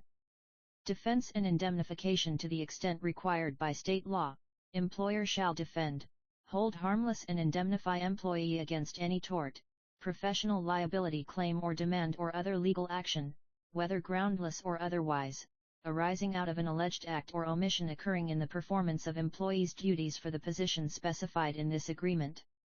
Employer may, in its sole discretion, compromise and settle any such claim or suit and pay the amount of any settlement or judgment rendered thereon when, in the judgment of employer, such is the most advisable course of action, but in any event, will defend and indemnify employee. This provision shall survive any termination or resignation of the employee or expiration of this agreement. This paragraph is not intended to provide any rights in excess of those rights provided by state law. Section 15. Notices. Notices pursuant to this agreement shall be given by first-class mail addressed as follows: 1 Employer, City Council, City of Folsom, 50 Natoma Street, Folsom, California 95630. Any notice to the City Council shall include a copy to the City Attorney at the same address. 2 Employee, Brian Whitamier. B. Alternatively, notices required pursuant to this agreement may be personally served in the same manner as is applicable to civil judicial practice. C. Notice shall be deemed given as of the date of personal service or as of the date of deposit of such written notice in the U.S. Postal Service. 6 Section 16. Relationship with City Attorney. Notwithstanding the power of the City Manager to appoint all employees of the City, including the City Attorney, employee hereby acknowledges that pursuant to the rules of professional conduct of the State Bar of California, the City Attorney's client is the City. Employee further acknowledges that the City Attorney is required to advise the City Council if the City Attorney believes that the City Manager has acted, or intends to act in a manner which is likely to result in damage, injury, or liability to the City, or has refused to act to prevent such damage, injury, or liability. Employee shall take no action to prohibit the City Attorney from fulfilling such responsibilities. Section 17. Provision A. The text hereof shall constitute the entire agreement between the parties and shall supersede any and all prior agreements and amendments between the parties. No subsequent alteration, amendment, change, or addition to this agreement shall be binding upon the parties unless reduced to writing and signed by a representative of the City Council and the employee. B. This agreement shall be binding on and inure to the benefit of the heirs at law and executors of employee. C. If any provision or any portion of the agreement is held to be unconstitutional, invalid, or unenforceable, the remainder of this agreement shall not be affected and shall remain in full force and effect. L. Parties. The agreement shall become effective immediately upon the execution by both signature. Page immediately follows -7, in witness whereof, the Mayor of the City of Folsom, California, pursuant to authority granted to her by the City Charter and Folsom Municipal Code, hereby signs this agreement on behalf of the City of Folsom as employer, and Brian Whitamier, as employee, hereby signs this agreement, both parties agreeing to the terms and provisions set forth herein. Approved and authorized. Date: Sarah Aquino, Mayor of the City of Folsom for the City of Folsom, employer accepted and agreed to. Date: Attest: Brian Whitamier, employee. City Manager Krista Fremantle, City Clerk approved as to form. Stephen Wong, City Attorney. 8 Exhibit A. City Manager total compensation base salary, $310,000 per year. Benefits, PERS deferred comp 2.0 yo at 55. Employee shall pay his PERS employee contribute button. 457 plan. Choice of 3 carriers. City pays 7.50 of employee's salary per month to the plan of employee's choice with no matching contribution required of employee. Auto allowance, $500 per month. Expense allowance $200 per month. Tech allowance, $100 per month. Holidays, 13 paid city holidays, inclusive of 1 floating holiday. Admin leave, 80 hours per year. Effective March 10, 2025, employee will have 80 hours of administrative leave available to him. In subsequent years, administrative leave shall be credited in January. Any unexpended hours shall not roll over to the following year and shall have no cash value upon separation. Annual leave effective March 10, 2025, employee will have 120 hours of annual leave available to him. Thereafter, annual leave shall accrue at the rate of 24 hours per month. Employee shall use annual leave as follows. A. Employee may accrue the unused portion of any earned annual leave up to a maximum of 320 hours. Employee may not accrue more than 320 hours of annual leave. If employee reaches an annual leave balance of 320 hours, annual leave will cease to accrue and employee will begin accruing sick leave until the annual leave balance falls below 320 hours. B. A maximum of 40 hours of accrued annual leave is eligible to be cashed out per fiscal year, except upon termination of employment or retirement from the City of Folsom. C. If employee participates in voluntary contributions to a 401A plan, if -9, available, with annual leave, nothing in this section is intended to affect such contributions provided the contributions are at no cost to the city. Sick leave A effective March 10, 2025, employee will have 120 hours of sick leave available to him. Thereafter, employee shall not accrue sick leave unless employee's annual leave balance is in excess of 320 hours. B. When employee is accruing sick leave, it shall accrue at the same rate as annual leave, 24 hours per month. As an example, should employee have an annual leave bank of 310 hours and accrue 24 hours off leave the following month, 10 hours would accrue as annual leave and 14 would accrue as sick leave. Sick leave would continue to accrue thereafter at the rate of 24 hours per month until and unless the annual leave bank balance is below 320 hours. C. Sick leave may be used by employee for illness or injury as set forth in city personnel rules. D. Upon amendment of the city's contract with PERS to permit sick leave to be converted to service credit for purposes of retirement, employee may participate in the program if program participation is available to employee. E. Accrued sick leave shall not be cashed out and shall have no cash value. F. There shall be no maximum on the number of hours of sick leave employee may accrue. Health insurance. City pays the health insurance premium for employee, employee plus one or employee plus family up to the maximum insurance premium rate offered to other executive management employees of the city. Employee shall provide contributions to health insurance premiums to the same level required of other city employees. In the event employee declines the city's health insurance coverage, employee shall receive a cash back payment in the amount of $250 per month for each month employee does not participate in the city's health insurance plan, commencing on the effective date of this agreement. Employee understands and acknowledges that employee may re-enroll in the city's health insurance plan only during the annual open enrollment period. Employee may participate in any adopted health savings account adopted by the city, at no cost to the city. Dental insurance. City pays 80% of the dental insurance premium for employee, employee plus one or employee plus family for dental insurance. 10. Vision insurance, life insurance, disability, retiree medical coverage offered to other employees of the city. If employee elects dental coverage, employee will contribute 20/0 of the monthly premium. If employee does not elect dental coverage or drops coverage at any time in the future, employee must wait 2 years to be eligible for dental coverage. City pays 80% of the insurance premium for employee, employee plus one or employee plus family for vision eye insurance coverage offered to other employees of the city. If employee elects vision coverage, employee will contribute 20 of the monthly premium. If employee does not elect vision coverage or drops coverage at any time in the future, employee must wait 2 years to be eligible for vision coverage. City pays 0% of the premium for a $100,000 life insurance policy on policies offered to other executive management employees of the city. The life insurance may be portable at no additional cost to the city. City pays 100% of the monthly premium for both short and long-term disability insurance policies on policies offered to other employees of the city. The city reserves its right to make changes from time to time in the health benefits offered and the cost of such insurance coverage to active or retired employees, both before and after retirement. Employee acknowledges city's right.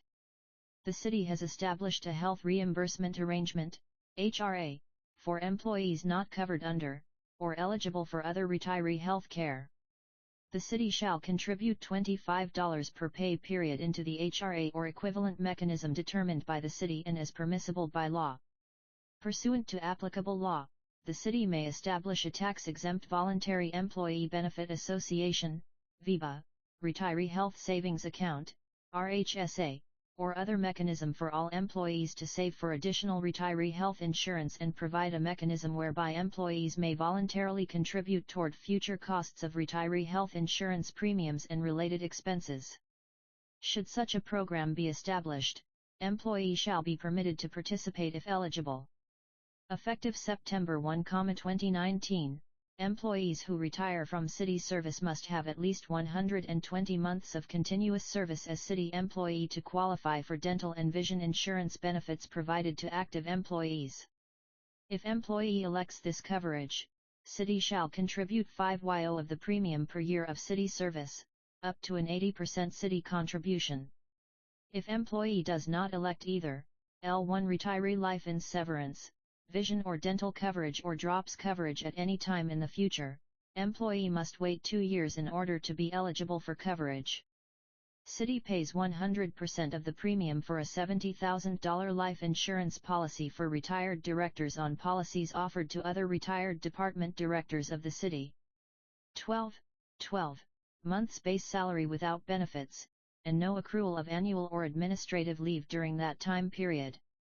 If the number of months remaining on the contract upon discharge is less than the number of months provided for severance, then pursuant to Government Code Section 351(1.1) and 53,260, employees' severance sum shall be equivalent to the number of months remaining on the contract. Severance shall not include the value of any accrual of annual or administrative leave. Dated, Brian Whitemeyer-12TIR.L, RL, R1R. Ta Folsom City Council Staff RT Meeting Date UR 412025 Agenda Section, New Business Subject, Resolution No. 11319A Resolution receiving report from the Community Development Department on the approval of a parcel map waiver for the Sendero Residential Condominium Project from Community Development Department Recommendation/Council Action Staff recommends that the City Council approve Resolution number 11319 to receive a report from the Community Development Department on the approval of a parcel map waiver for a residential condominium project by the Planning Commission pursuant to Folsom Municipal Code Section 16.24.080, e. Backgroy IND/ICIA. When an applicant is proposing to develop condominiums on a single parcel, they may request a parcel map waiver from the Planning Commission. Folsom Municipal Code GMQ, Section 16.24.080, e, requires that, if the Planning Commission approves or conditionally approves a parcel map waiver, the Community Development Department must make a written report to the City Council.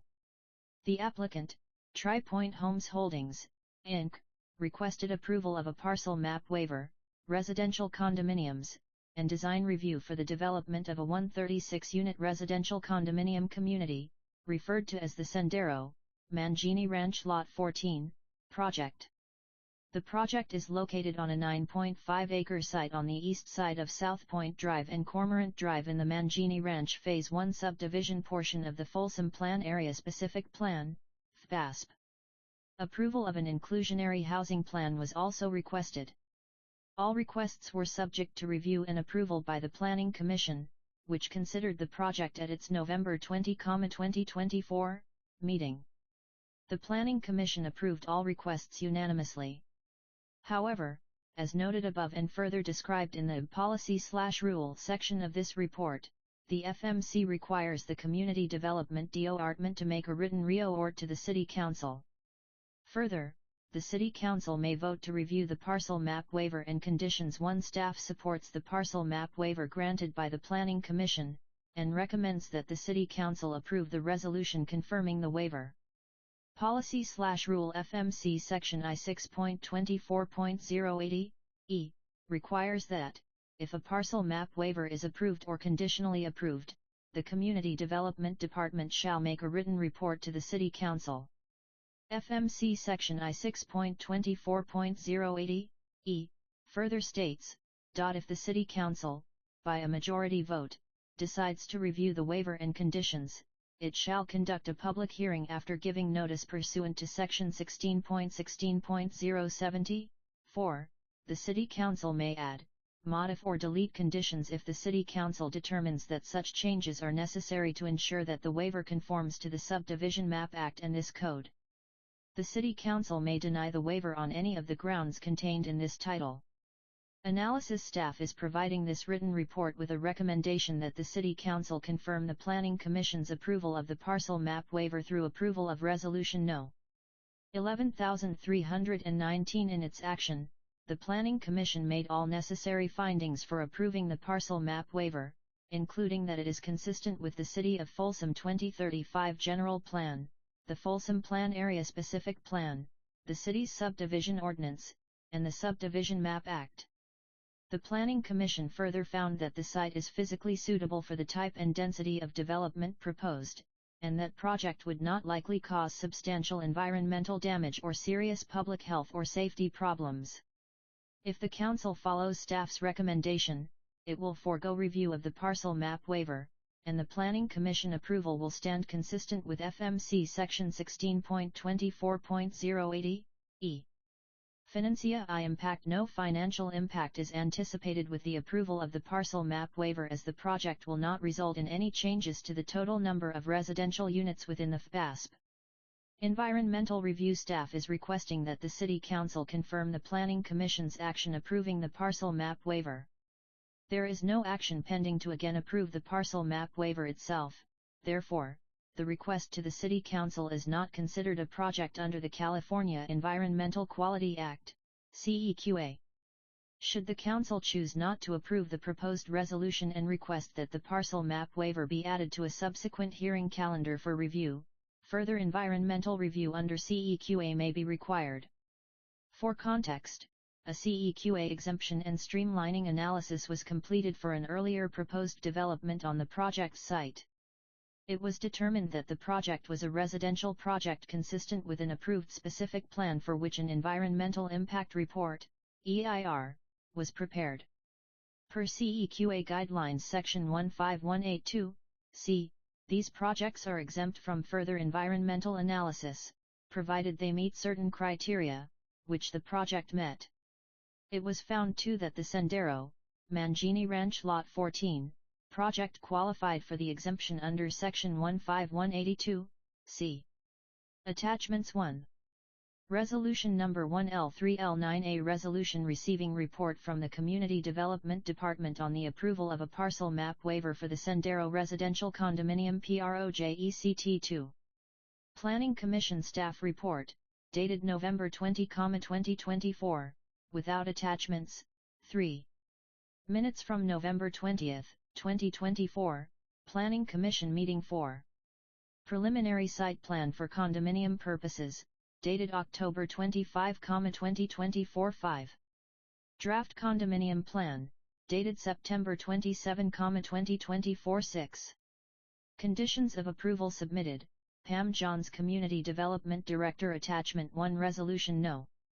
11,319A Resolution receiving report from the Community Development Department on the approval of a parcel map waiver for the Sendero Residential Condominium Project. Whereas, the Planning Commission on November 20, 2024, held a public hearing on a proposed parcel map waiver, design review, and inclusionary housing plan, known as the Sendero, Mangini Ranch Lot 14, project, considered public comment, and found that the project is exempt from the California Environmental Quality Act, CEQA, and whereas, the Planning Commission on November 20, 2024, held a public hearing on a proposed parcel map waiver, design review, and inclusionary housing plan, known as the Sendero, Mangini Ranch Lot 14, project, considered public comment, and, based on the proposed project exhibits, determined that the proposed project complies with all city requirements as well as with the requirements of the State Subdivision Map Act and approved the project, and whereas, Folsom Municipal Code Section 16.24.080, e. requires that, if a parcel map waiver is approved or conditionally approved by the Planning Commission, the Community Development Department shall make a written report to the City Council, and further, that the City Council may vote to review the parcel map waiver and conditions, and whereas, the City Council has received a written report from the Community Development Department on the approval of the parcel map waiver by the Planning Commission with conditions, and whereas, the City Council finds that the Planning Commission made appropriate findings to support approval of the parcel map waiver in their November 20, 2024 action and that no further review from the City Council is necessary for the Sendero, Mangini Ranch Lot 14, project.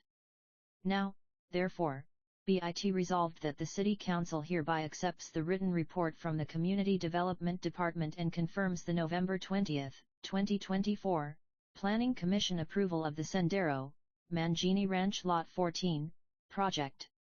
Passed and adopted this 14th day of January 2, 25 by the following roll call vote: ayes, noes, absent, abstain, Council Member, S. Council Member, S. Council Member, S. Council Member, S. Sarah Aquino, Mayor. Resolution number 11319 page 70 F2 attest Krista Fremantle, City Clerk. Resolution number 11319 PAG 20F2 attachment 2 for S.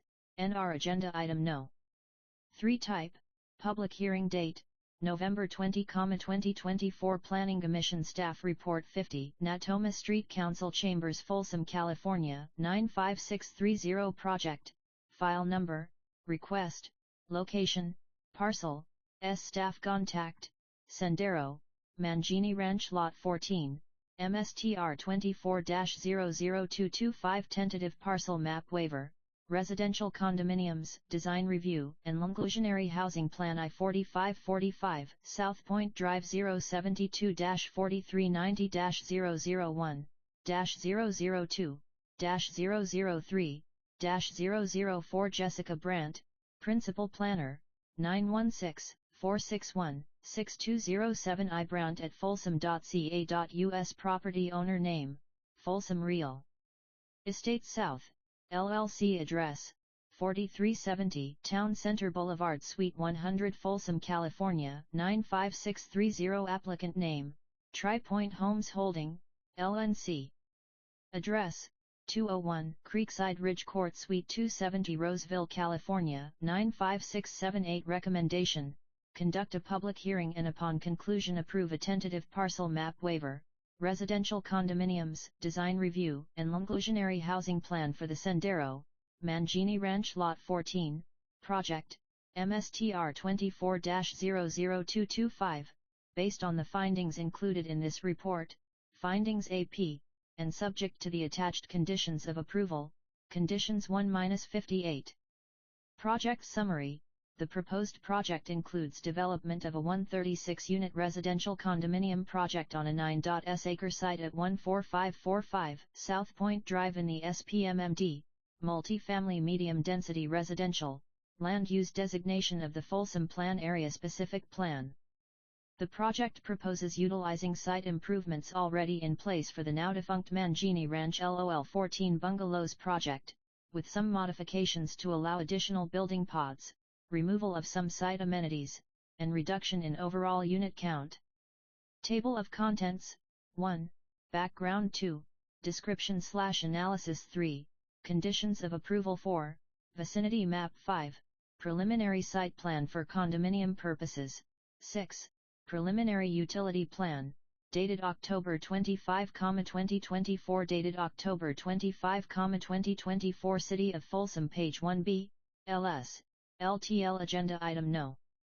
3 Type, Public Hearing Date, November 20, 2024-7, Preliminary Grading and Drainage Plan, dated October 25, 2024 8 Preliminary Landscape and Site Furnishings Plan, dated August 2024 9, Fencing Plan, dated September 25, 2024 10, Preliminary Lighting Plan, dated September 17, 2024 11, Pedestrian Access and Circulation Plan, dated September 13, 2024 12, Architectural Design Package, dated October 22, 2024 13, Preliminary Exterior Color/Material Design Booklet, dated October 24, 2024 14 Draft Condominium Plan, dated September 27, 2024 15, Draft Codes, Covenants, and Restrictions, CC&Rs, 16,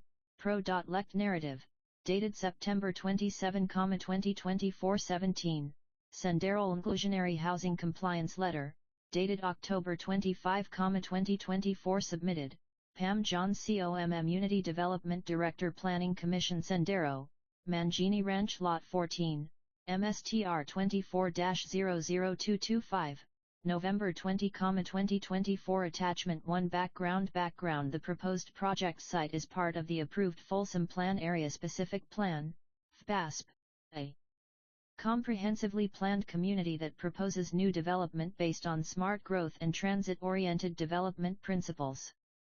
The FPASP, approved IN 2011 and recently amended in August 2024, is a development plan for over 3,500 acres of previously undeveloped land located south of U.S. Highway 50, north of White Rock Road, east of Prairie City Road, and west of the Sacramento County/El Dorado County line in the southeastern portion of the city.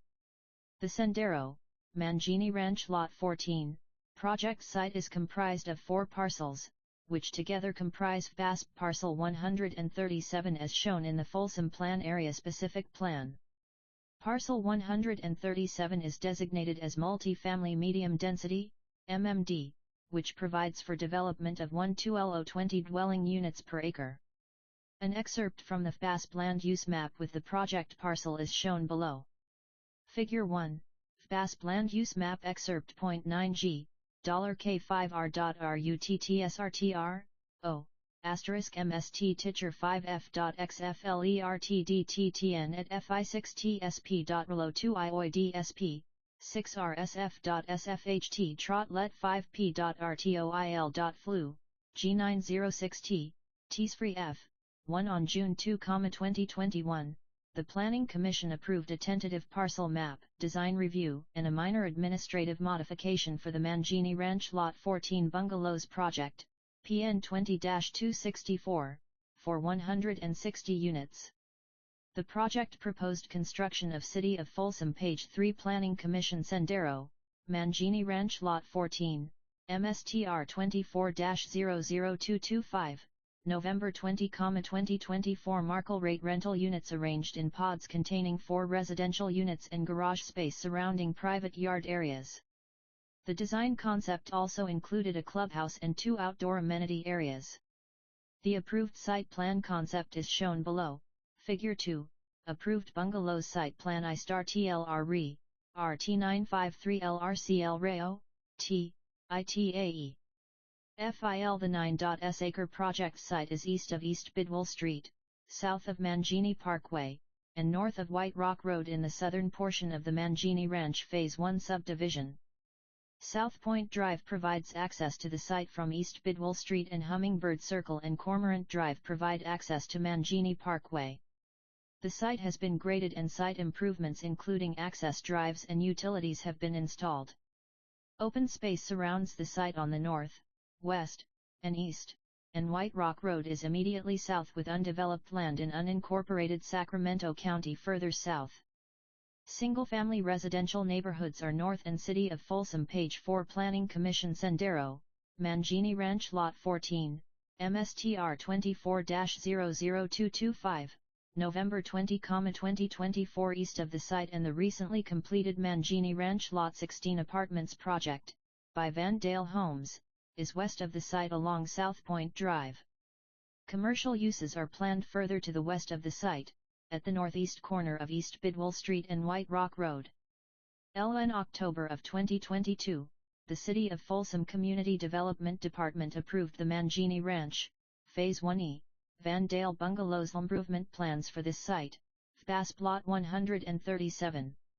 Site improvements, including grading, interior streets, and parking areas, were subsequently completed. In addition, the requested parcel map for the site was recorded. A recent aerial view of the project site is below, Figure 3, aerial photo of site. However, the applicant encountered financial difficulties and were unable to reach an agreement with the property owner to continue development of the site. Subsequently, Tri-Point Homes Holdings, LNC, entered into an agreement with the property owner to complete development on the site. Tri-Point proposed several modifications to the approved project design and to develop the project as a for-sale condominium project, which necessitated a request for a parcel map waiver, residential condominiums, and design review. City of Folsom page 5 Planning Commission Sendero, Mangini Ranch Lot 14, MSTR 24-00225, November 20, 2024 Attachment 2 Description/Analysis Project Description. The applicant, Tri-Point Homes Holdings, LNC, requests approval of a parcel map waiver, residential condominiums, and design review for the development of a 136-unit residential condominium community, referred to as Sendero or Mangini Ranch Lot 14 Sendero, on AG.S acre site on the east side of South Point Drive and Cormorant Drive in the Mangini Ranch Phase 1 subdivision portion of the Folsom Plan area. Requested entitlements. The first entitlement is a request for approval of a parcel map waiver, to permit establishment of a condominium project on a single parcel. The applicant requests the waiver to create a residential condominium community of 136 units on the subject parcel. The second entitlement requested is for design review to ensure compliance with existing development standards, review of the project site design, and evaluate the architectural design of the buildings. The third entitlement is approval of an inclusionary housing plan that proposes to meet the inclusionary housing ordinance requirement with the payment of in lieu fees. The project does not require any deviations from applicable development standards or any modification from the bungalow's project plan development permit. Should this project be approved by the Planning Commission, the applicant plans to submit a minor administrative modification, MAM, to staff requesting the transfer of 24 unused dwelling units that were originally allocated to site, FPASP Parcel 137, to another site within the Folsom Plan Area Specific Plan, FPASP Parcel 68, to retain the overall approved dwelling units in the plan area. Project overview. The project proposes the construction of 136 attached and detached for sale dwelling units, arranged for the most part in pods containing 3 residential units each. Each pod will contain 3 two-story buildings. One building will contain 3 two-car garages, one for each unit, and a carriage home, Plan 1, situated above. The other 2 buildings, Plans 2 and 3, will be developed as stand-alone bungalow homes with private courtyards between the bungalows and garage/carriage houses. The project includes 44 pods of 3 units each. There are also 4 single 2-story bungalow units with detached garages, for a total unit count of 136. The pods are arranged along the internal drive aisles developed for the bungalows project, which provide direct access to the garage/carriage house buildings. The applicant proposes to modify the approved site plan to remove the clubhouse and pool and some surface parking areas and replace them with additional pods. Garages will provide most on-site parking, WLTH 272 bays proposed. Additional surface parking will be scattered through the site, 56 stalls, and street parking is expected to provide an additional 12 spaces, totaling 340 parking spaces. The proposed site plan and an overlay of the proposed site changes are shown below. City of Folsom page 6 Planning Commission Sendero, Mangini Ranch Lot 14, MSTR 24-00225, November 20, 2024 Figure 4, Proposed Site Plan TSU. IITI, FRF City of Folsom 10AO.TRLG80C, Paget Planning Commission Sendero, Mangini Ranch Lot 14, MSTR 24-00225, November 20, 2024 Figure 5, overlay of existing and proposed improvements. Li1ii The applicant states that they kept site layout changes to a minimum to take advantage of the completed site improvements as much as possible. In addition, the applicant is proposing to retain the following site improvements approved for the bungalow projects. Walls and fencing, which include a decorative masonry sound wall along the White Rock Road frontage and split rail fence along the balance of the site perimeter. Site lighting, which includes pole-mounted parking lot lighting, building-attached lighting, and bollard lights along pathways. Trail and pedestrian connections, which include development of and connection to a Class I multipurpose trail at the open space area directly to the west of the subject property and pedestrian connection from the property to future Class I multipurpose trail on the north side of White Rock Road. City of Folsom, page 8. Planning Commission, Sendero, Mangini Ranch, Lot 14, MSTR 24-00225, November 20, 2024. Access to the site will continue to be from two driveway locations from the extension of South Point Drive. The applicants propose to maintain a design theme of American farmhouse as was proposed for the bungalows project, but add two more design themes, Spanish colonial and American colonial. Examples of each are shown below. Each pod follows a single design theme, with the themes alternating between the pods so that no theme is found directly adjacent to or across from itself. Figure 6, Design Themes: A. Spanish Colonial, B. American Farmhouse. City of Folsom, I2II, page 9. Planning Commission, Sendero, Mangini Ranch, Lot 14, MSTR 24-00225, November 20, 2024. C. American Colonial. Proposed under the unit plans range from 1513 square feet to 1870 square feet. The carriage house is a 3-bedroom, 2-bath unit with an outdoor deck, and the bungalows both are 4-bedroom and 3-bathrooms units with individual private courtyards. Access to the carriage units is from a porch and staircase behind the unit's garage facing the bungalow units. Access to the bungalow units is from either the unit's garage via the courtyard or at the front of the bungalow units from a perimeter walkway that winds around the site boundary or interior walkways that cut between pods. Figure 7, Individual plan details: plan number, unit type, unit size, stories, unit type of units: 144 3 bedrooms, 2 baths, 245 4 bedrooms, 3 baths, 1513 sf, 1635 sf, 1 sturv, 2-story attached detached, 347 4 bedrooms, 3 baths, 1870 sf, 2-story detached, 136. Note: individual bungalows may be developed as either Plan 2 or 3, depending on market conditions. City of Folsom, page 10. Planning Commission, Sendero, Mangini Ranch, Lot 14, MSTR 24-00225, November 20, 2024. Figure 8, Typical Building Pod/R1 Plan.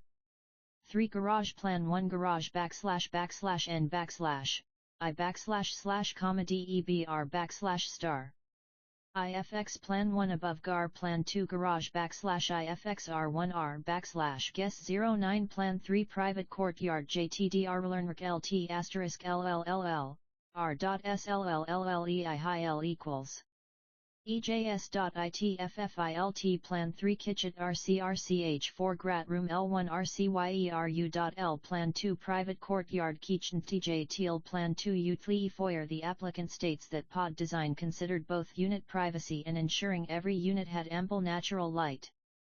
For example, the carriage home has limited windows facing the bungalow units and courtyards but has additional windows at the side and rear of the unit and an outdoor deck at the back as well, providing private outdoor space for each unit.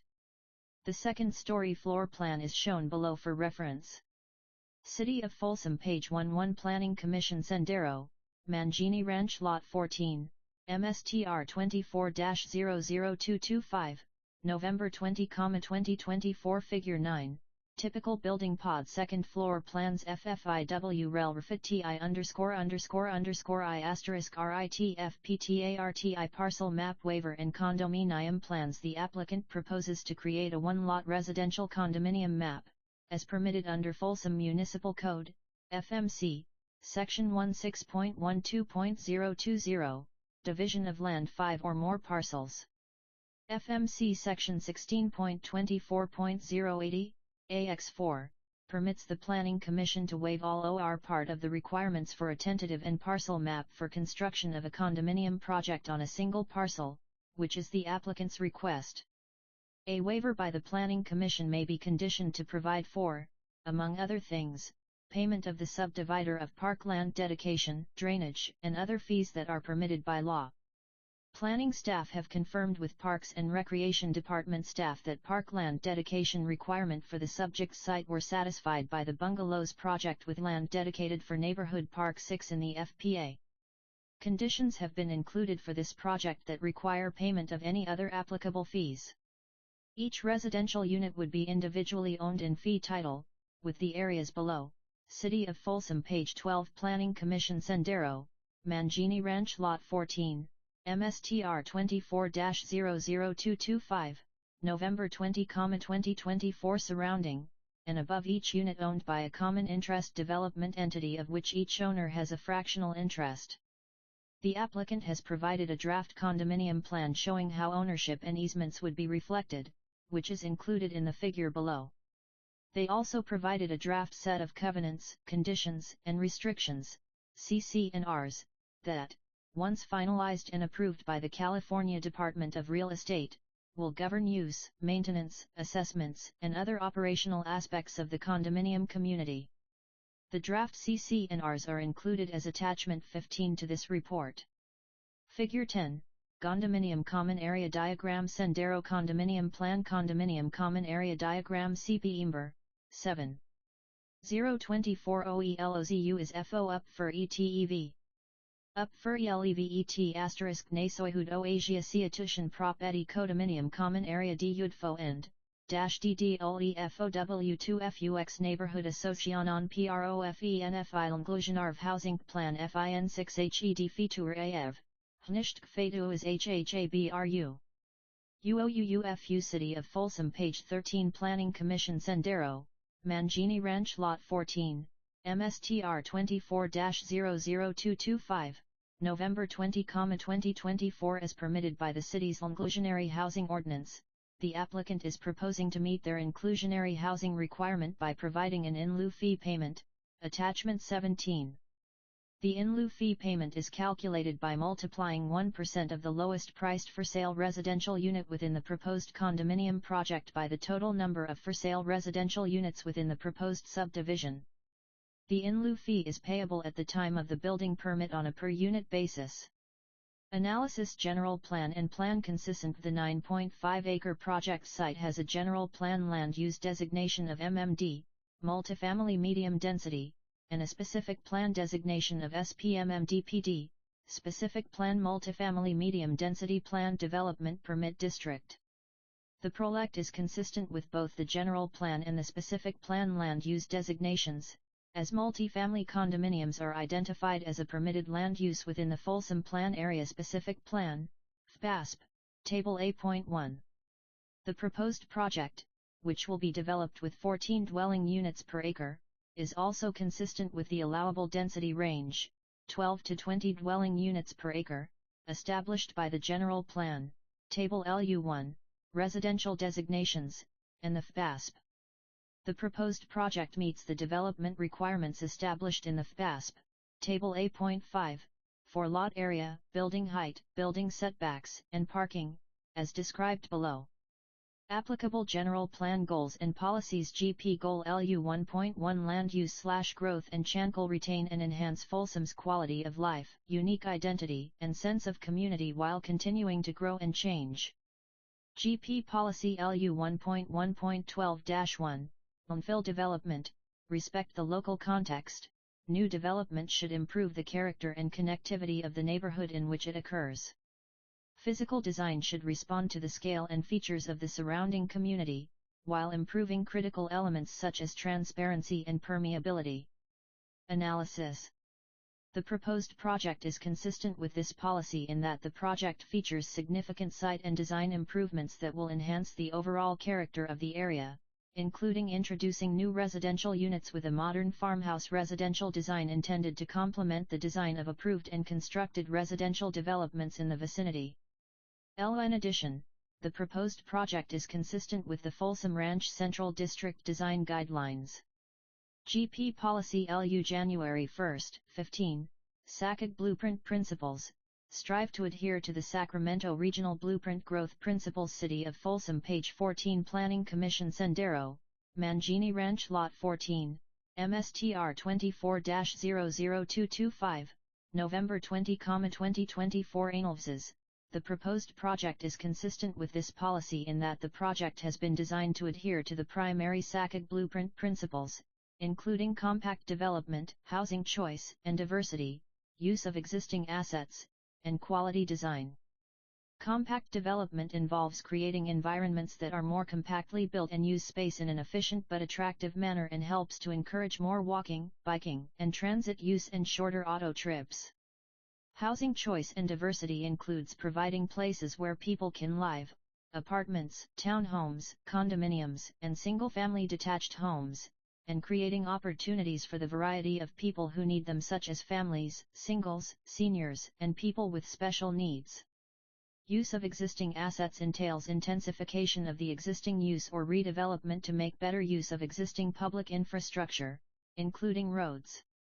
Quality design focuses on the design details of any land development, such as relationship to the street, placement of buildings, sidewalks, street widths, landscaping, etc., which are all factors that influence the attractiveness of living in a compact development and facilitate the ease of walking within and in and out of a community. GP Goal H2, removing barriers to the production of housing to minimize governmental constraints on the development of housing for households of all income levels. GP Policy H2.7 The city shall educate the community on the needs, the realities, and the benefits of affordable and high-density housing. Analysis. The proposed project is consistent with this policy in that the project will result in development of a 136-unit condominium community with a residential density of 14 units per acre. The project combines attached and detached residential units and provides a denser alternative to living in a neighborhood of traditional single-family detached units. GP Goal M4.1, Vehicle traffic and parking will ensure a safe and efficient network of streets for car and trucks, as well as provide an adequate supply of vehicle parking.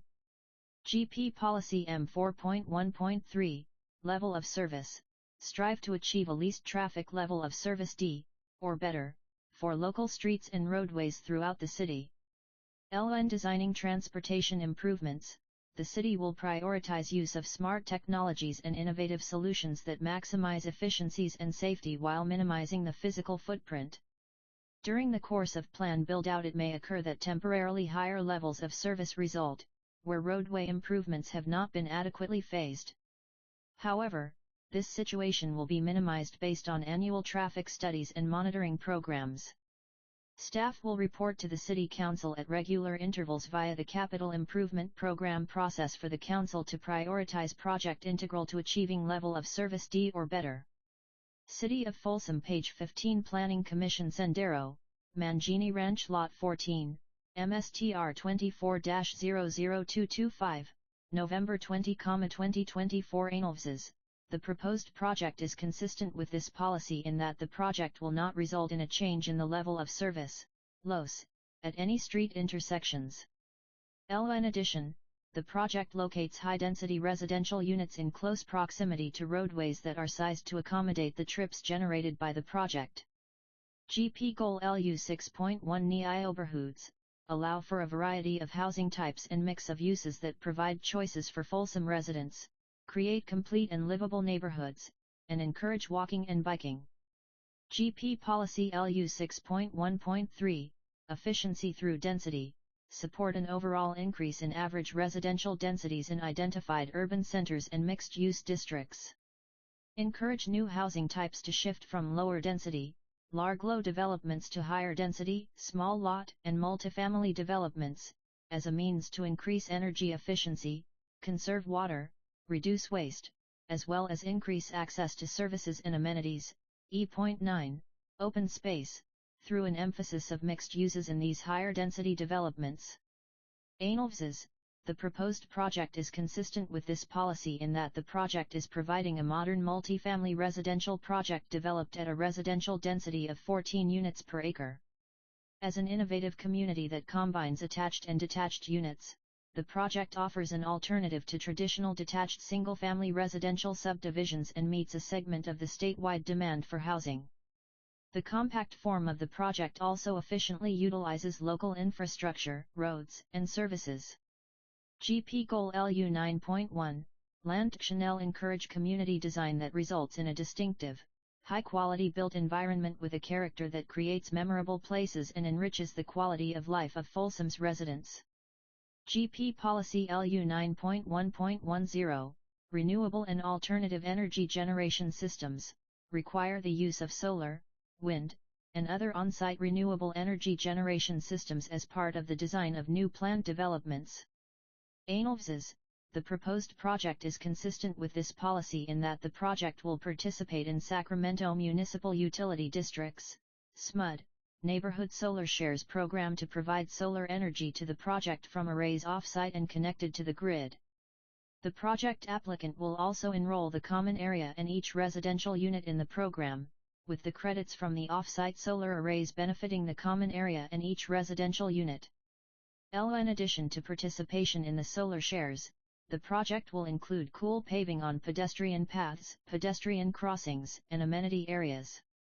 While not considered renewable or alternative energy generation systems, 6 parking spaces will be equipped with electric vehicle charging stations.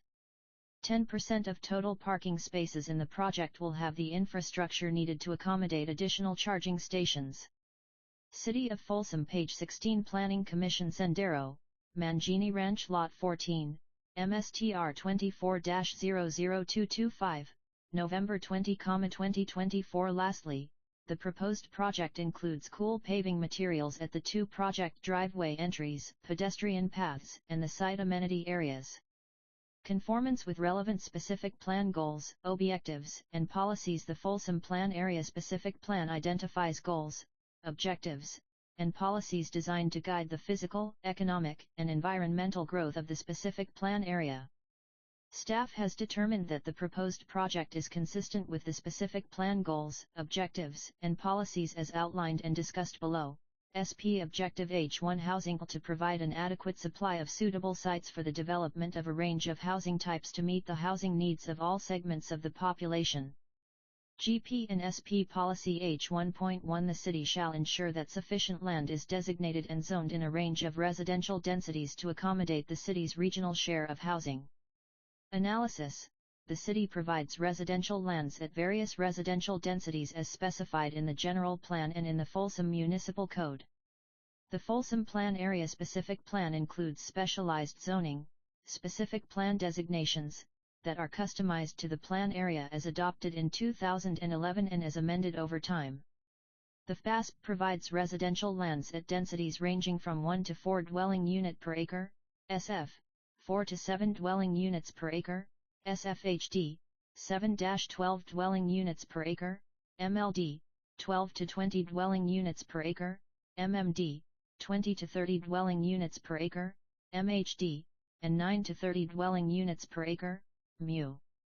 The project site has a general plan land use designation of MMD and a specific plan land use designation of SPMMD-PDL. In addition, the Sendero project will be developed AL 14 units per acre, which is within the allowed density range for the MMD designation. The 136 proposed units will contribute to the inventory of housing that meets the city's obligations under the Regional Housing Needs Allocation, RHNA. SP Policy 4.3 Residential neighborhoods that are directly adjacent to open space shall provide at least 2 defined points of pedestrian access into the open space area. ANLVS's, the project site is surrounded on the north, east, and west by an open space corridor. A Class I multi-purpose trail is planned within the corridor that loops around the site and connects to the Class I trail on White Rock Road. The project includes 2 pedestrian crossings of Street A to connect the project to the Class I trail adjacent to the open space corridor. City of Folsom Page 17 Planning Commission Sendero, Mangini Ranch Lot 14, MSTR 24-00225, November 20, 2024. SP Policy 4.5 All multifamily high-density residential sites shall provide on-site recreation amenities for its residents, unless directly adjacent to a park site. ANLVS's, The proposed project is consistent with this policy because it provides on-site outdoor amenity areas and is also across from the newly completed Prospector Park, a 12-acre public park. 3 outdoor amenity areas will feature a child's play area, shade structures, trellises, picnic tables, fire pits, and barbecues. Trail amenities such as benches and pet waste stations are planned along the pedestrian paths throughout the site. Pedestrian paths throughout the site will link to South Point Drive to the west and to the Class I Trail and open space corridors to the north, south and east of the site. SP Policy 4.6 as established by the Folsom Plan Area Specific Plan as amended, the total number of dwelling units for the plan area shall not exceed 13,343. The number of units within individual land use parcels may vary, so long as the number of units falls within the allowable density range for a particular land use designation. ANLVSs, the City Council has approved several specific plan amendments within the Folsom Plan area in August 2024 which have generally resulted in an increase of residentially zoned land and a decrease in commercially zoned land. As a result, the number of residential units within the plan area is now at 13,343. The various specific plan amendment LRs and addendums analyzed impacts from the conversion of the commercial lands to residential lands. Impacts and associated mitigations measures can be found in the individual project-specific environmental documents. The proposed project will result in 24 unused allocated dwelling units, 160 allocated dwelling units, 136 dwelling units proposed for project. The applicant plans to request a minor administrative modification to transfer these unused dwelling units to another specific plan parcel, not exceeding the allowable density for the parcels.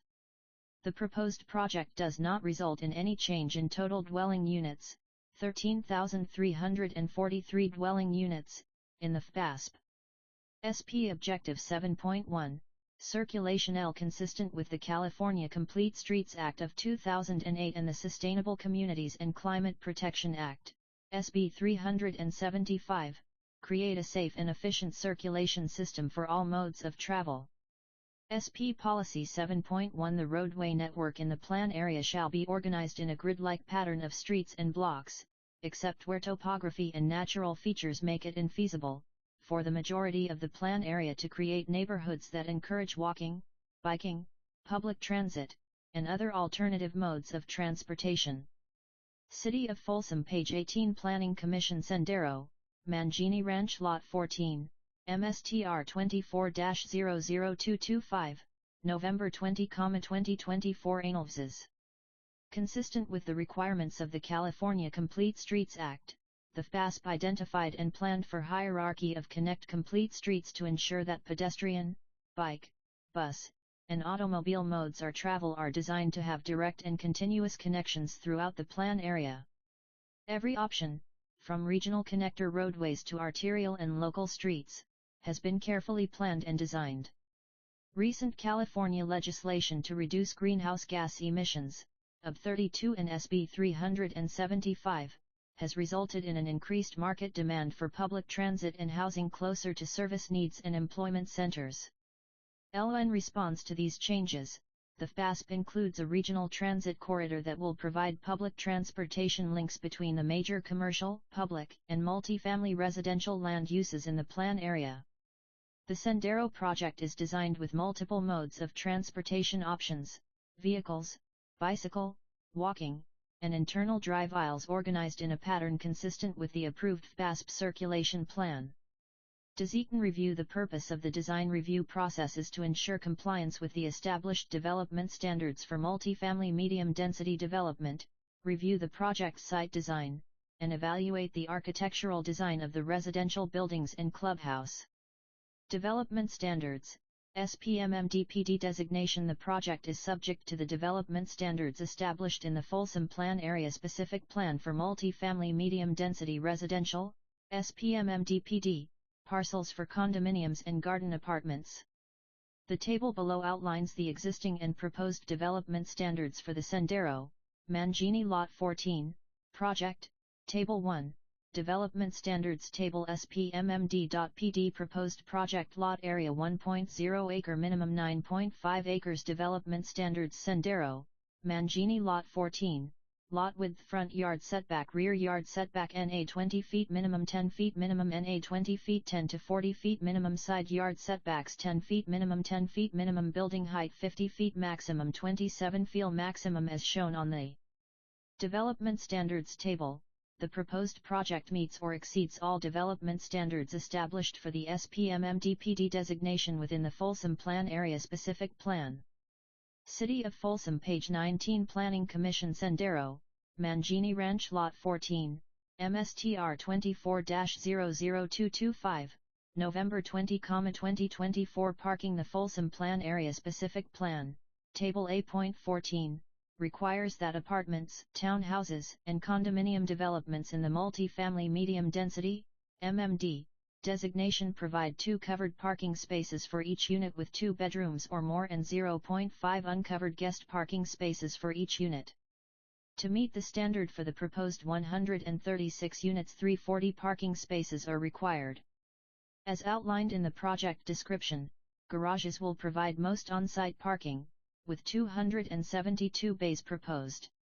Additional surface parking will be scattered through the site, 56 stalls, and street parking along the property frontage is expected to provide an additional 12 spaces, adding up to the 340 parking spaces required in the SPMMD designation. The Planning Commission previously approved street parking along South Point Drive as a substitute for on-site parking.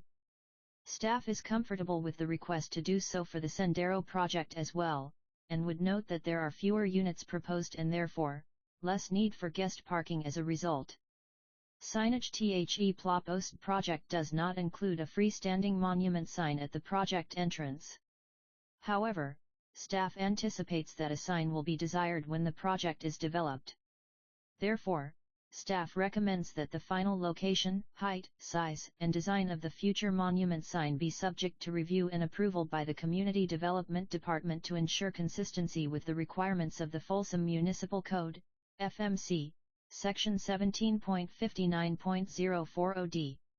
Staff recommends that the owner/applicant obtain a STGN permit prior to installing the monument sign, and condition number 44 is included to reflect this requirement. Project access and on-site circulation. Project access and on-site circulation remain as originally approved for the prior bungalows project. Primary access to the project site will be from the extension of South Point Drive, which will connect to East Bidwell Street on the west and Hummingbird Circle/Cormorant Drive on the north. 2 driveways from the east side of South Point Drive will provide access into and out of the project site with all turning movements permitted. Vehicle circulation internal to the project site consists of 25 and 27-foot wide drive aisles that connect to both driveways and loop through the site to directly access garages, parking areas, and residential buildings. The 2011 Folsom Plan Area Specific Plan Environmental Impact Report Environmental Impact Statement, FASP-EIR/ELS, included a detailed analysis of traffic-related impacts in the FASP and an evaluation of traffic-related impacts on the surrounding communities. An access and circulation study was prepared for the Bungalows project and Mangini Ranch Lot 16 Apartments project directly west of the subject site in 2021. Low determine what measures from the FASP-EIR/EIS would need to be implemented to permit project development. The study found that the following improvements would be necessary prior to the development of the bungalows project to avoid traffic impacts. The owner/applicant shall be required to construct Street A from the intersection of East Gioat Street and Regency Parkway/Street A east to the intersection of Hummingbird Circle and Cormorant Drive consistent with the street sections. W1 City of Folsom Page 20 Planning Commission Sendero, Mangini Ranch Lot 14, MSTR 24-00225, November 20, 2024 and W2, shown on the site plan and off-site improvement plan to the satisfaction of the Community Development Department. In addition, the owner/applicant shall grant the necessary right-of-way to the city to ensure correct alignment of Street A between East Bidwell Street and Hummingbird Circle. The owner/applicant shall signalize the intersection of East Bidwell Street and Regency Parkway/Street A to the satisfaction of the Community Development Department. The construction of the intersection of East Bidwell Street and Regency Parkway/Street A shall include dual southbound left turns, 2 50-foot pockets plus 1 20-foot taper, on East Bidwell Street to the satisfaction of the COMMUNITY Development Department. The south pedestrian crossing of Street A shall be relocated to the north side of the south driveway to the satisfaction of the Community Development Department. Appropriate sight distance triangles shall be created at the 2 pedestrian crossings of Street A, consistent with Exhibit 1 of the Access and Circulation Study and to the satisfaction of the Community Development Department. The owner/applicant shall also install enhanced pavement markings and advance warning signs at each of the pedestrian crossings of Street A in a manner consistent with the current edition of the California Manual on Traffic Control Devices, CMUD, to the satisfaction of the Community Development Department. Stop signs and appropriate pavement markings shall be installed at the internal approaches to the 2 project driveways on Street A to the satisfaction of the COMMUNITY Development Department. As of the writing of this report, the above improvements have been completed or are in process. After review, the Engineering Division requested that additional conditions be placed on the project to improve pedestrian safety, as discussed below. Pedestrian circulation is provided by a new public sidewalk on the east and south sides of South Point Drive, a multi-purpose Class I trail on the north and west sides of South Point Drive, and internal interconnected pedestrian sidewalks and walkways. 2 pedestrian crossings of South Point Drive will provide access from the project site to the Class I trail. On the project frontage and nearby, South Point Drive makes 2 90-degree turns. This limits visibility for vehicles on South Point Drive. To increase pedestrian safety, the project has been conditioned to install pedestrian crossings with enhanced pavement markings and advance warning signs at designated locations along South Point Drive. Condition number 46 covers this requirement as well as roadway and pedestrian improvements required for the prior bungalows project that are still applicable to the proposed project.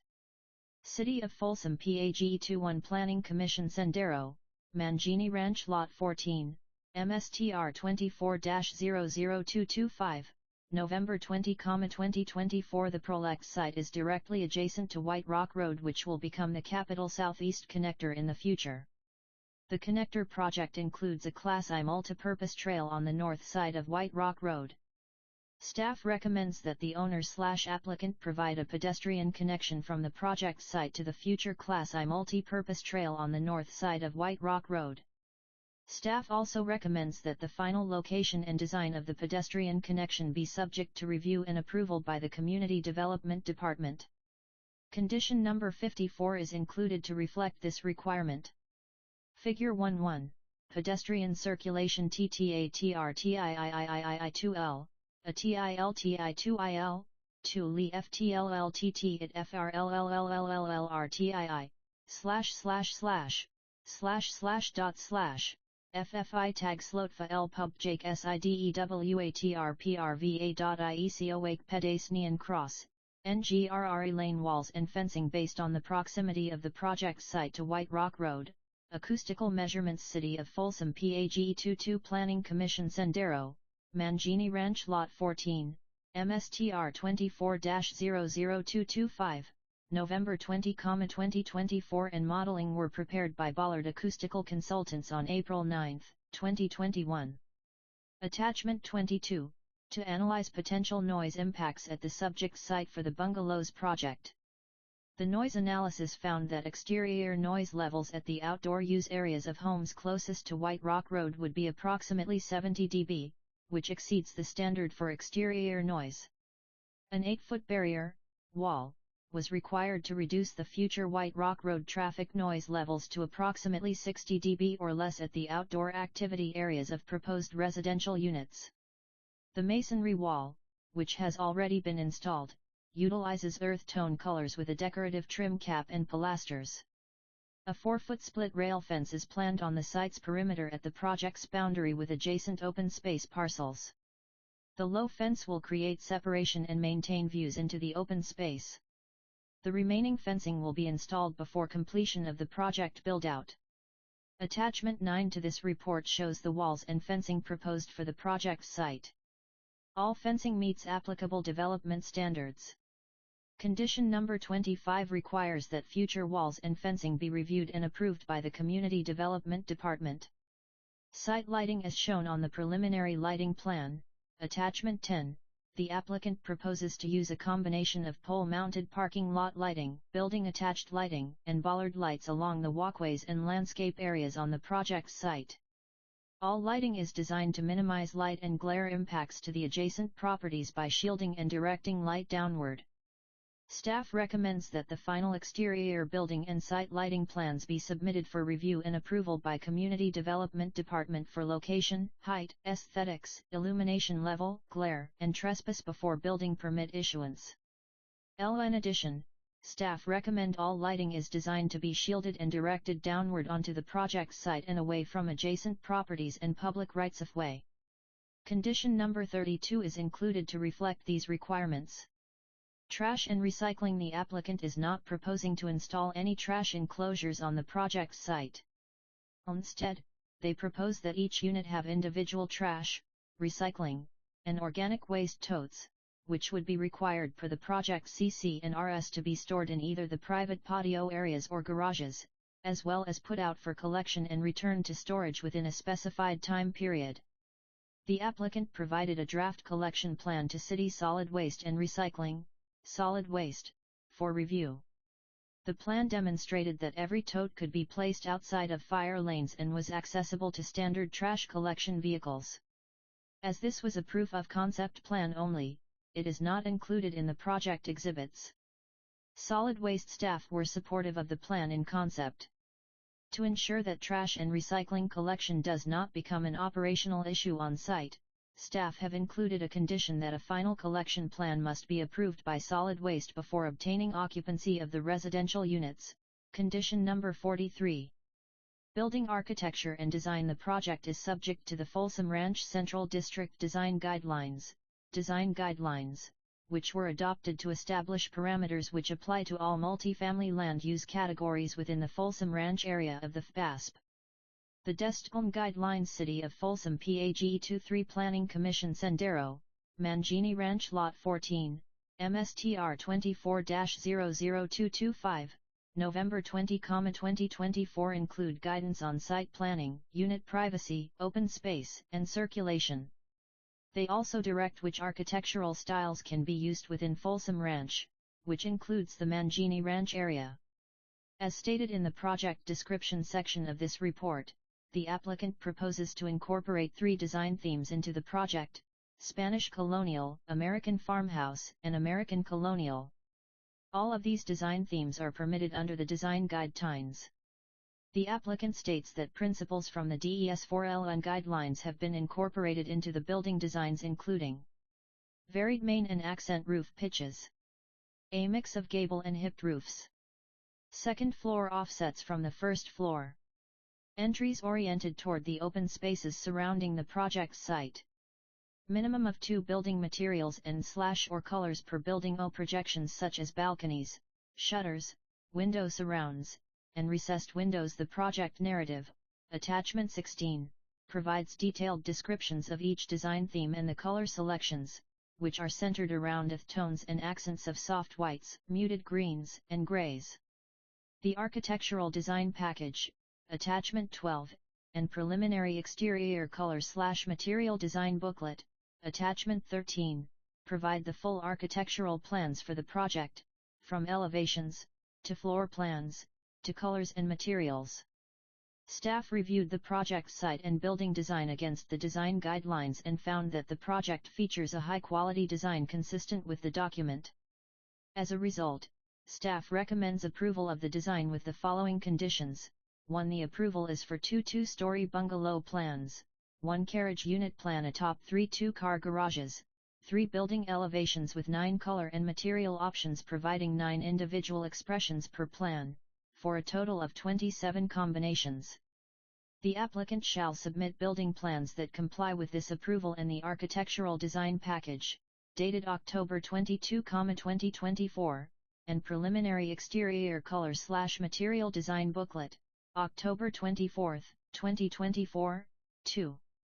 The design, materials, and colors of the proposed project shall be consistent with the building elevations, color renderings, materials samples, and color scheme to the satisfaction of the Community Development Department. 3. Brick pavers or another type of colored masonry material, ADA compliant, shall be used to designate pedestrian crossings of South Point Drive, and pedestrian crossings of drive aisles. Brick pavers or colored masonry material shall be incorporated as a design feature at the 2 driveway entrances on South Point Drive to the satisfaction of the Community Development Department. City of Folsom PAG 24 Planning Commission Sendero, Mangini Ranch Lot 14, MSTR 24-00225, November 20, 2024 4. All mechanical equipment shall be ground-mounted and be shielded by landscaping or trellis-type features. Equipment shall be properly ventilated and accessible for maintenance. 5. Decorative light fixtures, consistent with the Folsom Ranch Central District Design Guidelines and unique to each architectural design theme, shall be added to the front and rear building elevation of each master plan to the satisfaction of the Community Development Department and along the perimeter walkway on low bollards. 6. Utility equipment such as transformers, electric and gas meters, electrical panels, and junction boxes shall be screened by walls and/or landscaping. Landscaping. The proposed project will install frontage landscaping on the east side of South Point Drive and landscaping interior to the site. As shown on the preliminary landscape plan, Attachment 8, proposed landscaping will feature California native and low water use iris, shrubs, and ground cover selections intended to comply with the requirements of the Model Water Efficiency Landscape Ordinance, MWILO. Proposed landscape improvements include various drought-tolerant trees, shrubs, and ground cover. The applicant also plans to place accent trees and shrubs against blank wall areas around units to break up building massing. There are 3 primary outdoor recreation areas planned to include areas to lounge, dine, and play. Waste receptacles, pet waste stations, and benches are scattered throughout the site. The preliminary landscape plan meets the city's shade requirement, %I by providing 610/0 shade in the parking lot area within 15 years. Staff recommend that the final landscape plans be reviewed and approved by the Community Development Department. Condition number 32 is included to reflect this requirement. Parcel map waiver. As discussed in the project description section of this report, the applicant is requesting approval of a parcel map waiver, pursuant to FMC Section 16.24.080 and supported by a draft condominium plan. This would allow the development of the project as a residential condominium project, once the waiver is processed by the city engineer and recorded. Pursuant to FMC Section 16.24.088, the Planning Commission must find that the proposed division of land, a term used generally by that section for all types of tentative and final map waivers, complies with requirements as to area, improvement and design, floodwater drainage control, appropriate improved public roads, sanitary disposal facilities, water supply availability, environmental protection, and other requirements of the Subdivision Map Act, Title 16 of the FMC in general, the general plan and any applicable specific plan. As discussed in this report, the resultant site meets all requirements listed above, as conditioned. In addition, staff believe that the Planning City of Folsom PAG 25 Planning Commission Sendero, Mangini Ranch Lot 14, MSTR 24-00225, November 20, 2024 Commission can find the proposed project compliant with the general plan and FASP. Finally, the applicant has provided a draft condominium plan and draft CC&Rs, attachments 14 and 15, that govern the property ownership, operation, and maintenance on the site, ensuring that the project will not result in negative impacts to surrounding properties. Staff wishes to note that FMC Section 16.24.080, requires that, if the waiver is approved or conditionally approved, the Community Development Department make a written report to the City Council. Section 16.24.080, E. Further states, LF the City Council, by a majority vote, decides to review the waiver and conditions, it shall conduct a public hearing after giving notice pursuant to Section 16.16.070 AL. In addition, notice shall be given to the Planning Commission. The public hearing shall be held within 30 days after the date of the request for review. The City Council may add, modify, or delete conditions if the City Council determines that such changes are necessary to ensure that the waiver conforms to the Subdivision Map Act and this code. The City Council may deny the waiver on any of the grounds contained in this title. Within 10 days following the conclusion of the hearing, the City Council shall render its decision. If the City Council does not act within the time limits set forth in this section, the waiver shall be deemed to have been approved or conditionally approved as last approved or conditionally approved by the Planning Commission insofar as it complies with all other applicable provisions of the Subdivision Map Act, this title, this code, the general plan and any applicable specific plan. ORD 7021 Part, 1991, should the Planning Commission conditionally approve the waiver, staff will follow the requirements of Section 16.24.080, E, for reporting and any further review. Inclusionary housing plan as permitted by the city's inclusionary housing ordinance. The applicant is proposing to meet their inclusionary housing requirement by providing an in lieu fee payment, Attachment 17. Staff supports payment of an in lieu fee as the city has been successful in leveraging the Inclusionary Housing Fund to obtain gap financing to support multifamily residential deed-restricted housing projects. Staff recommend that the Planning Commission approve the final inclusionary housing plan and that subsequently the inclusionary housing agreement be approved by the City Council in a form acceptable to the City Attorney and executed prior to recordation of Certificate of Compliance for the condominium map waiver. Condition number 22 is included to reflect these requirements. Environmental review. The California Environmental Quality Act, CEQA, provides that residential projects consistent with an approved specific plan for which an EIR was prepared are exempt from a requirement to prepare additional environmental analysis. CEQA Guidelines Section 15182, C, provides specific criteria to determine whether this exemption applies. City of Folsom, page 26. Planning Commission, Sendero, Mangini Ranch, Lot 14, MSTR 24-00225. November 20, 2024, c. Residential Projects Implementing Specific Plans. 1. Eligibility. Where a public agency has prepared an EIR on a specific plan after January 1, 1980, a residential project undertaken pursuant to and in conformity to that specific plan is exempt from CEQA if the project meets the requirements of this section. Residential projects covered by this section include but are not limited to 10 subdivisions, zoning changes, and residential 10-unit developments. CEQA Guidelines Section 15182. A CEQA exemption and streamlining analysis was completed for the Mangini Ranch Lot 14 Bungalows project and determined that the project qualified for the exemption provided in CEQA Guidelines 15182, c. since it is consistent with the Folsom Plan Area-Specific Plan. The analysis includes a review of the impacts and mitigation measures addressed in the EIR for the FPASP, which concluded that the project would not result in any impacts not already identified, and that mitigation measures in the EIR will be sufficient to address project impacts. The proposed project will not exceed the development area of the Bungalows project. LT is also proposed to include fewer residential units, 136 rather than 160, and will not include amenity buildings. Finally, staff have confirmed that none of the events described in CEQA Guidelines 15162 which would require preparation of a subsequent EIR, substantial changes to the project, substantial changes in the circumstances under which the project is undertaken, or new information of substantial importance, have occurred. Therefore, staff can confirm that like with the bungalows, the proposed project is exempt from additional environmental review as provided in CEQA Guidelines 15182, c.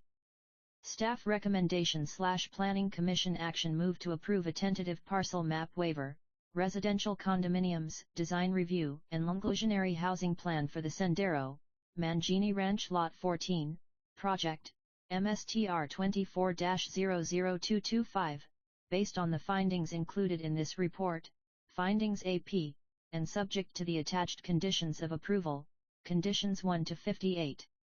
General findings: A notice of hearing has been given at the time and in the manner required by state law and city code. B. The project is consistent with the general plan, the Folsom Plan Area Specific Plan, and the Folsom Ranch Central District Design Guidelines.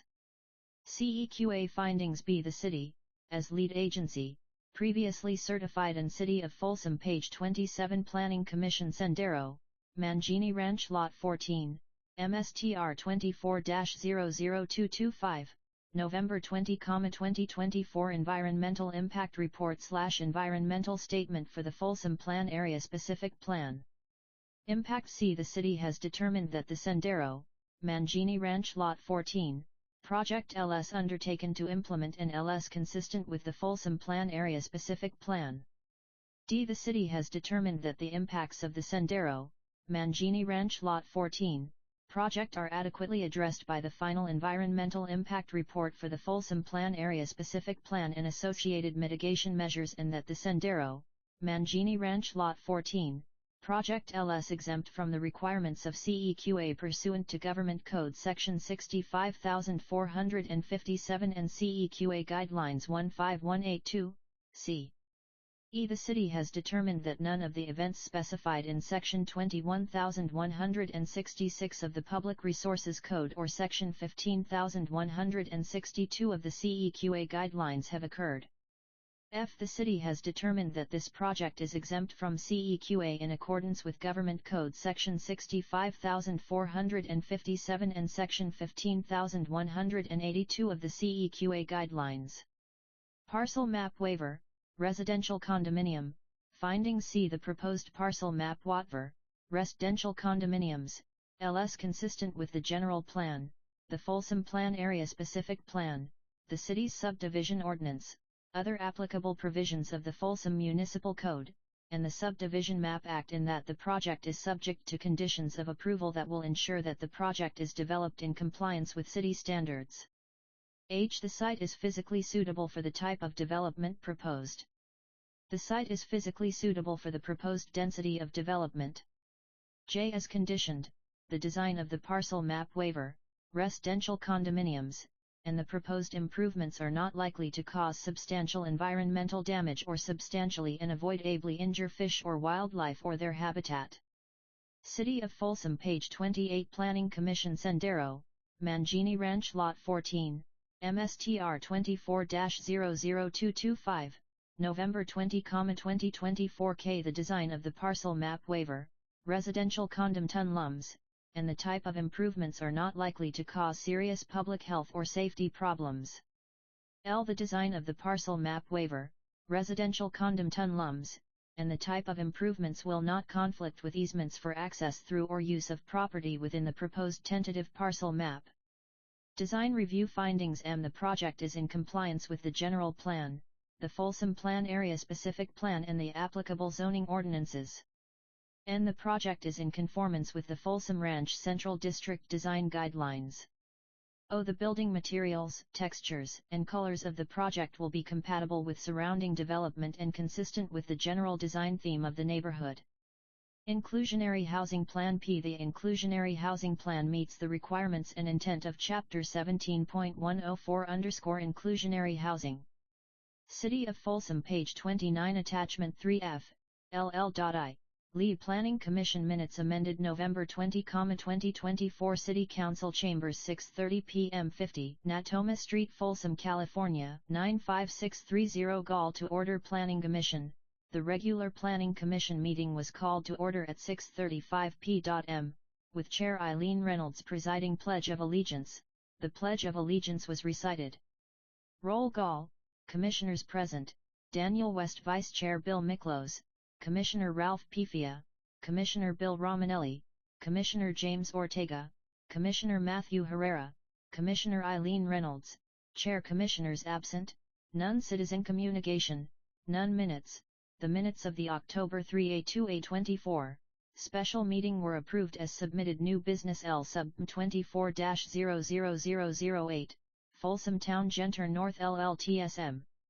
And determination that the Project I-9 exempt from CEQA, a public hearing to request a large lot tentative subdivision map to merge and re-subdivide the existing 363.6 acres within Folsom Town Center North into 24 large lots. The project is consistent with the Folsom Plan Area Specific Plan and is not seeking a rezone, nor is it seeking any development rights as part of this Applicalia 1. The project is intended for property transfer purposes only. The project site has general plan designations of SF, SHID, MLB, FUMO, MHD, MU, POS, and PQP, and specific plan designations of SPSFPD, SPSFHDPD, SPMLDPD, SPMMDPD, SP.MHDPD, SP.MUPD, SPPPD, SPOS1PD, SPOS2PD, SPPQPPD, and SPRO. The project has been determined to be exempt from the California Environmental Quality Act, CEQA, by Section ICs, C, of the CEQA Guidelines Residential Projects Implementing Specific Plans.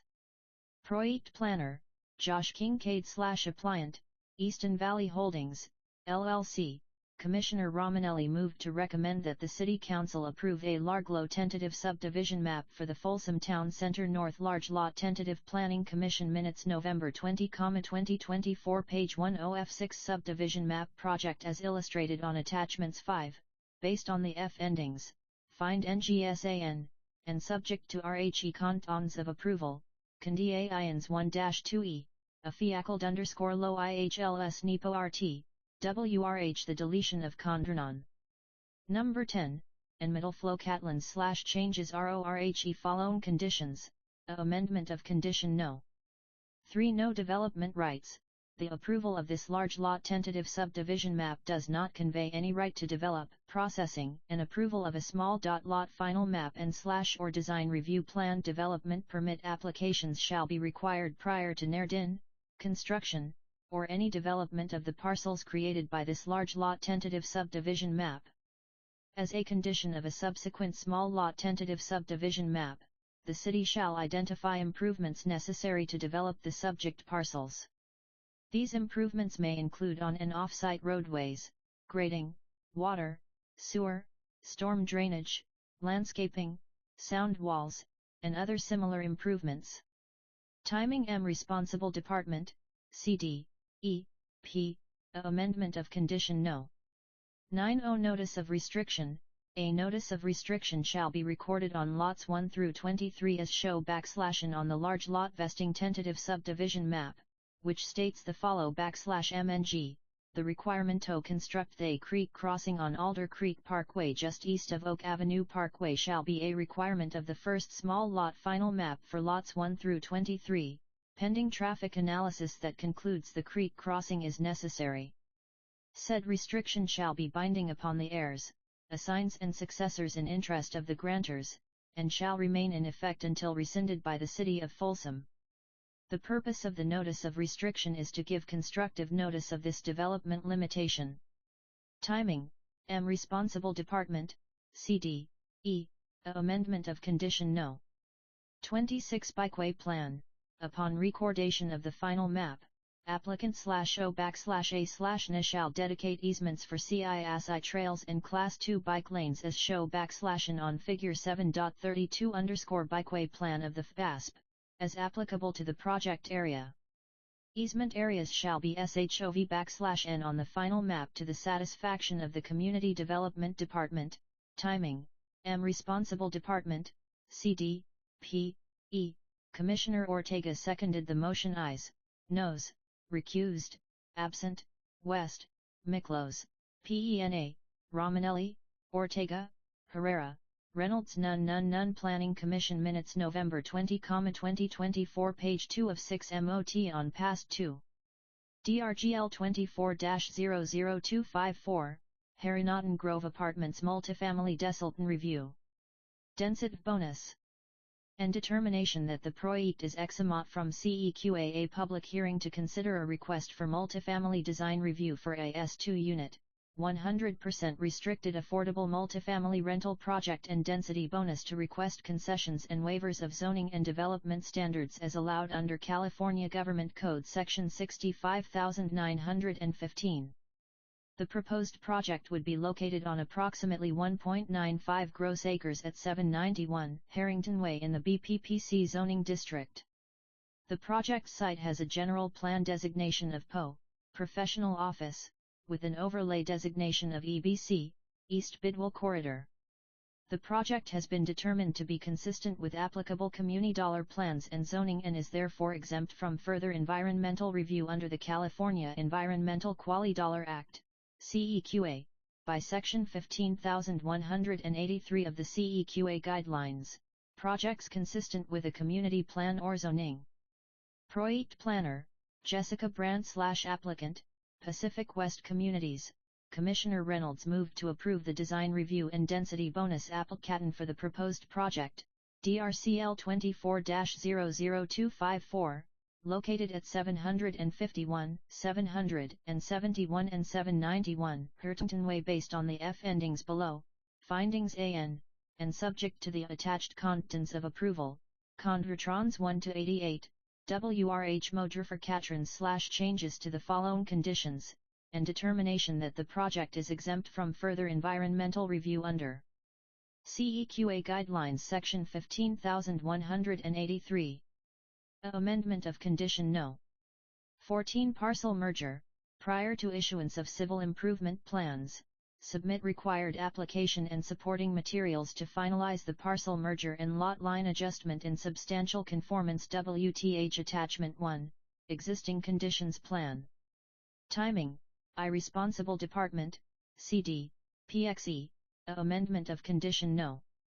15 as of deed. Resultant Parcel A. The time the recordation deed part the lot line adjustment/certificate shall convey resultant of compliance, or shortly thereafter, the applicant Parcel A as shown on Attachment 1 Exist NG Conditions Plan in fee title to the City of Folsom for no compensation, subject to review and approval by the City Engineer.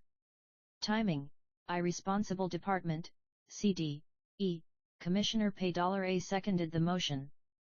Ayes, Ta Est, Miklos, Pena, Romanelli, Ortega, Herrera, Reynolds Noes, none recused, none absent, none motion passed. 3. MS Tyrrell 4-00225, Sendero, Menoini Ranch Lot 14, Parcel Mau Waiver. Multifamily Design Review. And determination that the project is exempt from CEQA, a public hearing to consider a request for a parcel map waiver and multifamily design review to allow a 136-unit condominium project at 14545 South Point Drive on approximately 9.3 acres, in the Folsom Plan Area Specific Plan. The project site has general plan and specific plan designations of MMD, multifamily medium density.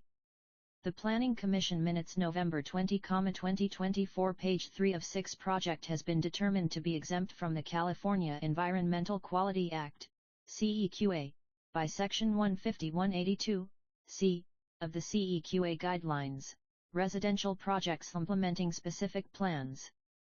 Project Planner, Jessica Brandt I Applicant, Tri-Point Homes Holdings, LNC, Compstoner Close moved to approve a tentative parcel map waiver, residential condom Tuntums, Destin Revto, and inclusionary housing plan for the Sendero, Mangini Ranch Lot 14, Project, MSTR 24-00225, based on the findings included in this report, FTNDTNGSAP, and subject to the attached conditions of approval, Conditions 1-58, WTH modifications/changes to the following conditions, Amendment of Condition No. 47 OIA/NA/applicant shall work WTH City Parks and Recreation staff and the city arborist to develop landscape and irrigation plans for the off-site planting of native, drought-tolerant trees in the adjacent open space parcels, APNS 072-3380031 and -032. Toll Tetun aid stance not to exceed 30 feet of the project site boundaries. Plan shall include planting, maintenance, and irrigation measures, and shall have a goal of planting at least one tree per building pod located along the interior edge of the project site boundary line. Said trees within the open space parcels shall be equipped WTHWRE cages and trunk CUARDS, or similar protect measures as approved by the city arborecy TQ protect them from herbivory including grazing animals to include goats and sheep to the satisfaction of the city. The landscape and irrigation plans shall be reviewed and approved by Parks and Recreation and the city arborist prior to the first certificate of occupancy of production homes. Installation of the trees, protective measures, and associated irrigation system shall be completed prior to the final certificate of occupancy of production homes. The project O/A/NARI applicant shall be responsible for maintaining the trees in a healthy condition in PERPETUIRY. Timing. B. OG Responsible Department, CD, P. PR Commissioner Ortega seconded the motion. Ayes, West, Miklos, PENA, Romanelli, Ortega, Herrera, Reynolds noes, none recused, none absent, none. Motion passed. A public hearing to consider a request for a vesting tentative parcel map and planned development permit to divide approximately 18.7 acres into 3 lots and develop a 200,840 square 400T office complex, in the Broadstone Unit No ISPA CRC Flan. The general plan designation for the site is CC, Community Commercial, and the specific plan designation is C2, Community Commercial. Based on an analysis of the project. It was determined that the project is consistent with the city's IO35 General Plan and Environmental Impact Report, LR, and, as a result, the I-Reject does not require further environmental review in accordance with the California Environmental Quality Act IGEONL Guidelines Section 1 SLA 3, projects consistent with a community plan or zoning. Project Planner, Jessica Brandt F. Applicant, Morton and Patalo LNC.L1. Mr. Joe Gagiiroy, from the Folsom Economic Development Corporation, spoke in support of the project and accompanying traffic improvements, specifically regarding the economic impact and benefits of this development. Commissioner West moved to find the project exempt from further environmental review per CEQA Gut Deltnys Section 15183. Projects consistent. WTHA Community Plan Planning Commission Minutes November 20, 2024 page 4 of 6 or zoning, and approve a vesting tentative parcel map and planned development perm T for development of the Broadstone Cross Phase LL project, MSTR 23-00143, based on the find NGS, F endings ABB, and subject to the conditions of approval, conditions 1 to 90, attached to this report, WTH modifications/changes to the following findings and conditions. Addition of finding W. The proposed project does not cause any adverse environmental impacts beyond those previously identified and analyzed in the Environmental Impact Report for the city's general plan. Addition of finding Z. The proposed project WLL not be detrimental to the health, safety and the general welfare of the persons or property within the vicinity of the proposed development and the city as a/FTIOLE.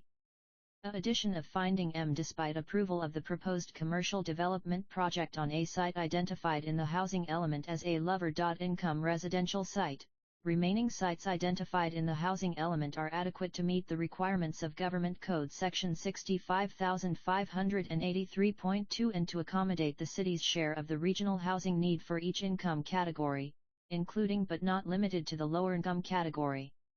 Addition of finding BB. The remaining unmet need for the city's share of the RHNA at the low/A//ER income level is 3,567 low/A//ER income units. The remaining capacity of sites identified in the housing element to accommodate that need at the lower income level is 3,798. This project does not affect the minimum number of sites identified in the housing element to accommodate that need by income level because, while this project reduces the available lower-income housing inventory by 270 units, there is still a surplus capacity of 231 lower-income units, based on the remaining available sites in the Housing Element Sites Inventory and the recent approval of lower income projects. Amendment of Condition Number 41. Prepare Traffic Control Plan, prior to construction. A traffic control plan for roadways and intersections affected by construction shall be prepared. The traffic control plan shall designate haul routes and sites and comply WTH requirements in encroachment permits issued by the city, if applicable.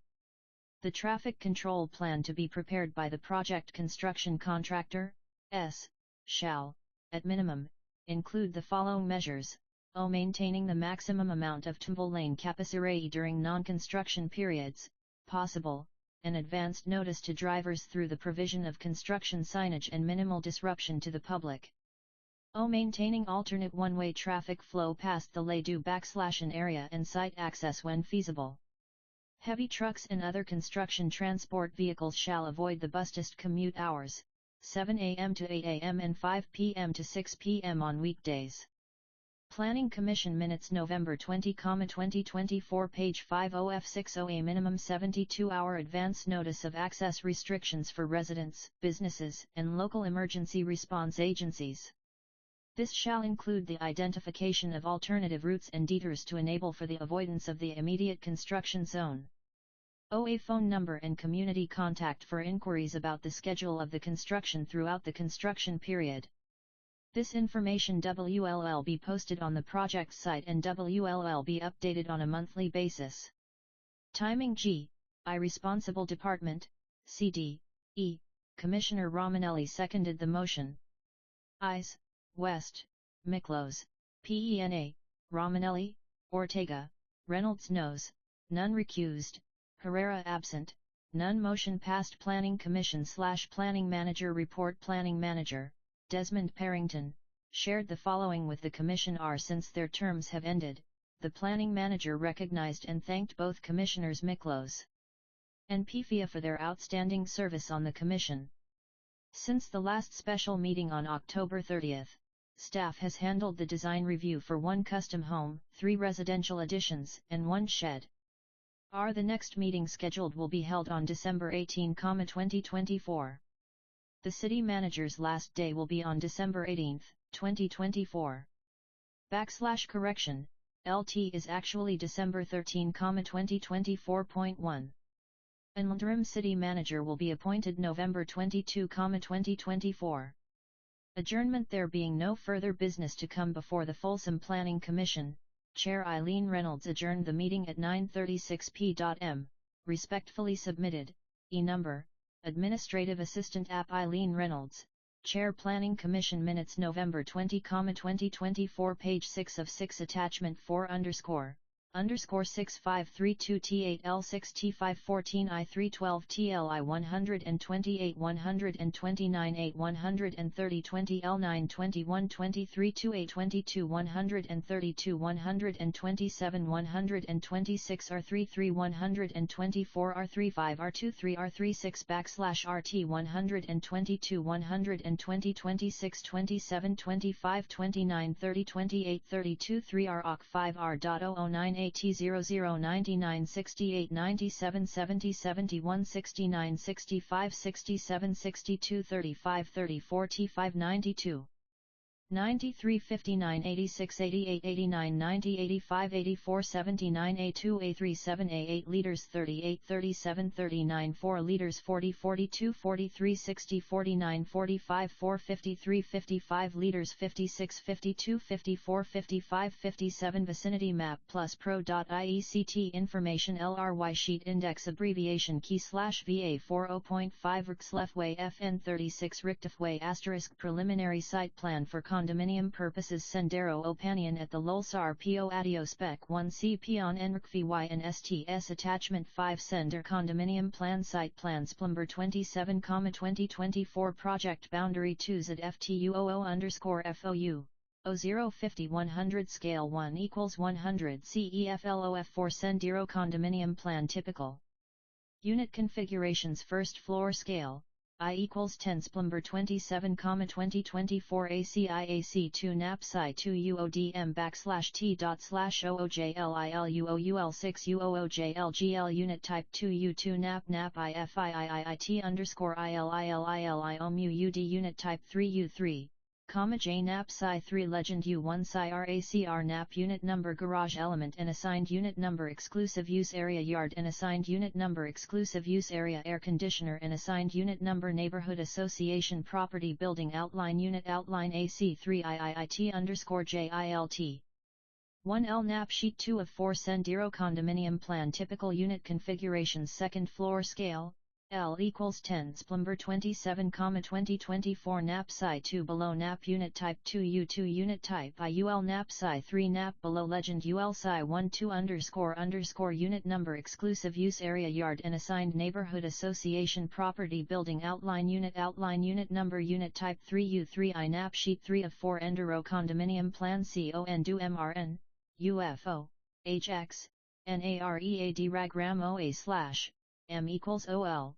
ZOT slash equals EXZZLFUA, LUF Upper ELEVBO. Upper ELEV Neighborhood Association Property Condominium Common Area, on UZZZ equals OL, VO, equals LLFXUA, LUF FU JED backslash M, U7 COI FU LIJLU LIL, equals FF of LLOOA slash.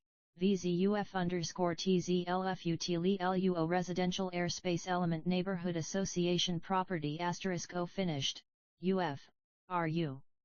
Floor ELEVVU-.70 equals CO Finished Grade equals FEIIUJIU.JJJFFOILFTLT slash, ounce VZF5.JJLUUJXLUO Typical Section Not to Scale SHI 4 of 4 Attachment 6 Final COAs. Approved by Planning Commission November 20, 2024 Condition Number 1 Mitigation Measure Conditions of Approval for the Sendero Lot 14 Project, MSTR 24-002251 Parcel Map Waiver, Design Review, and Minor Administrative Modification Condition of Approval when required General Conditions Development Plan The owner/applicant shall submit final site development plans to the Community Development Department that shall substantially conform to the exhibits referenced below. 1 Preliminary Site Plan for Condominium Purposes, dated October 25, 2024. 2. Preliminary Utility Plan, dated October 25, 2024. 3. Preliminary Grading and Drainage Plan, dated October 25, 2024. 4. Preliminary Landscape Plan and Details, dated August 2024. 5. Fencing Plan, dated September 25, 2024. 6. Preliminary Lighting Plan, dated September 17, 2024. 7. Pedestrian Access and Circulation Plan, dated September 13, 2024. 8. Architectural Design Package, dated October 22, 2024. 9. Preliminary Exterior Color/Material Design Booklet, dated October 24, 2024. G. IB The design review is approved for the development of a 136-unit residential project, Sendero, Mangini Lot 14. Implementation of the project shall be consistent with the above referenced items, the Folsom Plan Area Specific Plan, FPASP, as amended, and these conditions of approval. Responsible Department CD, PXE, Final GOAS, approved by Planning Commission November 20, 2024. 2. Parcel Map Waiver The owner-applicant shall submit final site development plans to the city engineer for review and approval that shall substantially conform to the exhibits referenced below. I, B, C, D, E, L. Preliminary Site Plan for Condominium Purposes dated October 25, 2024. 2.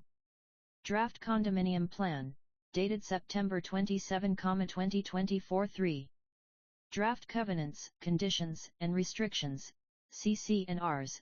The Parcel Map Waiver is approved for the development of AI 36 Unit Residential Condomi NEMPROJECT, SE Endiro Mang TNT Lot 14.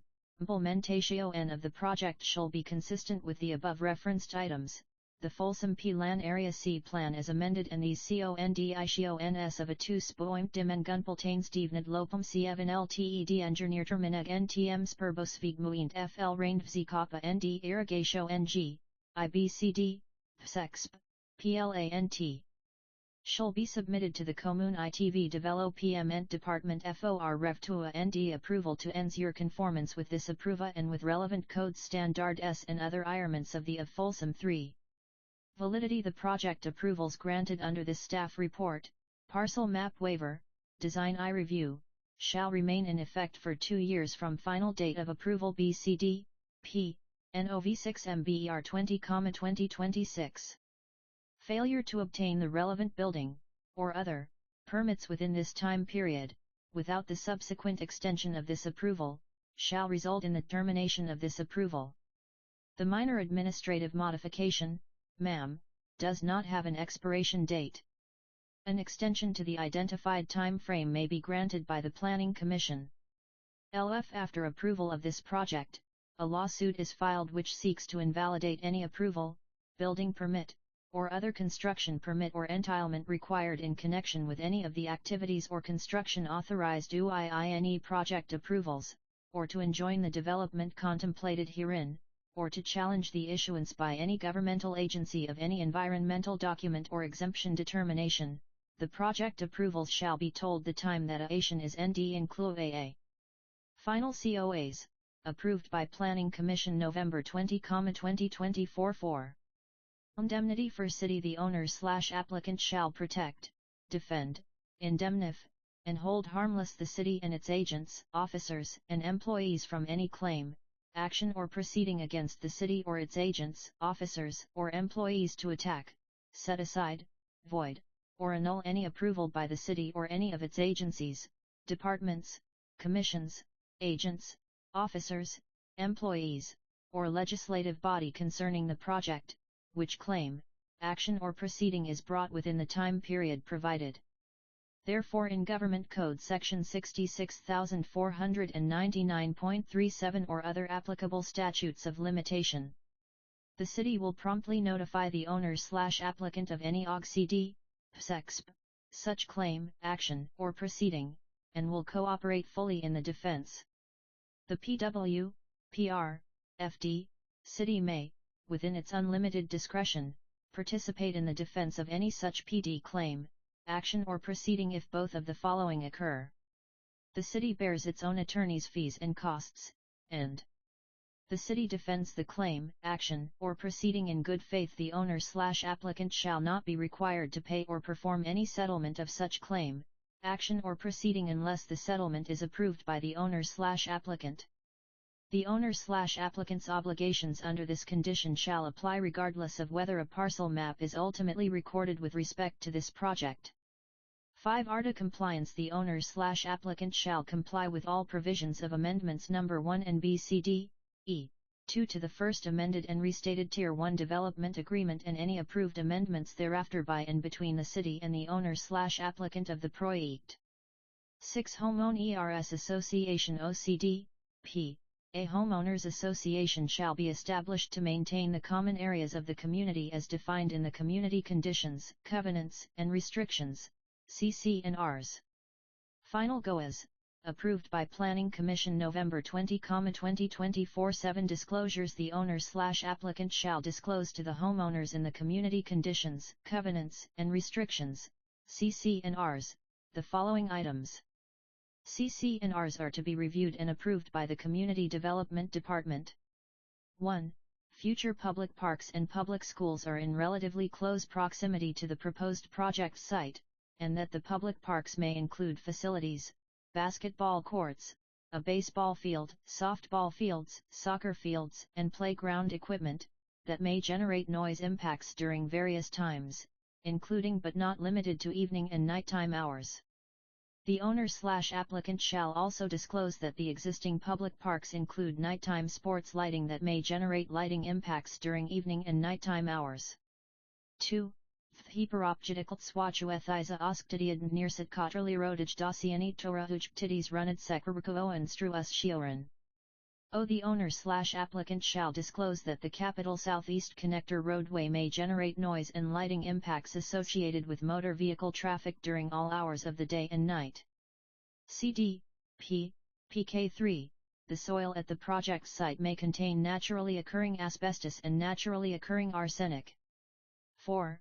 The collecting, digging, or removal of any stone, artifact, or other prehistoric or historic object located in public or open space areas, and the disturbance of any archaeological site or historic property, is prohibited. 5. The project site is located close to the Mather Airport flight path and overflight noise may be present at various times. 6. The location of the fencing shall remain in perpetuity as shown and installed originally by the applicant. Final COAs, approved by Planning Commission November 20, 2024. 7. Waste bins shall be collected and returned to the garage or other designated area, as determined by the association, not later than 24 hours after the collection day. 8. That all properties located within 1 mile of an on- or off-site area zoned or used for agricultural use, including livestock grazing, shall be accompanied by written disclosure from the transferor, in a form approved by the City of Folsom, advising the owner/applicant and renters of the potential adverse odor impacts from surrounding agricultural operations, which disclosure shall direct the transferee to contact the County of Sacramento concerning any such property within the county zoned for agricultural uses within 1 mile of the subject property being transferred. 8. Mangini Ranch Lot 14 Bungalows Mitigation Monitoring Reporting Program, MMRP. The owner/applicant shall implement all the applicable mitigation measures from the FASP, May 2011, MMRP, as amended by the revised Proposed Water Supply Facility Alternative, November 2012. The Folsom South of U.S. Highway 50 Backbone Infrastructure Mitigated Negative Declaration, December 2014, and the Westland Eagle Specific Plan IG, B, OGCD, EXP, PW, FD, EWR, PD, PR Amendment, September 2015, and City of Folsom 2035 General Plan Amendments for Increased Residential Capacity Project. August 2024.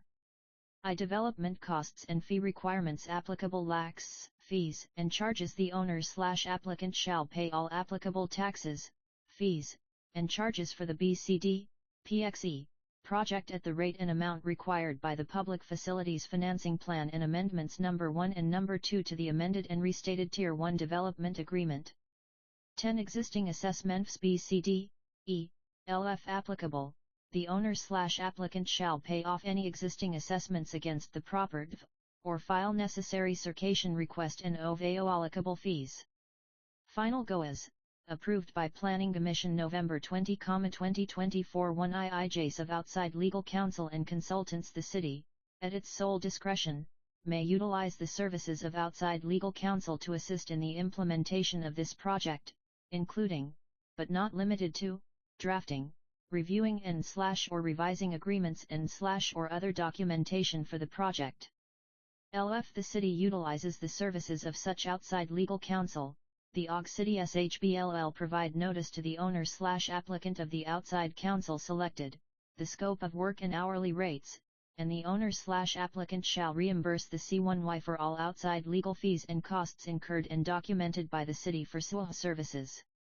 The owner/applicant may be required, at the sole discretion of the City Attorney, to submit a deposit to the City for these services prior to initiation of the services. The owner/applicant shall be responsible for reimbursement to the City for the services regardless of whether a deposit is CD, PXE, required. 12. Special study reimbursement. F. The City utilizes the services of consultants to prepare specra I stud or provide specialized design and review or inspection services for the project. The City shall provide notice to the owner/applicant of the outside ECO consultant collected G, BCD, PXE, the scope of work and DHORLY rates, and the owner/applicant SHRE timbers the City for actual costs incurred and document and utilizing these services include DNG administrative costs for City person AT. A deposit for these services shall be provided prior to initiating NG Rev 2 of the GRAD TNG plan, Parcel Map LM or whichever is a final COAs, approved by Planning Commission November 20, 2024 13 Development Impact Fees. The owner/applicant shall be subject to all Folsom Plan Area Specific Plan Area Development Impact Fees established at the time of approval consistent with the Public Facilities Financing Plan, PFFP, Development Agreement and amendments thereto, unless exempt by previous agreement. The owner/applicant shall be subject to all applicable Folsom Plan Area Plan-wide Development Impact Fees in effect at the time of approval at the rates in effect BCD, P, PW, PK when a building permit is issued. These fees may include, but are not limited to, the Folsom Plan Area Specific Plan Fee, Specific Plan Infrastructure Fee, SPIF, Solid Waste Fee, Corporation Yard Fee, Transportation Management Fee, Transit Fee, Highway 50 Interchange Fee, General Park Equipment Fee, Housing Trust Fee, etc. Any protest to such for all fees, dedications, reservations, or other exactions imposed on this project will begin on the date of final approval, or otherwise shall be governed by the terms of Amendments No. I and 2 to ARDA. The fees shall be calculated at the fee rate set forth in the PFFP and the ARDA. I-4 School District Fees. The owner/applicant agrees to pay to the Folsom Court of a Unified School District the maximum fee authorized by law for the construction and/or BCD, P, reconstruction of school facilities. The applicable fee shall be the fee established by the school district that is in effect at the time of the issuance of a building permit. Specifically, the owner/applicant agrees to pay any and all fees and charges and comply with any and all dedications or other requirements authorized under Section 17620 of the Education Code, Chapter 4.7, commencing with Section 65970, of the Government Code, and Sections 65995, 65995.5 and 65995.7 of the Government Code. Map Requirements 15 Digital copy of Map MCD, E. The owner/applicant shall provide a digital copy of the recorded parcel map, in AutoCAD format, to the Community Development Department. 16 Provide FGUSD Map MCD, P.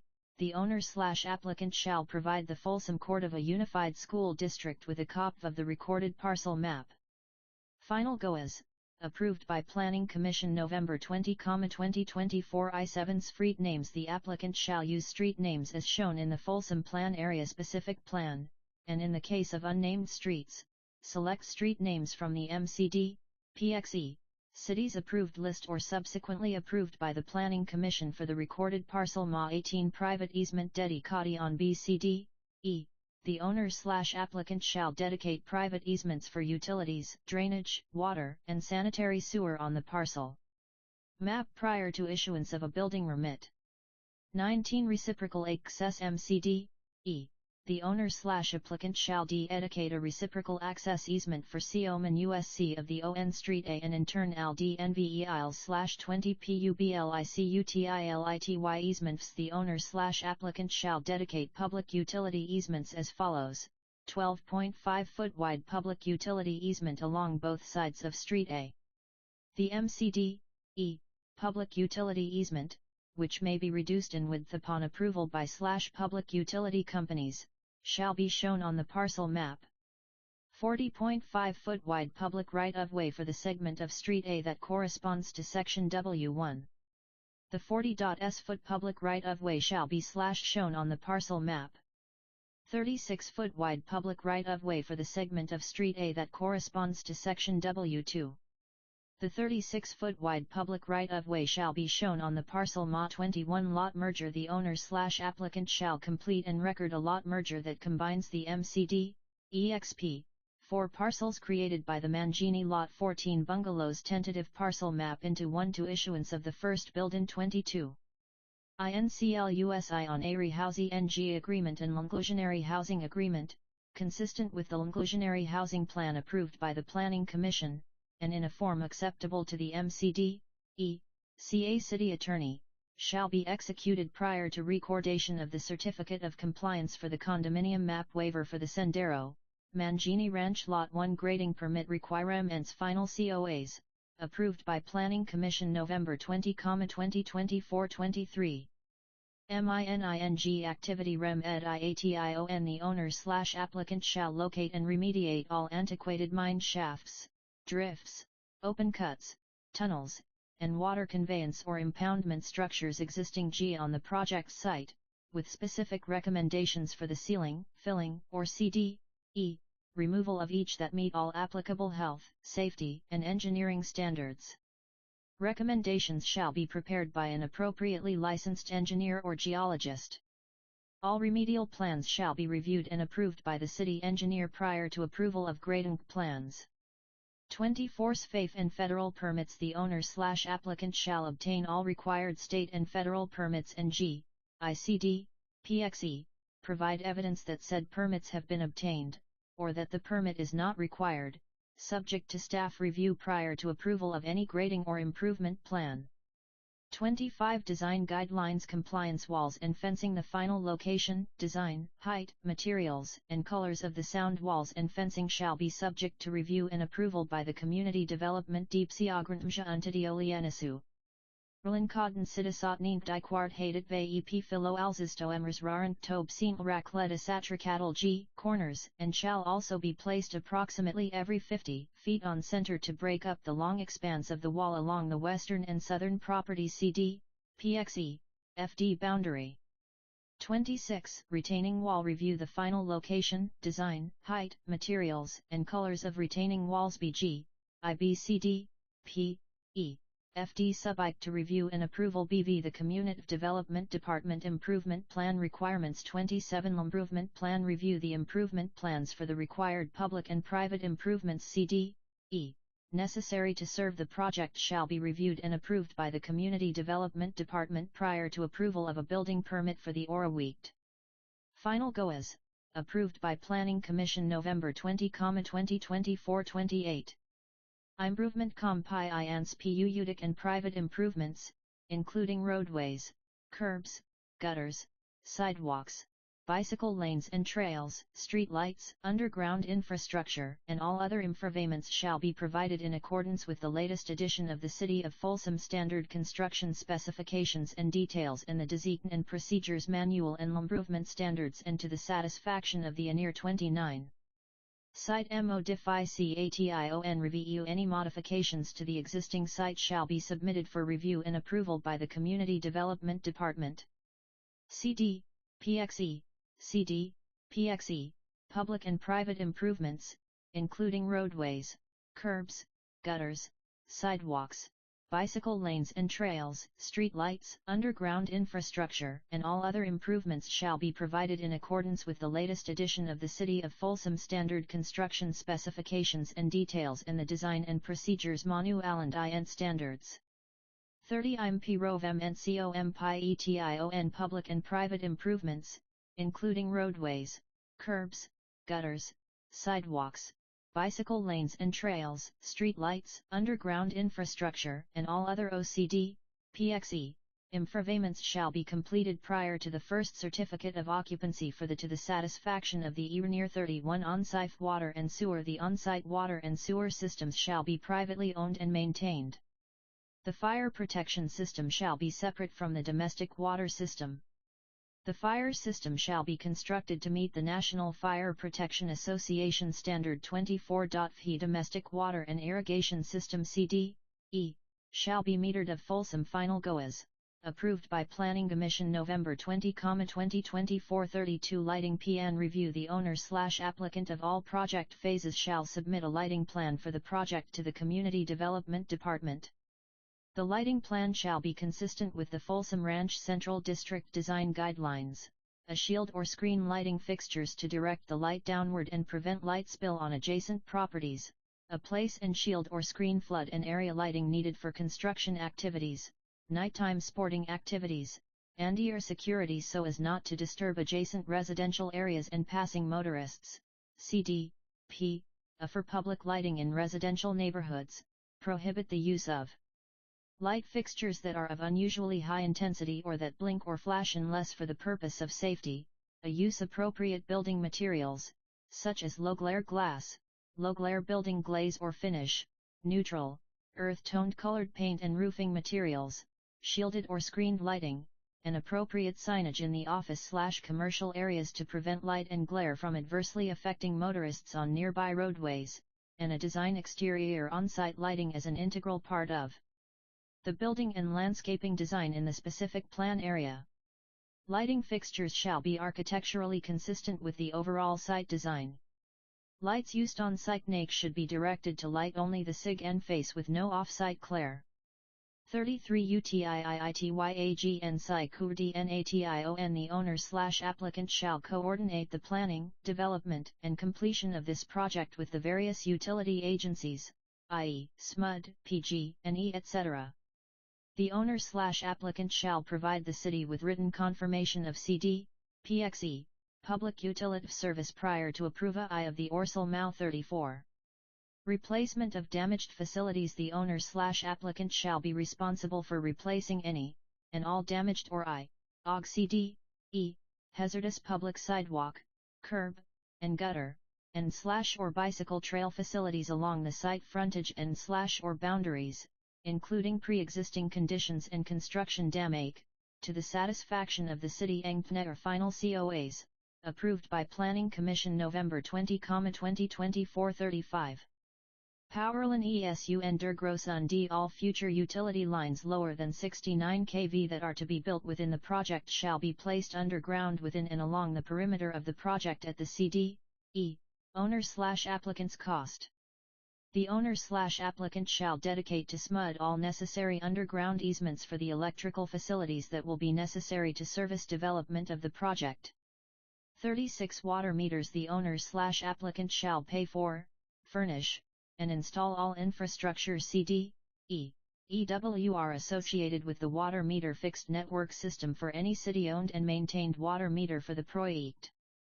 37 service easements. The owner/applicant shall provide sanitary sewer, water, and storm drainage improvements with corresponding easements, as necessary, in accordance with these studies and the latest edition of the City of Folsom Standard Construction Specifications and Details. Andelhe Design and Procedures Manual and Improvement Standards and to the satisfaction of the city engineer. The storm drainage design shall provide for no net increase in runoff under post-development conditions. The owner/applicant shall dedicate a public storm GT, BCD, E, EWR, PW drain easement for the off-site hydromodification basin and any associated off-site infrastructure associated with the basin on the parcel map 38. Storm drain improvement plans. The storm drain improvement plans shall provide for best management practices that meet the requirements of the water quality standards of the city's National Pollutant Discharge Elimination System permit issued by the State Regional Water Quality Control Board. G, ICD, E, L. In addition to compliance with city ordinances, the owner/applicant shall prepare a stormwater pollution prevention plan, SWPPP, and implement best management practices, BMPs, that comply with the General Construction Stormwater Permit from the Central Valley RWQCB, to reduce water quality effects during construction. Detailed information about the SWPPP and BMPs are provided in Chapter 3A.9, Hydrology and Water Quality. Final GOAs, approved by Planning Commission November 20, 2024 39. Litter control during construction. The owner/applicant shall be responsible for litter control OG CD, E, and sweeping of all paved surfaces in accordance with city standards. All on-site storm drains shall be cleaned immediately before the official start of the rain season, October 15. 40 PUBIICUTIIITY easements. The owner/applicant shall dedicate public utility easements for underground facilities on properties adjacent to the public streets. A minimum of 12.5 foot, 12.5, wide public utility easements for underground facilities, i.e., CD, E, SMUD, Pacific Gas and Electric, cable television, telephone, shall be dedicated adjacent to all public rights of way. The owner/applicant shall dedicate additional width to accommodate extraordinary facilities as determined by the city.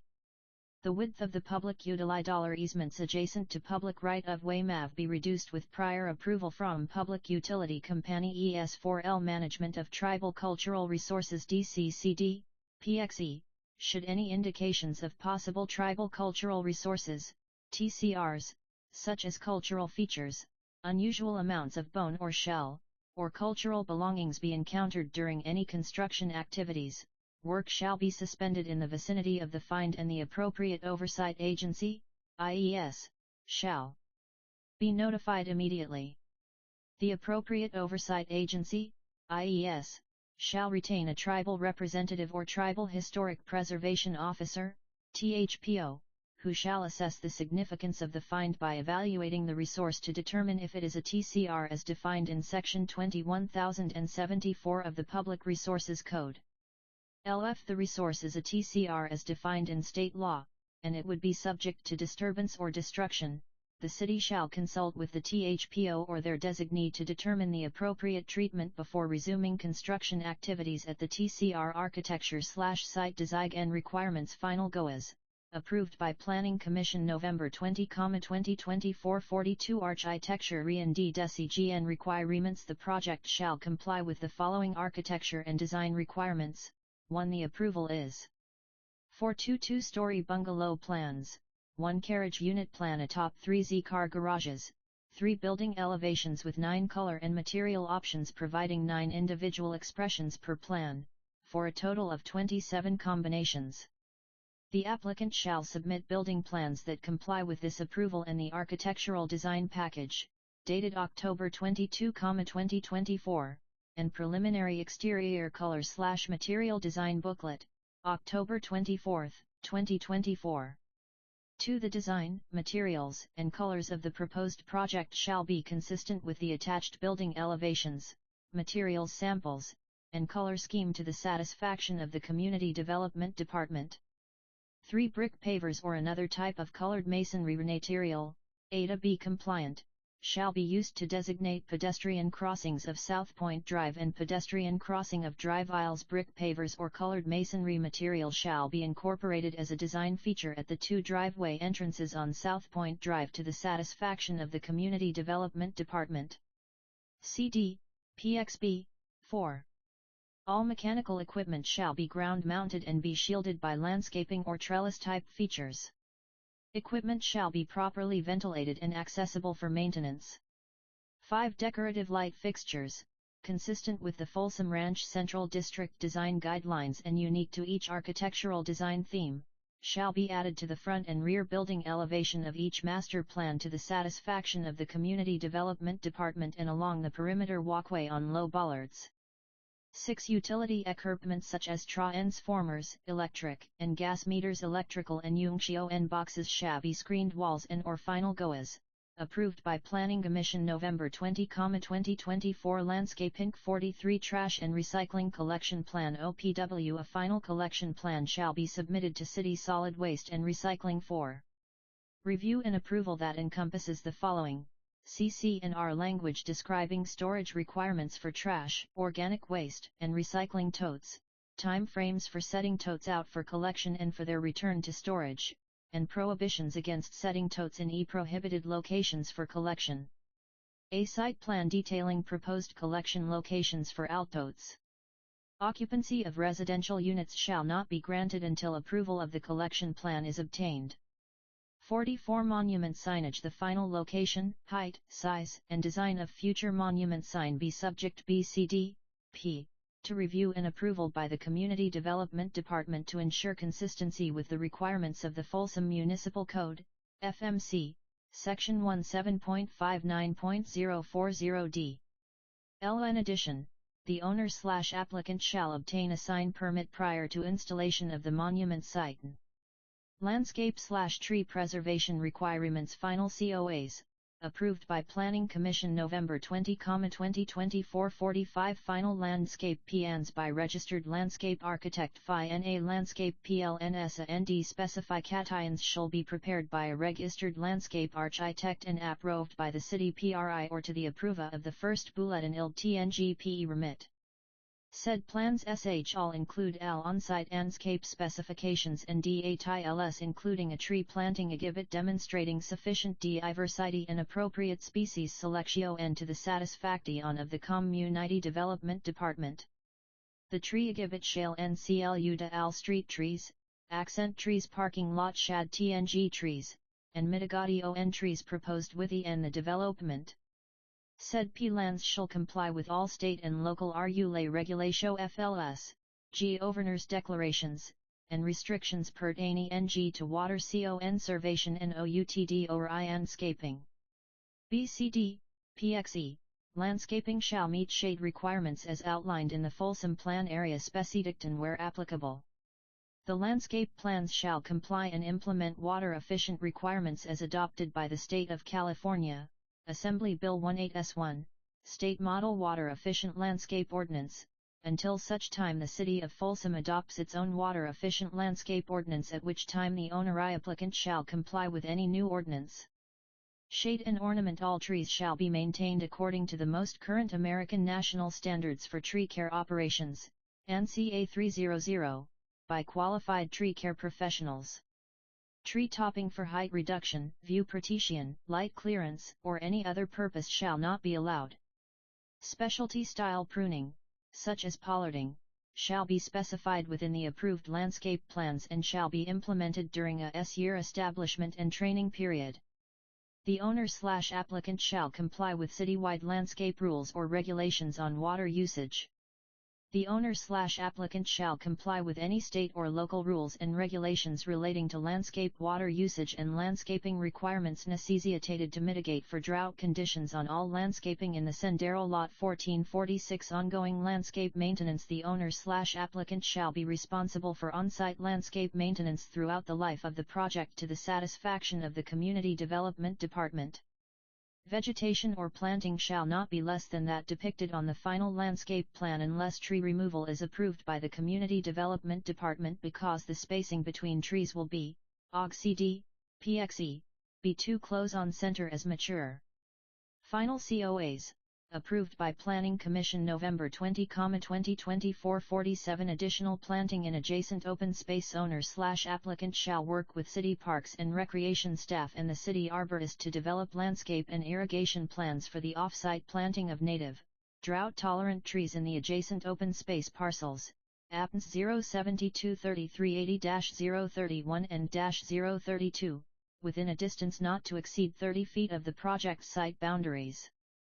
The plan shall include planting, maintenance, and irrigation measures, and shall have a goal of planting at least one tree per building pod located along the interior edge of the project site boundary line.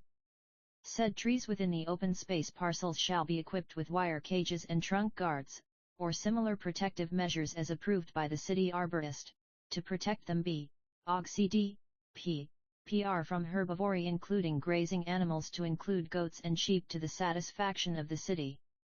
The landscape and irrigation plans shall be reviewed and approved by Parks and Recreation and the city arborist prior to the first certificate of occupancy of production homes. Installation of the trees, protective measures, and associated irrigation system shall be completed prior to the final certificate of occupancy of production homes. The project owner/applicant shall be responsible for maintaining the trees in a healthy condition in perpetuity. Modified BV Plans Commission adhering. Traffic/access/circulation/parking requirements. 48. 49 Final GOAs, approved by Planning Commission November 20, 2024. Roadway and pedestrian improvements based on TIFA recommendations of the Access and Circulation Analysis dated April 20, 2021, prepared for the Mangini Ranch Lot 14 bungalows, and to ensure safe travel within the project site, the following conditions of approval shall be implemented to the satisfaction of the Community Development Department. The owner/applicant shall restrict access into the right side of the southbound left turn lanes at the intersection of East Bidwell Street and Regency Parkway/South Point Drive to the satisfaction of the city engineer to prevent trap movement at the merge lane for eastbound South Point Drive. The south pedestrian crossing of South Point Drive shall be relocated to the north side of the south driveway to the satisfaction of the city engineer. Appropriate sight distance triangles shall be provided at the two pedestrian crossings of South Point Drive, consistent with Exhibit 1 of the Access and Circulation Study and to the satisfaction of the Community Development Department. The owner/applicant shall also install enhanced pavement markings and advance warning signs, including a rectangular rapid flashing beacon, RRFB, crossing, at each of the pedestrian crossings of and of South Point Drive in a manner consistent with the current edition of the California Manual on Traffic Control Devices, CMUD, to the satisfaction of the city engineer. Stop signs and appropriate pavement markings shall be installed at the internal northbound approaches to the two project driveways located on Street A to the satisfaction of the ENT. Parking restrictions: a minimum of 328 on-site parking spaces and 12 on-street parking spaces shall be provided. Owner/applicant shall install no parking signs on the west side of South Point Drive and north side of Hummingbird Circle adjacent to the project to the satisfaction of the Community Development Department. Owner/applicant shall require residents to use garage spaces for vehicle and bicycle parking only. Garage parking shall not be used for storage. CD, E, PW, FDCD, PXE, Final GOAS, approved by Planning Commission November 20, 2024. 50 bicycle parking: a minimum of 38 on-site bicycle parking spaces shall be provided for the project, including 10 bicycle parking spaces that shall be located at the Community Clubhouse building, inside or outside, to serve residents of the community. Noise requirements: 5L NOLS measures based on the recommendations of the Environmental Noise Analysis dated April 9, 2021, prepared for the Mangini Ranch Lot 14. Bungalows: the following conditions of approval shall be implemented to the satisfaction of the Community Development Department. A solid noise barriers shall be constructed to reduce future /TV Rock Road traffic noise levels below the City of Folsom exterior criteria of 60 dB LDN. The barrier locations and heights are indicated on Figure 2 of Noise Analysis. The barriers are specified relative to backyard elevation unless the backyard elevation is below the roadway elevation, in which case the barrier height is specified relative to roadway elevation. Suitable materials: B for the traffic noise barriers include masonry and precast concrete panels. Other materials may be acceptable but should be reviewed by an acoustical consultant before use and are subject to review and approval by the Community Development Department. A mechanical ventilation, air conditioning, shall be provided for all units to allow the occupants to close doors and windows as desired to achieve compliance with the applicable interior noise level criteria. All second and third floor windows of units adjacent to White Rock Road from which the roadway is visible shall have a minimum STC rating of 32. Figure 2 of Noise Analysis shows the specific units where this measure applies. 52. Construction hours: hours of construction operations shall be limited to 7 a.m. to 6 p.m. on weekdays and 8 a.m. to 5 p.m. on Saturdays, with no construction permitted on Sundays or holidays. Parks and Recreation environments: CD, PXE, CD, PXB, CD, PXB, FFNAL GOAS, approved by Planning Commission November 20, 2024. 53 Class I Trail: the owner/applicant shall be responsible for preparing the site work necessary for future construction of the Class I multi-purpose trail located directly north of LG, the project site, across Street A, including but not limited to grading, retaining wall, CD, PXE, PR construction, and installation of post and cable fence. 54. Pedestrian connection: the owner/applicant shall provide a pedestrian connection from the project site to the future Class I multi-purpose trail located on the north side of White Rock LGCD, PXE, PR Road. The final location and design of the pedestrian connection be subject to review and approval by the City and Kinear Fire Department. Requirements: 55. The owner/applicant must comply with the following fire department requirements. All buildings shall have illuminated addresses visible from the street or drive fronting the property. Size and location of address identification shall be reviewed and approved by the fire marshal. Prior to the issuance of any improvement plans or building permits, the Community Development and Fire Departments shall review and approve all detailed design plans for accessibility of emergency fire equipment, fire hydrant flow location, and other construction features. All fire protection devices shall be designed to be located on site. Fire hydrants, fire department connections, post indicator valves, etc. cannot be used to serve the building. A water model analysis that proves the minimum fire flow will be required before any permits are issued. The fire sprinkler riser location shall be inside a fire control room, 5x7 minimum, with a full-sized 3-0 door. This room can be shared with other building utilities. The room shall only be accessible from the exterior. G, B, C, D, P, F, D. All-weather emergency access roads and fire hydrants, tested and flushed, shall be provided before combustible material or vertical construction is allowed on site.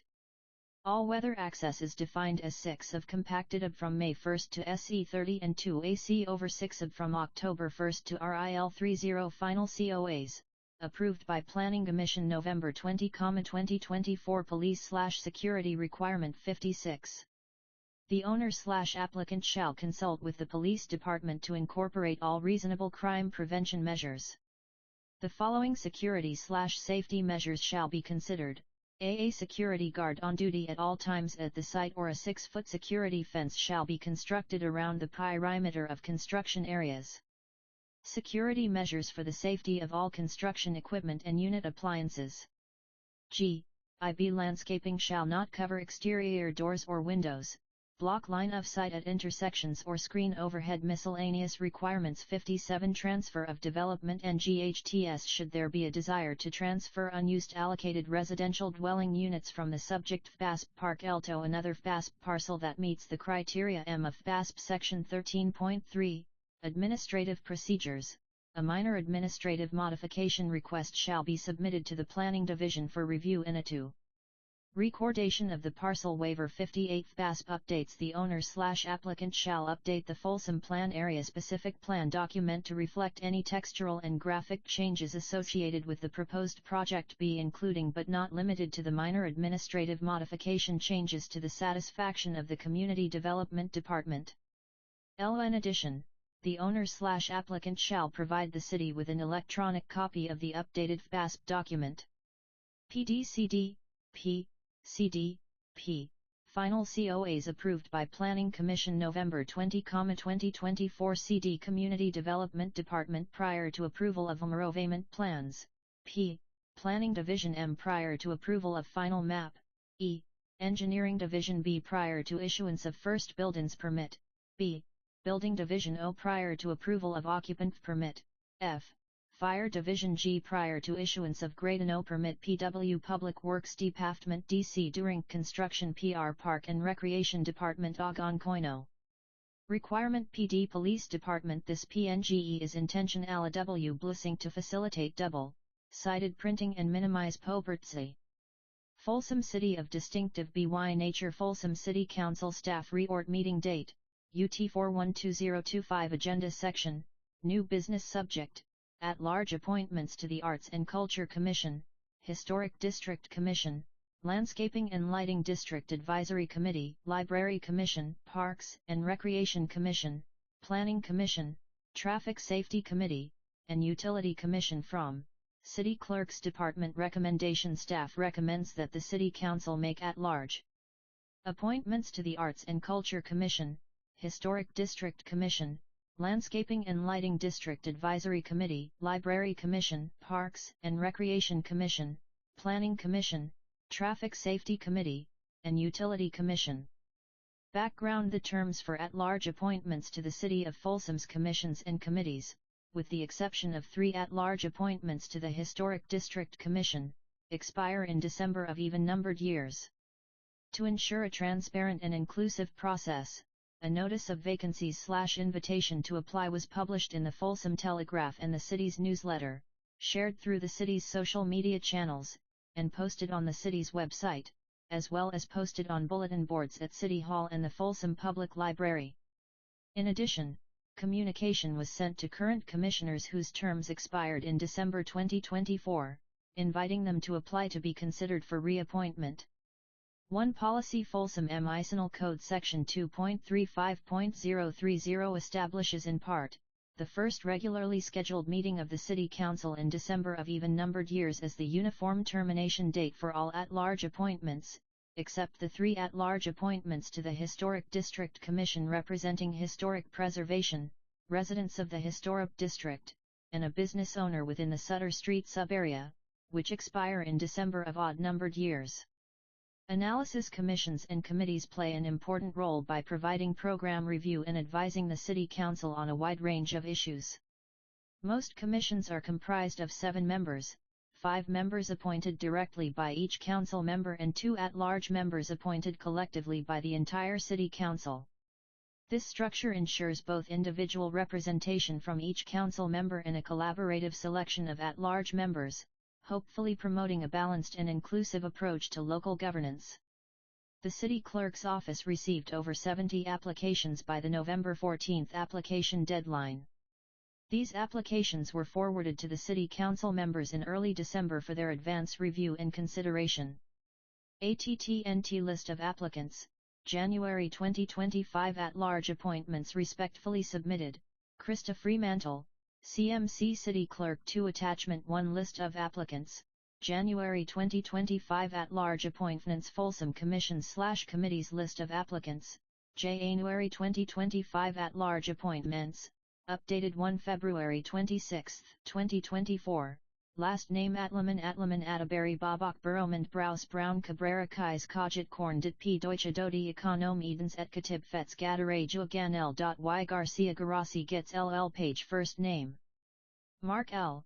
Athrin Denise Robert Nia I Joannet and Jennifer Soderman Rick Land Bob Robert David Sandy Jessica HTA John Harry Jamie Raymond Justin Stephen LST Choice Arts and Cutter Library Parks and Rec Traffic Safety LNL HDC Arts and Culture Traffic Safety LNL Tanning Library Traffic Safety Parks and Rec Library Planning HDC Tanning Library Traffic Safety Utility Traffic Safety Second Choice Third Choice Fourth Choice STH Choice Sixth Choice Planning Parks and Rec Traffic Safety Arts and Culture HDC Parks and Rec Tanning Library Parks and Rec Tanning Traffic Safety Utility HDC Parks and Rec Tanning LNL NOF Econom directly appointed to Parks and Rec by Vice Mayor Rathel Parks and Rec Utility Library Arts and Culture Tanning Parks and Rec Traffic Safety 7th Choice Utility Goddard Gittery Hawkins Hotidi Hurst Jonatega Kalan L. Ernan L. Han Ktovi Kumar Laney Levin Lin Lineback Man Markovich Marcus Maddox McBride McFartand Msitrivi Men's Mysidic Mitstray Morats Kevin Traffic Safety Alexis Anthony Carol James Justin Vijay Guido Jeff Gutt Mark Raja Diana Alexander Samantha Patty Edwin Aaron Danito Christopher Benjamin Amy Mary John Mark Stephen Robert Tanya Arts and Culture Tanning Traffic Safety Library Tanning Library Parks and Rec Tanning LNL Tanning Traffic Safety Parks and Rec Tanning Library Parks and Rec LNL Utility Library Parks and Rec Utility Parks and Rec Tanning 2LP GE Parks and Rec Utility Library Note, Alexis Goddard directly appointed to Arts and Culture by Council Member Leary Parks and Rec Utility Parks and Rec Traffic Safety Utility Library Utility Traffic Safety Parks and Rec Library Note, Laney directly appointed to Planning by Vice Mayor Rathel Library Parks and Rec Utility Arts and Culture Parks and Rec Planning Traffic Safety LNL Tanning Arts and Cutter Utility Traffic Safety Library Arts and Culture NA Endra Nikitai Norberg Ortega Osipo Votis Pina Richter Roberson Serafian Sitva South Spy Stanfiat Stevenson Sut Yvonne Sumner Zenner Wagner Williams Winward Sue Zaptaden Incumbent J.A. Anthony Sarah James Benjamin Dan Ratf Sherry Deborah Julian Aaron Patty Joanna Adam Megan Robert Coden Atana Rachai Lucinda Fang, Jessica Alexander Plan and Traffic Safety Tanning library utility planning parks and rec library tanning parks and rec L&L planning library parks and rec utility parks and rec tanning arts and cutter tanning utility parks and rec tanning library traffic safety parks and rec HDC arts and cutter utility traffic safety arts and culture libre utility traffic safety utility parks and rec arts and cutter library utility parks and rec parks and rec library tanning parks and rec library *3 lpageirix j.r/LLRJ1RRAT, TR, Folsom City Council Staff Re-RT Meeting Date, UT 412025 Agenda Section, New Business Subject Consideration of Draft City Council Travel Policy and Direction to Staff from City Clerk's Department Recommendation/Council Action. Staff recommends that the City Council review and consider the draft City Council travel policy. Should the City Council have an interest in adopting a policy, staff further requests that the Council provide feedback and guidance on any proposed modifications. This input will allow staff to make any necessary adjustments and present the revised policy for formal adoption at a subsequent meeting. Background/issue. Each year, the City Council approves an annual budget. During the FY 24125 budget discussions, the City Council approved an allocation of $6,600 for each council member's travel purposes for the fiscal year.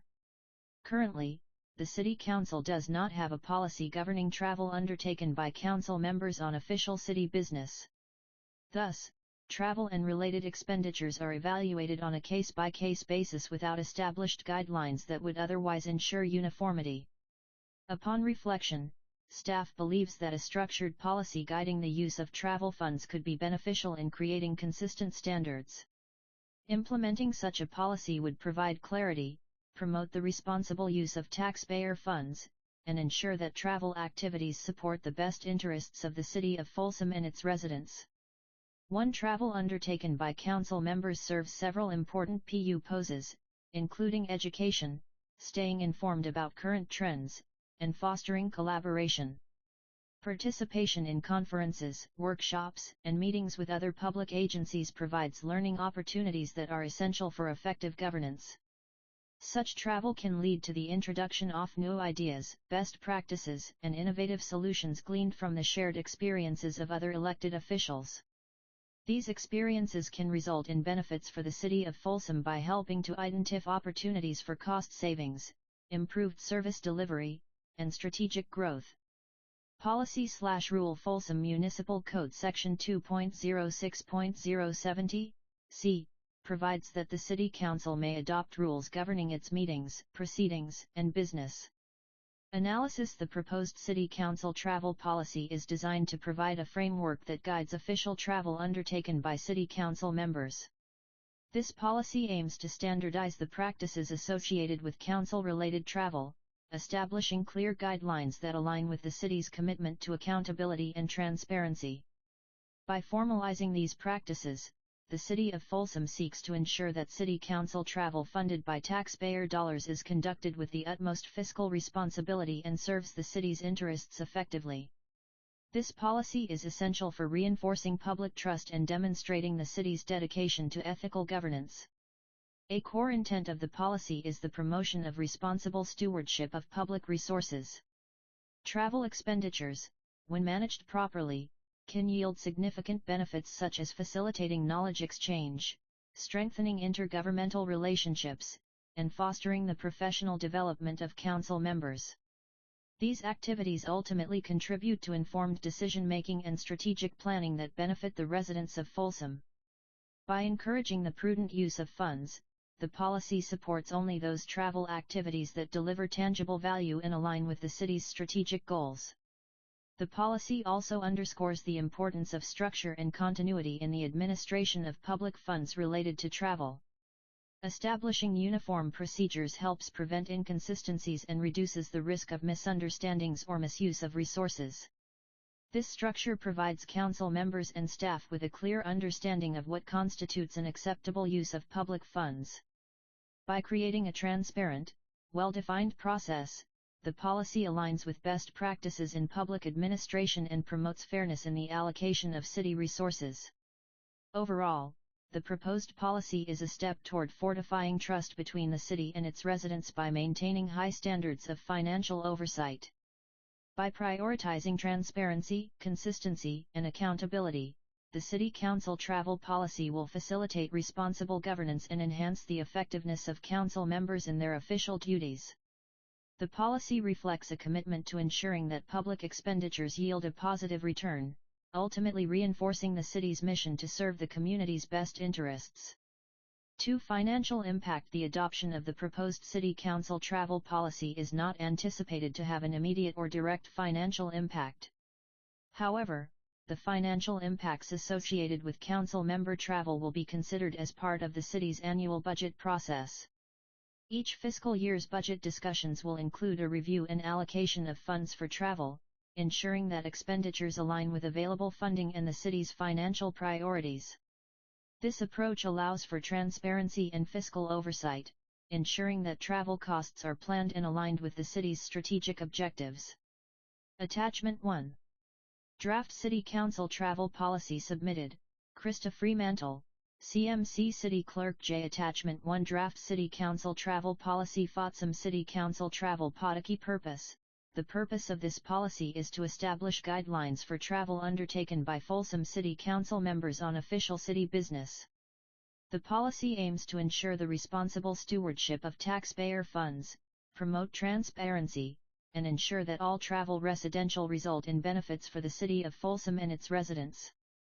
1. Annual travel budget. The annual travel budget for City Council members' budget process. This budget will provide the FINA Council members during the fiscal year. Established work for all AR as part of the city's undertaken by 2. Alto Cation of Trave funds council members whose terms are end that fiscal year. This limitation reflects the utilized travel funds in THN Teresta elected council MEM fair fiscal year. Ing CNSU members on TNWNF. The budgeted travel amount for members can effectively council members, or revel funds for the remainder of the 3. Recoup bears whose month's term. This benefits as expenditure community UOL members are pro from traveling on city funds within the last 2 travel funds are utilized for ongoing or long-term city TMA rovid sufficient return on investment for the 4. Compliance WIIAs of 1234 L in accordance with AB 1234. Council members must provide a report to the City Council after returning from any city-funded travel. The report shall include a summary of the activities undertaken, the relevance of the travel to the city's interests, and any tangible benefits or knowledge gained that can be applied to the city of Folsom. This report ensures compliance with state law as well as accountability and transparency in the use of public funds. Draft, January 2025. Not officiate untis approved by the Council. Page 1 of 25. Stewardship of taxpayer funds. All travel by City Council members must be conducted with the utmost care and consideration for the responsible use of taxpayer funds. Council members are expected to seek cost-effective travel options and avoid unnecessary expenditures. The purpose of travel should align with the city's strategic goals, and any expenditure should be justifiable in terms of the direct or indirect benefits to the city of Folsom and its residents. 6. Demonstrably benefits requirement. All travel expenditures should have benefit to the city of Folsom. New knowledge, the establishment of valuable connections. Trip should have clear objectives that align with the city's through the acquisition of advancement of city projects. Every 7. Conclusion. This travel policy reflects the city of Folsom's transparency. By adhering to these guidelines, city conducted in the city's best interests, taxpayer being of the community.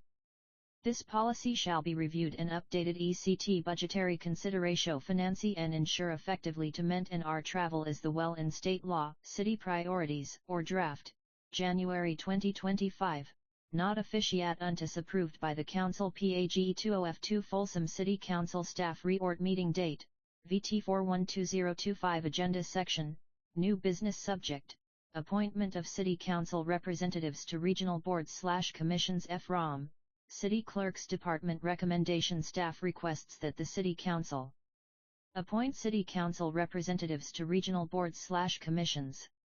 Background/issue. In addition to their responsibilities on the City Council, the Mayor and Council members also represent the City of Folsom on a variety of regional commissions, ensuring that Folsom's interests are effectively advocated at the regional level.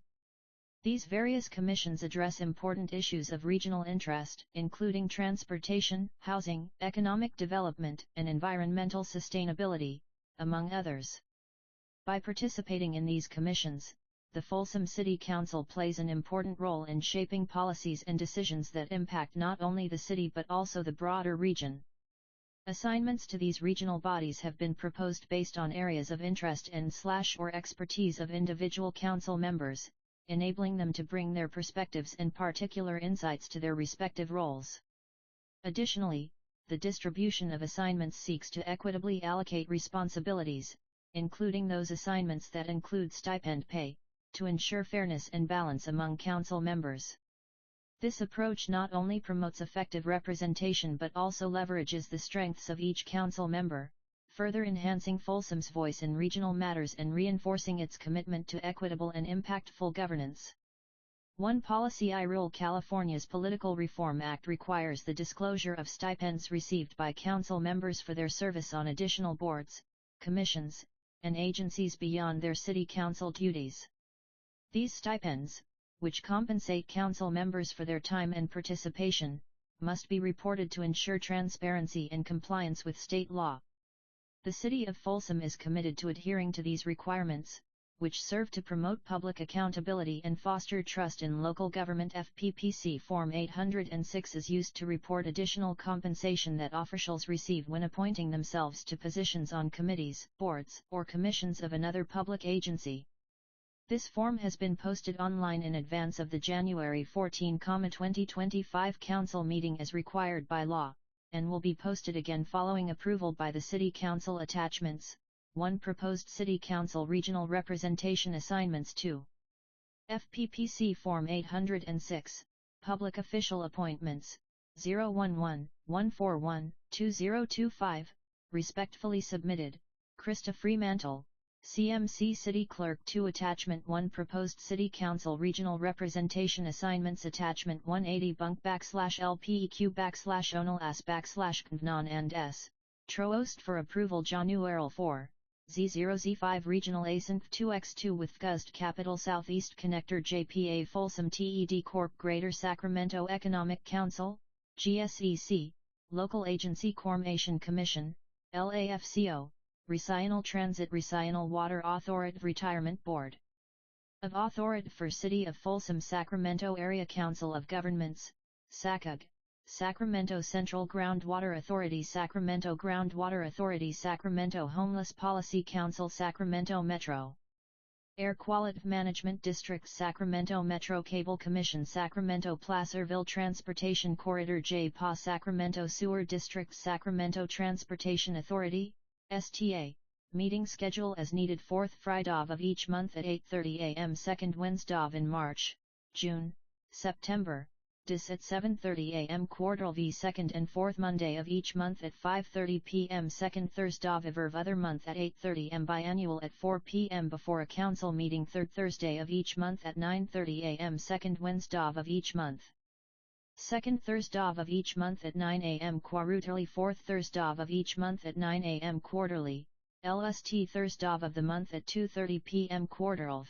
First Monday of the month at 9:30 a.m. 2nd and 4th Wednesday of each month at 9:30 a.m. 2nd Thursday of off month at 1:30 p.m. and EWR staff is primary or alternate. Executive Committee meets the 4th Wednesday of each month. Meeting stipend Form 700 required. Sarah Aquino, Mike Kozlowski, Barbara Lirv. Yes. Alternate Primarv. Alternate Maver is primary, Vice Mayor is alternate. Folsom's next rotation is 2031 and 2032. SLU yes primary Mayor and Vice Mayor SI_00 yes primary alternate SLU S120 SLU yes primary yes primary yes Primarv Justin Rathel primary Primarv primary alternate Anna Rohrbau primary alternate attachment T2 FPPC Form 806, Public Official Appointments, 011-141-2025, Agency Report of, Public Official Appointments 1.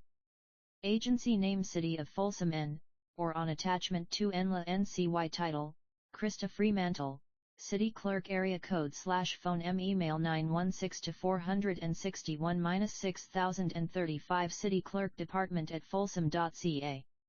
US 2. Appointments Agency Boards and Commissions Name of Appointed Person Regional Transit Anna Rohrbau, Name Alternate, if any Barbara Leary, Los LFNST, Sacramento Area Council of Governments, SACUG, Name Michael Kozlowski, Last, FRRST, Alterni, if any Justin Rathel, Last, First, a public document AAIA for official use only page 10F2 date posted, 111-0125, month, day, year, update and length of term 1T14T 2025 update 4 years length of term 1T14T 2025 update, undefinite per meeting / annual salary / stipend 100, per meeting, dollar estimated annual. So SROOE $ZOOT $SOOTRE $T, OOT $ZOOO other I per meeting, $100, estimated annual, E $O $TOOO and $ZOOT $SOOO FLTR $TO $ZOOO All Her Sacramento Metropolitan Air Quality Management District, NAM *E Sarah Awino Alternate, Itania and Rohrbau, 111412025 Update, undefinite length of term 100 per meeting, $I estimated annual, and so STOOO. $ZOOT $SOOE, $TOOT $ZOOO Other Sacramento Metropolitan Cable Commission, name Barbara Leary Alternate, if any Michael Kozlowski, Last, First, 111412025 Updale Indefinite length of turn 120, per meeting, $, estimated annual, ESOGTOOO and $ZOOT $SOOO and $ROOTSZOOO All Her 3. Verification I have read and understand FPPC Regulation 18702.5. I have verified that the appointment and information identified above is true to the best of my information and belief. OFMZ sign Allure of Agency Head or Designee Krista Fremantle Pint Name City Clerk Tile 1L10L25, Month, Day, Year, Comment Appointments scheduled for approval by the City Council on 011-141-2025 Clear FPPC Form 806, 1/18, FPPC Toll-Free Helpline NE, 866/A5K FPPC, 866,127 5-3772 Leaders Agency Report of, Public Official Appointments Continuation Sheet 1. Agency Name City of Folsom 2. Appointments Agency Boards and Commissions Name of Appointed Person Sacramento Sewer District Justin Rathel, Name Sarah Aquino Alternate, if any, Lazel, FNST, Name Alternate, if any, Last, First, Name Alternate, if any, Los LFNST, Last, Fist, Name Alternate, if any, Last, First, Update and length of term 1T14T 2025 Update Undefinite California 806A Public Document Page 2 of 2 1T10T 25 Date posted, Mont at per meeting / annual salary / stipend, per meeting, $100, estimated annual. So GROOO $ZOOT $EOOO, $TOOT $ZOOOL, update length of term, per meeting, estimated annual, ESO SROOO.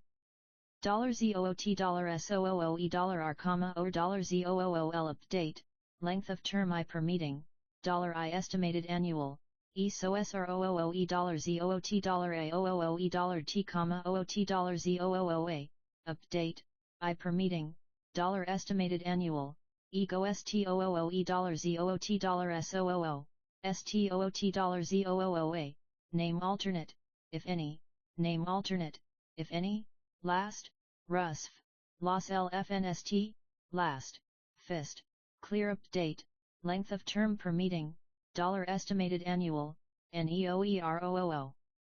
$ZOOT $SOOE $T, OOT $ZOOO, ***, update, per meeting, estimated annual, ISO $STOOE$ZOOT$SOOE$T or that FPPC Form 806, 1/18, FPPC Toll-Free Help Plea NE, 866/A5K FPPC, 866127.5-377-2. This page is intentionally left blank to facilitate double-sided printing and minimize POPR TRSE. FOLSOL /City of Distinctive TS.YTHR